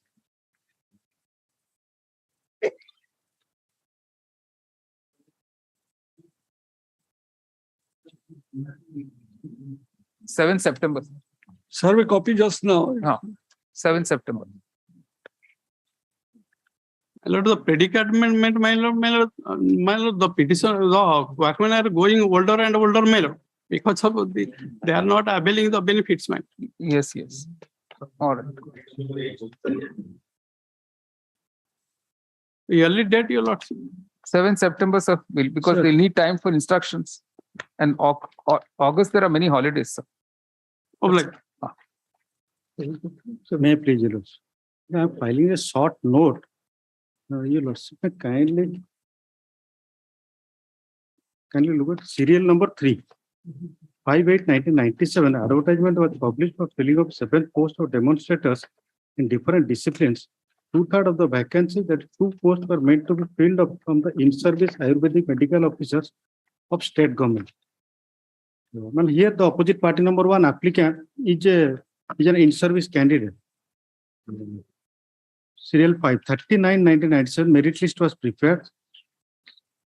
14/4/1990, records are submitted to government for reviewing the selection procedure. After review, government directed to fill up 6 posts, leaving 1 post of demonstrator in the discipline of Prasuti Tantra and Kaumarya Bhritya vacant due to interim order passed in OA. 22/5/1998, government in Health and Family Welfare Department fixed the fresh criteria for selection to the post. Who's for the opposite party?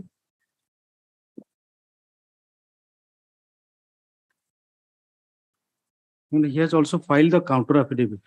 Who was appearing earlier? Mr. Prem Kottar.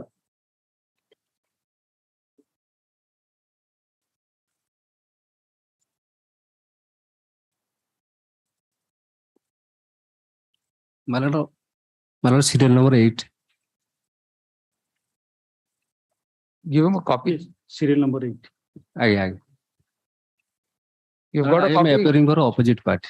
Have you got a copy of this date chart? I am supplying.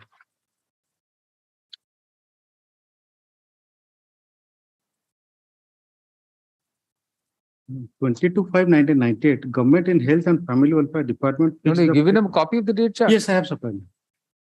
Yes, madam. You're filing a wakalat today? Aye. Yes, Are madam. you familiar with the case? Transfer, madam. Sorry? Transfer. The brief has been transferred to him today.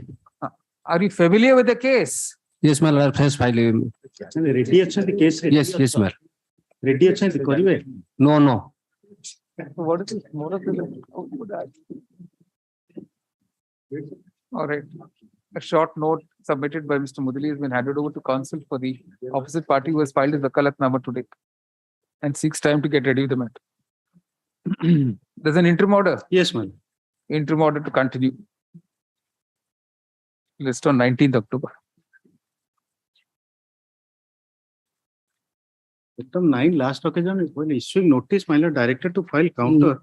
9, my lord, no instruction, my lord. Counsel petitioner states he has no instructions. Dismiss for non-prosecution.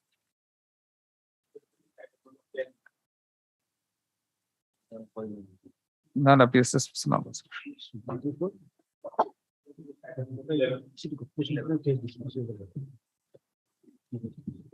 May I please?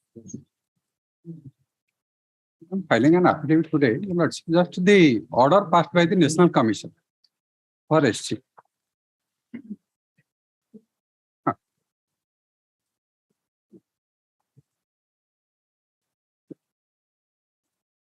So let's see, like, I'm sorry, my lords, you may there could not. Item 10. 11 the touch. Ready? Your lordship, I will take your lordship to the. No, last time Mr. Monty sought in time for instructions. Yes. I have filed affidavit. You have filed? Yes, ma'am. My learned friend has filed an affidavit. I have not received the copy of the affidavit. My instruction is the land has already been surrendered to the. I have no grievance against the sale now because the sale has already surrendered and the state government has already made an allotment in favor of the petitioners. Therefore, nothing more is there. Only I am taking your lordship to the order passed by the State National Commission for Scheduled Caste at page 5 of the today's affidavit. There, I will take your lordship to internal page 9. There is a Hindi written. The order is मामला में आयोग द्वारा सभी पक्षों को सुनाने के पश्चात निम्नलिखित अनुशास की गई। नंबर 1, सारना पूजा स्थल की 7.62 एकड़ जमीन जल्दी से जल्दी सारना समिति को हस्तांतर किया जाए। साथ ही जिला प्रशासन द्वारा समिति को उक्त जमीन पर व्यवस्था कब्जा दिलाया जाए। That is the order at page 9 of the National Commission. My learned friend has filed an affidavit enclosing a document that is A/2. They are now proposing to lease out the same in favor of President of Rourkela Steel Plant Marshalling Yard Displaced Committee Rourkela for construction of Sarna Puja Sthal for religious activities. In that committee association, not only the Adivasis are the members, but all religion people, Muslims, Christians, and all other peoples are the members. The specific order is, since it is a place of deity of Sarna, that is the Adivasi worship to the nature. They have no permanent deity. They only worship the nature, and the Adivasis have exclusive right. Therefore, the Honorable Commission has directed, let it be given to the Sarna Samiti. But now a proceeding has been initiated to lease out in favor of a displaced committee. That is the only objection. Otherwise, the state has already decided to allot the land in favor of the Sarna. Purpose of allotment is well indicated in Annexure A/2. That is Sarna Pujasthali for religious activities. Only difference is that he is saying that it should be allotted to the petitioners. No. Petitioners. Even if petitioners do not want, let it be recorded in the name of Sarna deity. Only this association is Marshall. There is a displaced committee, and they have been displaced from this association. So I think this is really right. We have decided to allocate, but the purpose is well indicated that it is only for the Sarna. Sarna is the god of Adivasis, and the land is allotted for the purpose of Sarna Devasthali. Not through any displaced committee. There are several displaced committees. They may claim ownership over the property. The specific order of the Honorable Commission is one displaced committee. The persons who have been displaced from this particular land, they have formed a committee, and we have allotted the land. We are going to allot the land in favor of that committee for a particular purpose. Your purpose is not going to be frustrated. You are only interested that there should be a Sarna Devasthali where the Adivasis can be allowed to have their puja. And, if you settle the land in favor of a association where other religion peoples are there, then the main purpose will be defeated. The purpose of the commission order is, this is specific order. This जमीन जल्दी से जल्द सरना समिति को हस्तांतर किया जाए. you have to hand it over the property to the Sarna Samiti, not to any other What body. what is the Sarna Samiti, sir? Sarna Whether it Samiti is a is the registered tribal. association or Yes, is that there is a that Is also it a registered, registered body? my lord. Is it a registered body? The Yes. Sarna Samiti is also a registered body. Where is that? Show Where us is that that. document? Show us some document to show that. Oblige, I will highlight a document that there is a Sarna Samiti. No, but Sarna consisting- Samiti is not the petitioner before your lordship. Yeah. Here some individual persons are the petitioner. It is in form of PIL. Correct. Here the Sarna Samiti is not the petitioner. Correct. My lord, absolutely right. I do not, the petitioners do not claim that this land should be. So anyway, let's not complicate it, sir. So We it just is record this fact and be done with it. They already Because settled. as per the order of the, my lord, only one thing. As per the order of the National Commission, the land may be settled in favor of the Sarna. This much only, nothing more. No, we have decided to settle it. This is the annexure A by 2. How then? How can a lease case will be initiated? If it is returned to the Sarna, it is a theft. No, lease case has to be initiated and it has to be allotted to you or to that particular association in accordance with law. Not that only we will allot it. I mean, Tahsildar has to allot it in My accordance lord, with in law. every place of DT where the DT is there, the land is recorded in the name of the So let DT. the Sarna Samiti Sarna approach Samiti. them, let them approach them. Yes, that is correct. Oblige, your If lordship, you your have lordship, got any registered body, you Your approach, lord- we will decide in accordance with law. You say an affidavit has been filed on behalf of opposite party number 2, stating inter alia that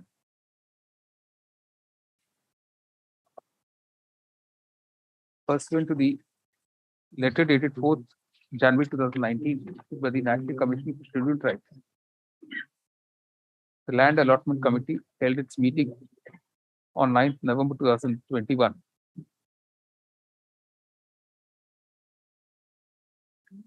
And took a decision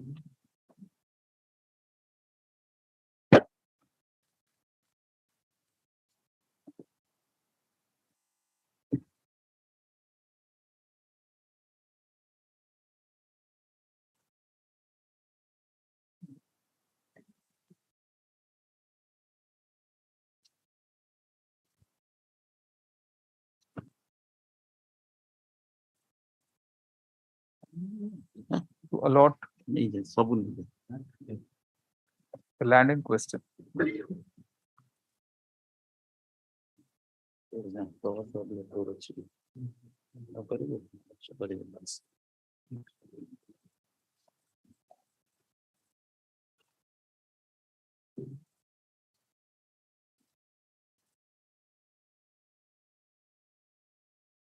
To the Rourkela Steel Plant and Marshalling Yard displaced for construction of a Sarana Puja Sthal for religious activity. Stop. Counsel for the petitioner also confirms this development. Stop.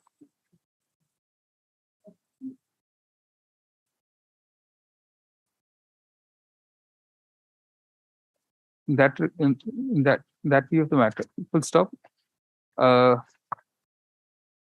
However, an affidavit has been filed today on behalf of the petitioner stating that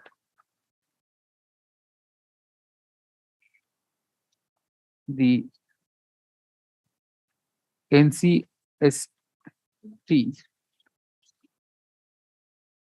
had asked that the land be handed over to the Single Court Sarna Samiti for the purposes of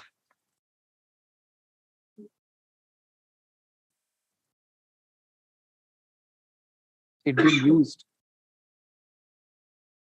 for construction of a Sarna Puja Sthal for religious activity. Stop. The Sarna Samiti is not a party in this matter, in this petition. Full stop. In that view of the matter, the court, while not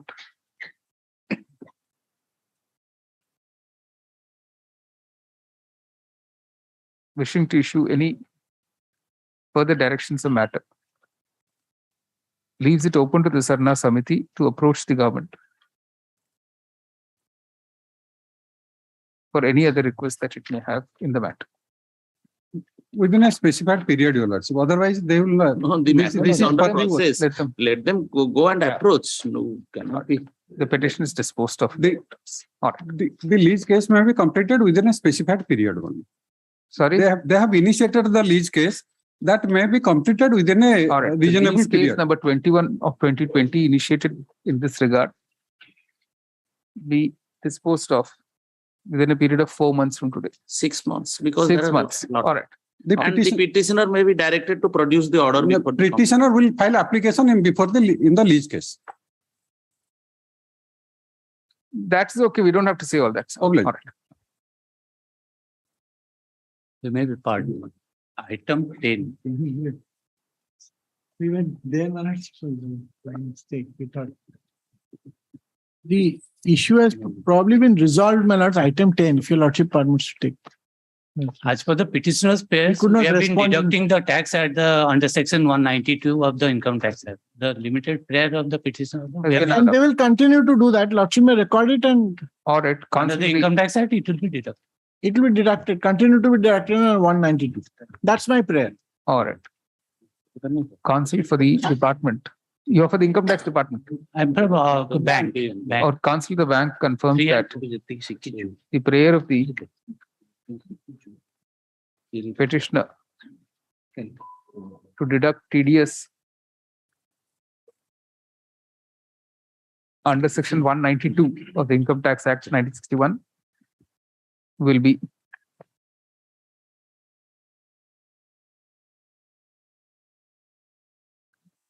has been agreed to, and this practice will continue in future as well. In that view of the matter, no further directions are called for the petitions disposed of. Obliged. May I please, your lordships? My lords, may I kindly see the order dated 21st March 2022, my lord. My lords directed the London Council for the state to file further affidavit, my lord. Yes, please. Please, my lords. My lords, That Paikmal and Padampur, my lord. What happened? my lords, I'll take a week's time to file. Mr. Monty Leonard ASC, appearing for the opposite party, seeks and is granted 4 more weeks to file an affidavit in terms of the order dated 21st March 2022. Rejoinder that to any be filed. Response that to be any be filed by the petitioner before the next date.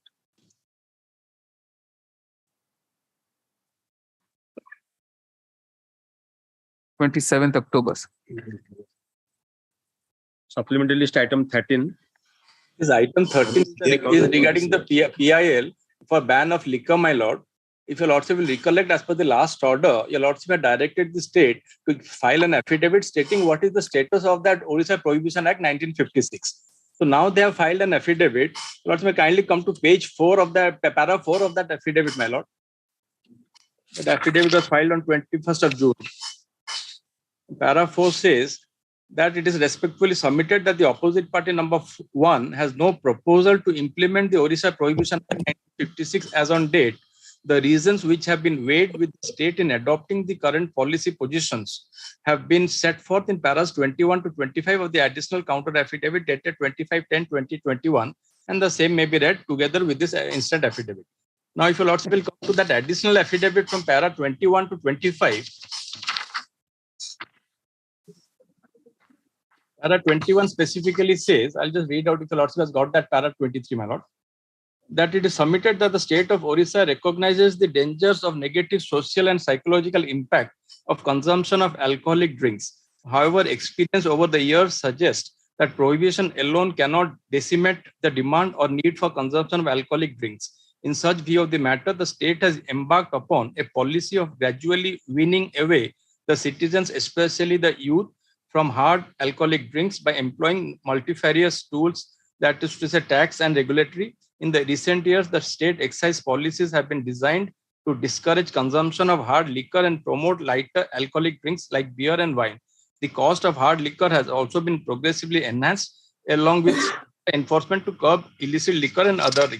Plus, there are the 3 other paragraphs are also there, which deals with, they say that there will be loss of revenue, my lord. My suggestion would be this, as far as the writ courts are concerned, they cannot give a direction to the state to bring out an act, my lord. But once an act is there, with regard to the implementation of the act, these the courts have got ample powers, and there have been earlier instances of the Honorable Supreme Court, including Calcutta High Court and Uttarakhand High Court, where the courts have directed the state to implement the act.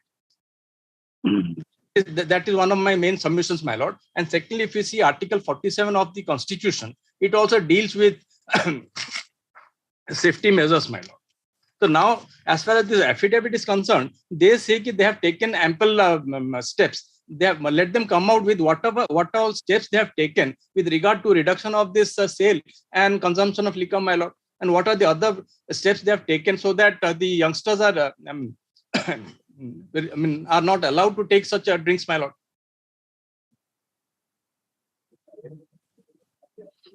This is all. See, they've taken a policy decision, looks like, sir. No, they have taken a decision, but the decision they say, I just read out para 23, my lord. So let them file let them say what policy decision, what guidelines they have issued. I'll just again read out the para 23 for lordship permits, my lord. My lord, there is excise policy, your lordship knows, and each and every year we renew the excise policy, and this is known to everybody. And we have specifically stated in our affidavit that we, as of now, we are not in a position to enforce that act. So it is a policy decision why a PIL will be again linger, and complete prohibition will not be beneficial to either the citizen or the state. That is the affidavit. So yes, if it is not complete prohibition, if it is not complete prohibition, then let them come. No, the prayer is for complete prohibition. No. That state may take in other states also there are complete. That state may take it, but judicial interference, I respectfully beg to submit that it is unwarranted. But once an act has been once the act has been enacted in 1956. And that act clearly says all forms of liquor is banned. So 1956 to 2022, there is a gap of 66 years. I know, my lord, but I mean, so many things change, sir. See, our experience, the experience of the country with prohibition has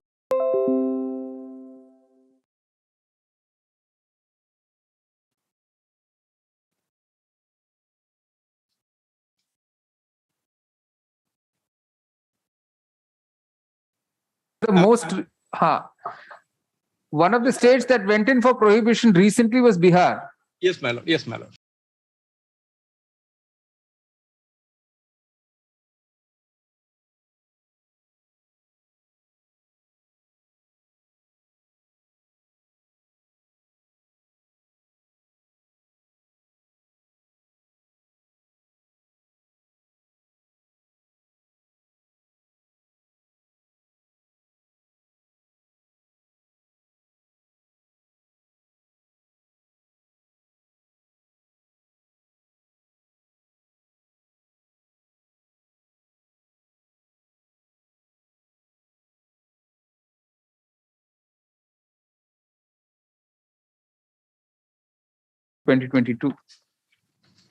by the state government,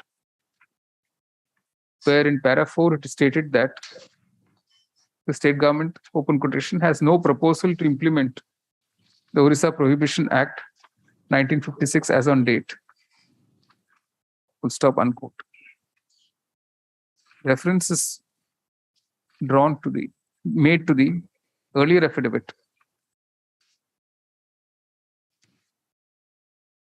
filed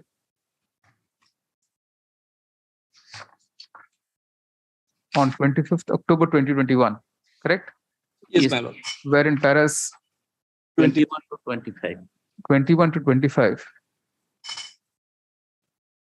it is stated inter alia that, open quotation, a ban on production and sale of alcohol may not achieve the object of weaning away the citizens from liquor.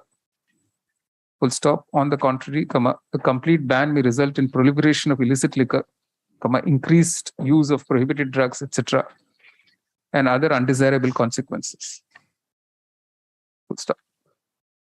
Unquote. Another reason given is that, open quotation, the adverse impact of a complete ban on liquor on the hospitality and tourism industry and the economy at large may outweigh the benefits, if any, accruing from a complete ban on the production and sale of liquor. Unquote. Reference is made to the decision of the Supreme Court in Kerala Bar Hotels and Association versus State of Kerala 2015 16 SEC 421, acknowledging that total prohibition has not succeeded.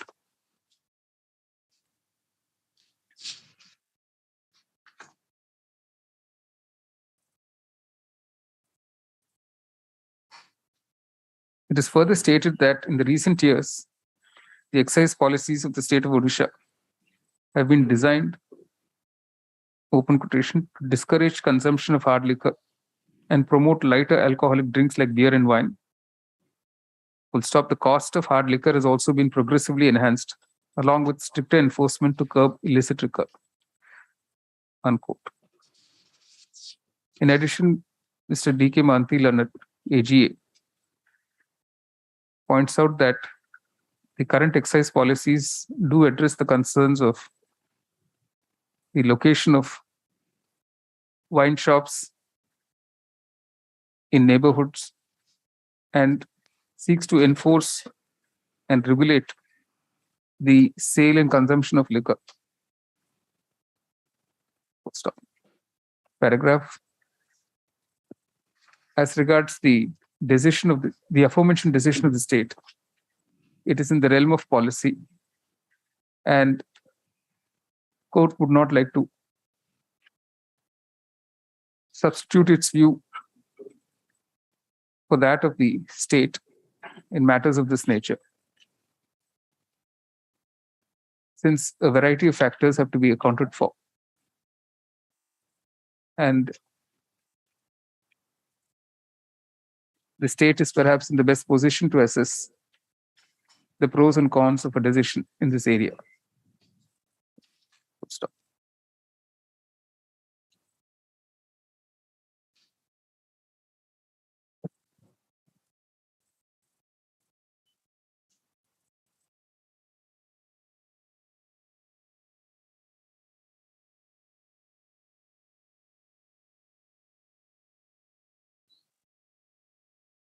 Like to issue any further directions in the matter, the petition is disposed of. Supplementary list item number 14. The order dated 4/4/2022. The government advocate had taken time.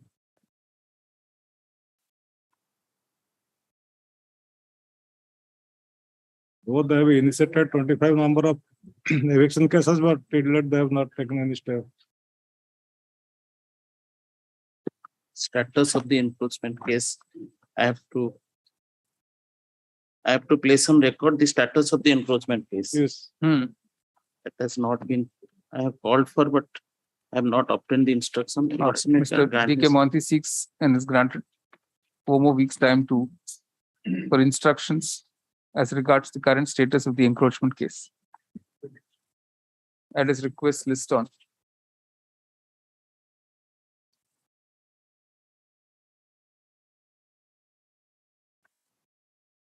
September 21st. Supplementary list item 15.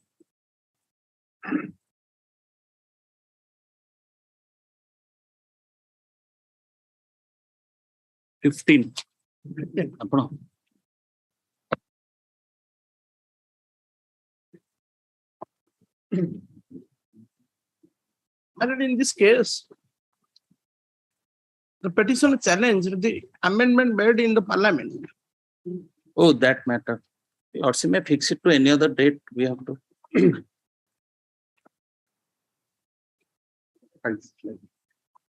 So, I am appearing for the opposite party. I want to challenge the maintainability of the writ application also. Let the state takes time. Let's fix up a time. My lord, my IA number 18677 of 2018 may be disposed of today. Because if they are taking time and it is a 2013 case and continue to do so, let the stay be given till disposal of the writ petition. What? IA number? Order. IA number? What? 18,617 of 2018. You have not served the copy of that application. There is no such IA available in No, our you have record. not served a copy of the application to you. No. All right, 18677 of 2018, copies of this IA be served. No, my lord, I have already served. I'll produce the evidence in support of me. I have already served on all the parties. Legender, everything I have served.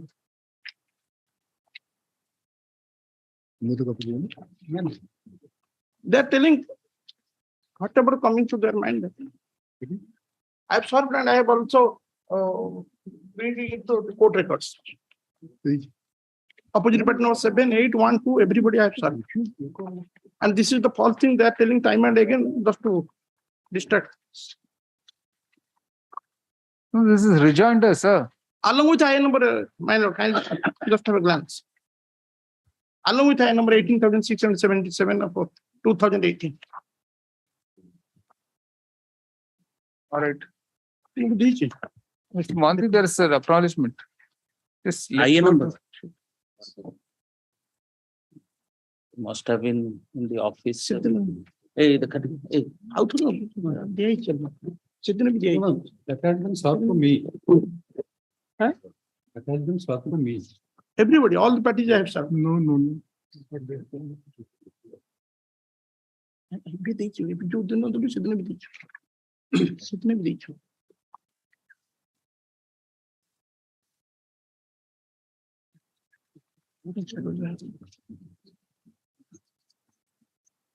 You want to restrain parties from giving benefit to certain tribes, certain castes. My lord, your prayer in this application, just read the prayer, sir. My lord, I am appearing for in IA. 4. In IA. My lord, in IA, my prayer. Yes. My prayer is restoring the opposite party to give any benefit or advantage to Keuta, Kaivarta and Dhibara owing to entry on scheduled caste list in entry number 24 of Orissa. You don't want benefit to be given. Huh? Yes. Restraining. Yes. Restraining to give benefit. Such a Application is misconceived. Totally misconceived. Can it be maintainable at all in view of the law laid down by the constitutional bench? If the restriction will be allowed, then there is a different thing. No. Whether such a writ application challenging the entry is at all maintainable in a writ application and public interest litigation, we'll also look to the judgment, the constitutional bench judgment. I have prepared the notes. It is not sustainable at all. Yes. If you also kindly look 2-3 judgment I have given. My lord, after this case has been admitted and posted for hearing, now they are telling the maintainability. Oh, after it is admitted, it cannot be challenged on the ground of challenged. Now they are not blocking the very hearing argument. From the very start, since 2013, this delaying tactics has been done. The first one, and I have been victimized for years together. 2018-10 SCC, page 312, kindly lordship look to paragraph 19 to 32. Copy of the judgment. Judgment copy on the now I am memo of citation. 2010 SCC. If some benefits are given to a particular community, how the petitioners are victimized and how they are just one minute. Mr. Also look to paragraph 19 to 32. No, I think para 32 is enough. Yes, sir.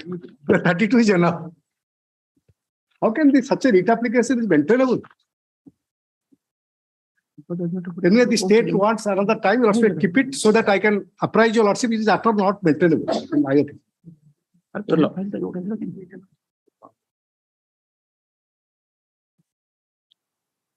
My lord, let me submit first, then they will tell. No. Preliminary objection is always taken in the beginning, sir. The preliminary objection, what is the judgment, my lord? What is the judgment they are showing? May I suggest one thing to my lord? Your lordship may fix to some date for the hearing on the ground of maintenance. Yeah. You say, Mr. Senior Counsel appearing for the State Election Commission raises a preliminary objection to the very maintainability of the prayers. Not State Election Commission. I am appearing for a private opposite party. Private opposite party. Who is Opposite that? part opposite part number 8. Here, my lord, Appearing for OP number 8. here, my lord, I am challenging the amendment to which the made by the opposite part number 4 and 5, who has agreed that they have done a wrong thing in their counter affidavit. All right. Now they're telling them maintainability is there. All right. They have not challenged anything in their counter affidavit, All right, sir. my lord. Challenging the prayers and the maintainability of the prayers in the main writ petition, as well as in the IA number 18677 of 2018. In particular, he relies on the observations in the judgment of the Supreme Court in Beer Singh versus Delhi Jal Board, 2018 10 SEC 312 bracket para 32. The next judgment is also 94-1 SEC page 359, paragraph 17 to 19. Palghat Jilla Thandan Samudya Yes. Sarkasha Samiti, Right. State of Kerala, 1994 1 SEC 359. Sirish Kumar Chaudhary, State of Tripura, 1990 Supplementary 1 SEC 220. And State of Maharashtra versus Milland, AR 2001 SC 393. Sir, I've set out all these judgments so that you know what you have to read up. My lord, and then Counsel to the petitioner states that he will examine the above decisions and make his submissions on the next date. Please. List on 27 September. Yes, obliged. my lord, short date maybe. No, no, sir. It's fine. Supplementary list item number 16.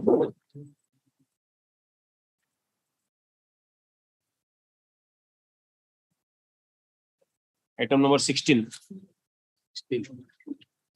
That's item. Please, Your Lordship, item 16, I am appearing on behalf of Mr. S. Roy. And kindly this matter be adjourned to some other date. At the request of counsel, the petitioner list on 22nd November. Supplementary list item 17. Also, may kindly peruse the order dated 16/3/2022, my lord. As per your lordship direction, I filed an affidavit on 15/3/2022, my lord. And the learned state council was directed to take instruction on my affidavit. That's some more time, maybe. Boxing. My lord. Well, it's boxing. Well, it's Regarding extension of benefits to the Counsel to boxing. the state seeks and is granted 4 more weeks' time to respond to the additional affidavit of the petitioner in terms of the order dated 16 March 2020.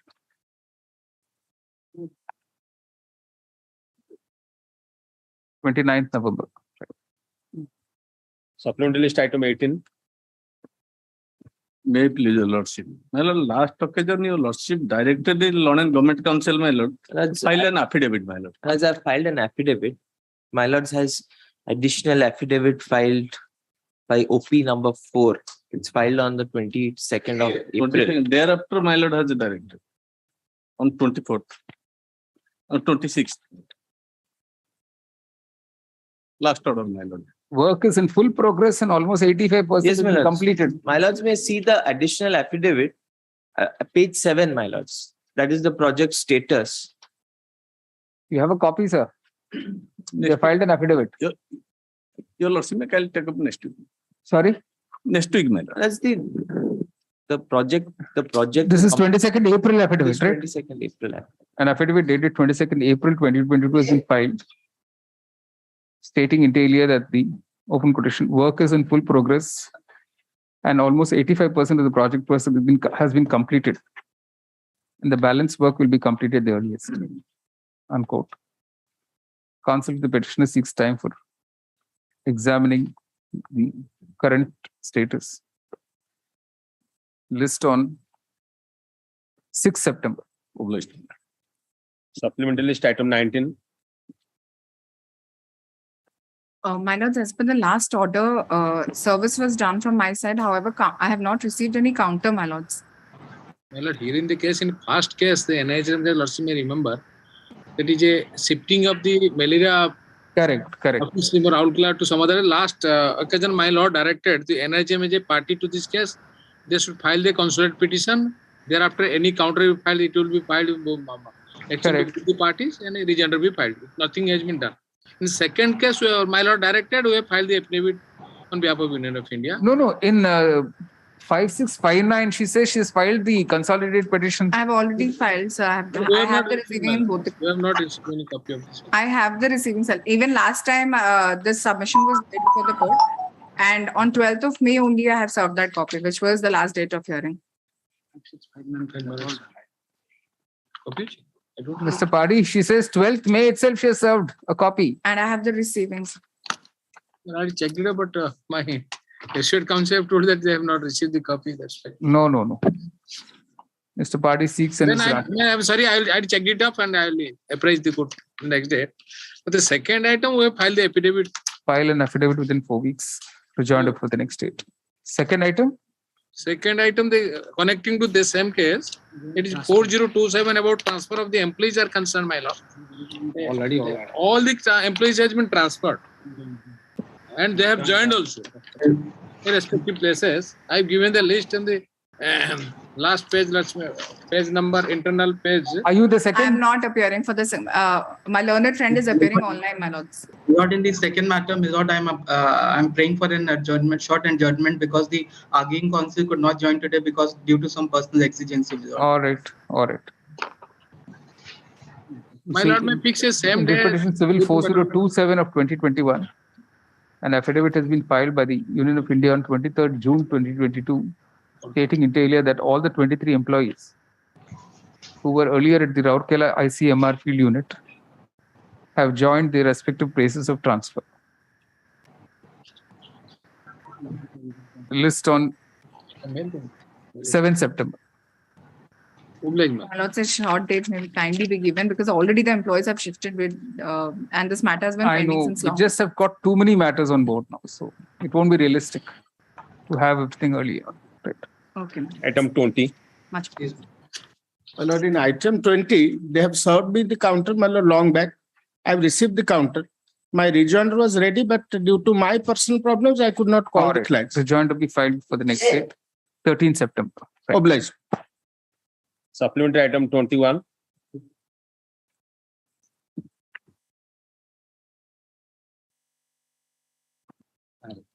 There's item 21, that is a batch matter.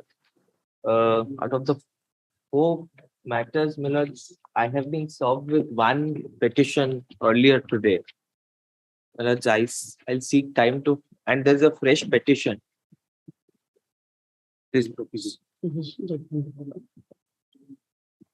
I'll seek time to Milord's file. Lordship, in these matters, nothing remain to decide, Lordship. Lordship, can you see the judgments of Honorable Apex Court? These 2 judgments covers the entire issue, Lordship. The prevalent rules, Lordship, 1990 rules. Lordship, applicable to me, though I have challenged the validity of that subsequent rules, Lordship, can see those judgments, Lordship. This is MR Shah's. Lordship. I know. Lordship. That is covered, Lordship, only. Then you withdraw these petitions if you say it's covered. You make the statement, it is covered, and you withdraw the petition. Covered in the sense, Lordship, I'm challenging validity. I'm seeing the prevalent rules, Lordship. Lordship, can you see the counter? They've admitted. Let me, Milord, examine. Let me. Milord, because Mr. Copy of this. But this is only for some from High Court of Cuttack. I think you have to examine this. This is state of Orissa's matter. Government, in fact, Lordship, school and mass education. They are Lordship, and we have sought copy on them. Last occasion, they are there and they have filed their counter also. But here, my lord, the rules of G department have been changed. So the G has to file the counter, my lord. No, you need to do all that is the question, sir. Do you still need to do all that is the question? Mr. S.K. Dalai, learned counsel for the petitioners, relies on the judgment of the Supreme Court dated 20th May 2022 in Civil Appeal number 4103 of 2022 Malayananda Sethi versus State of Orissa, and submits that the said judgment answers all the issues in the present petitions in their favor, in the favor of the petitioners, and that the rules under challenge will have to be quashed accordingly. Counsel for the state seeks time for instructions to examine the aforementioned judgment. Lordship, in fact, rules are not quashed, but judgment says the prevalent rules will apply, Lordship. That is the subsequent rules have to be quashed. Lordship. What you've challenged has to be quashed. Not quashed, but they said prevalent rules, Lordship. So because the earlier rules will have to be will prevail. Lordship. But this will apply. See the will covers the issues raised in the present petitions and stop there. Because what this judgment says is on the date of the death of the government servant, whatever was the rule, that has to apply. Lordship. My case covers, Lordship. Both the case covers, Lordship. List on. Lordship, can you please sort that, Lordship? I have already suffered a lot, Lordship. We all are the Lordship petition of 27 July. 27. Lordship. Supplementary item 22. Item 22. Item number 22. Mr. Sushant Kumar Das kindly adjourn the matter on next week. You have to speak louder, sir. Meantime, the collector has filed the counter. The copy has not been served upon the first case. So far as the second case is concerned, copy of the counter affidavit filed by opposite party number 2 be served on counsel of the petitioner. The counsel for the opposite party number 5, 6, and 7. Within 3 days. On counter for? Sorry? That the opposite party number 5, 6, and 7. You served on counsel for opposite parties 5, 6, and 7. All right. Yes, and the second matter, the Lordship may direct the government to file a counter. Because the common order has been challenged in both the writ petitions. Then they'll probably adopt, sir. No need to file so many counters then. Yes. Same order is impugned in both the writ petitions. Both the writ petitions, because the order consists of 2 parts. So therefore, one part of the order has been challenged in the second writ petition, and another part of the order has been challenged in the first writ petition. In WPC 4739 of 2022, we have filed the counter. Yes, yes. Correct. That copy of the counter has not been served up. Not been served. Yes. Not been served on OP 567. 567. OP, yes. So we have solved it on the petition. Petitioner intelligence. List on 14 September. Supplementary list item 23. The item 23. Petitioner has challenged the ordinance dated 31/1/2021. No reply filed. No, my lord, this is I think for the first time it is listed. After removal of defect, it is. Okay. A status report may be required to be filed by the government.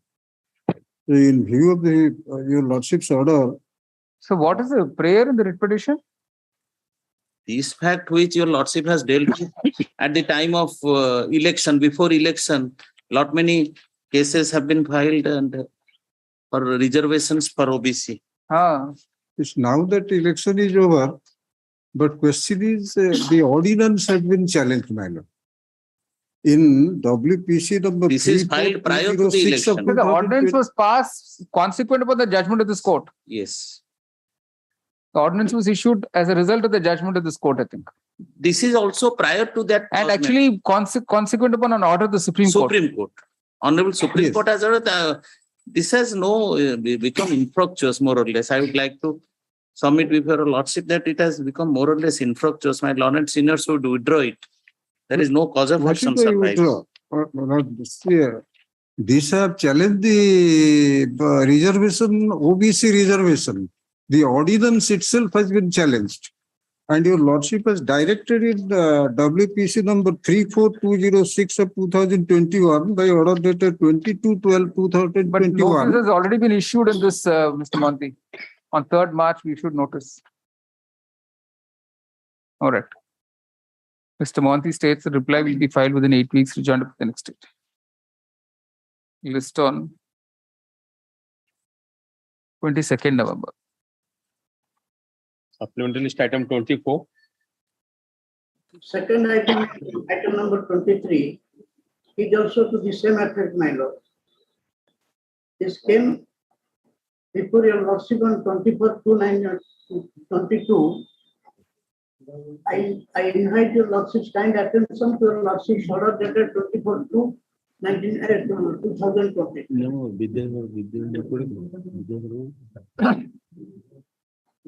Reservation in favor of OBC, the corporation has been omitted by Adina. Anyway, let them file replies. Same in the second matter also. All right. Item 20. Highlight same date. Same date. In this case, What is the date fixed, my lord?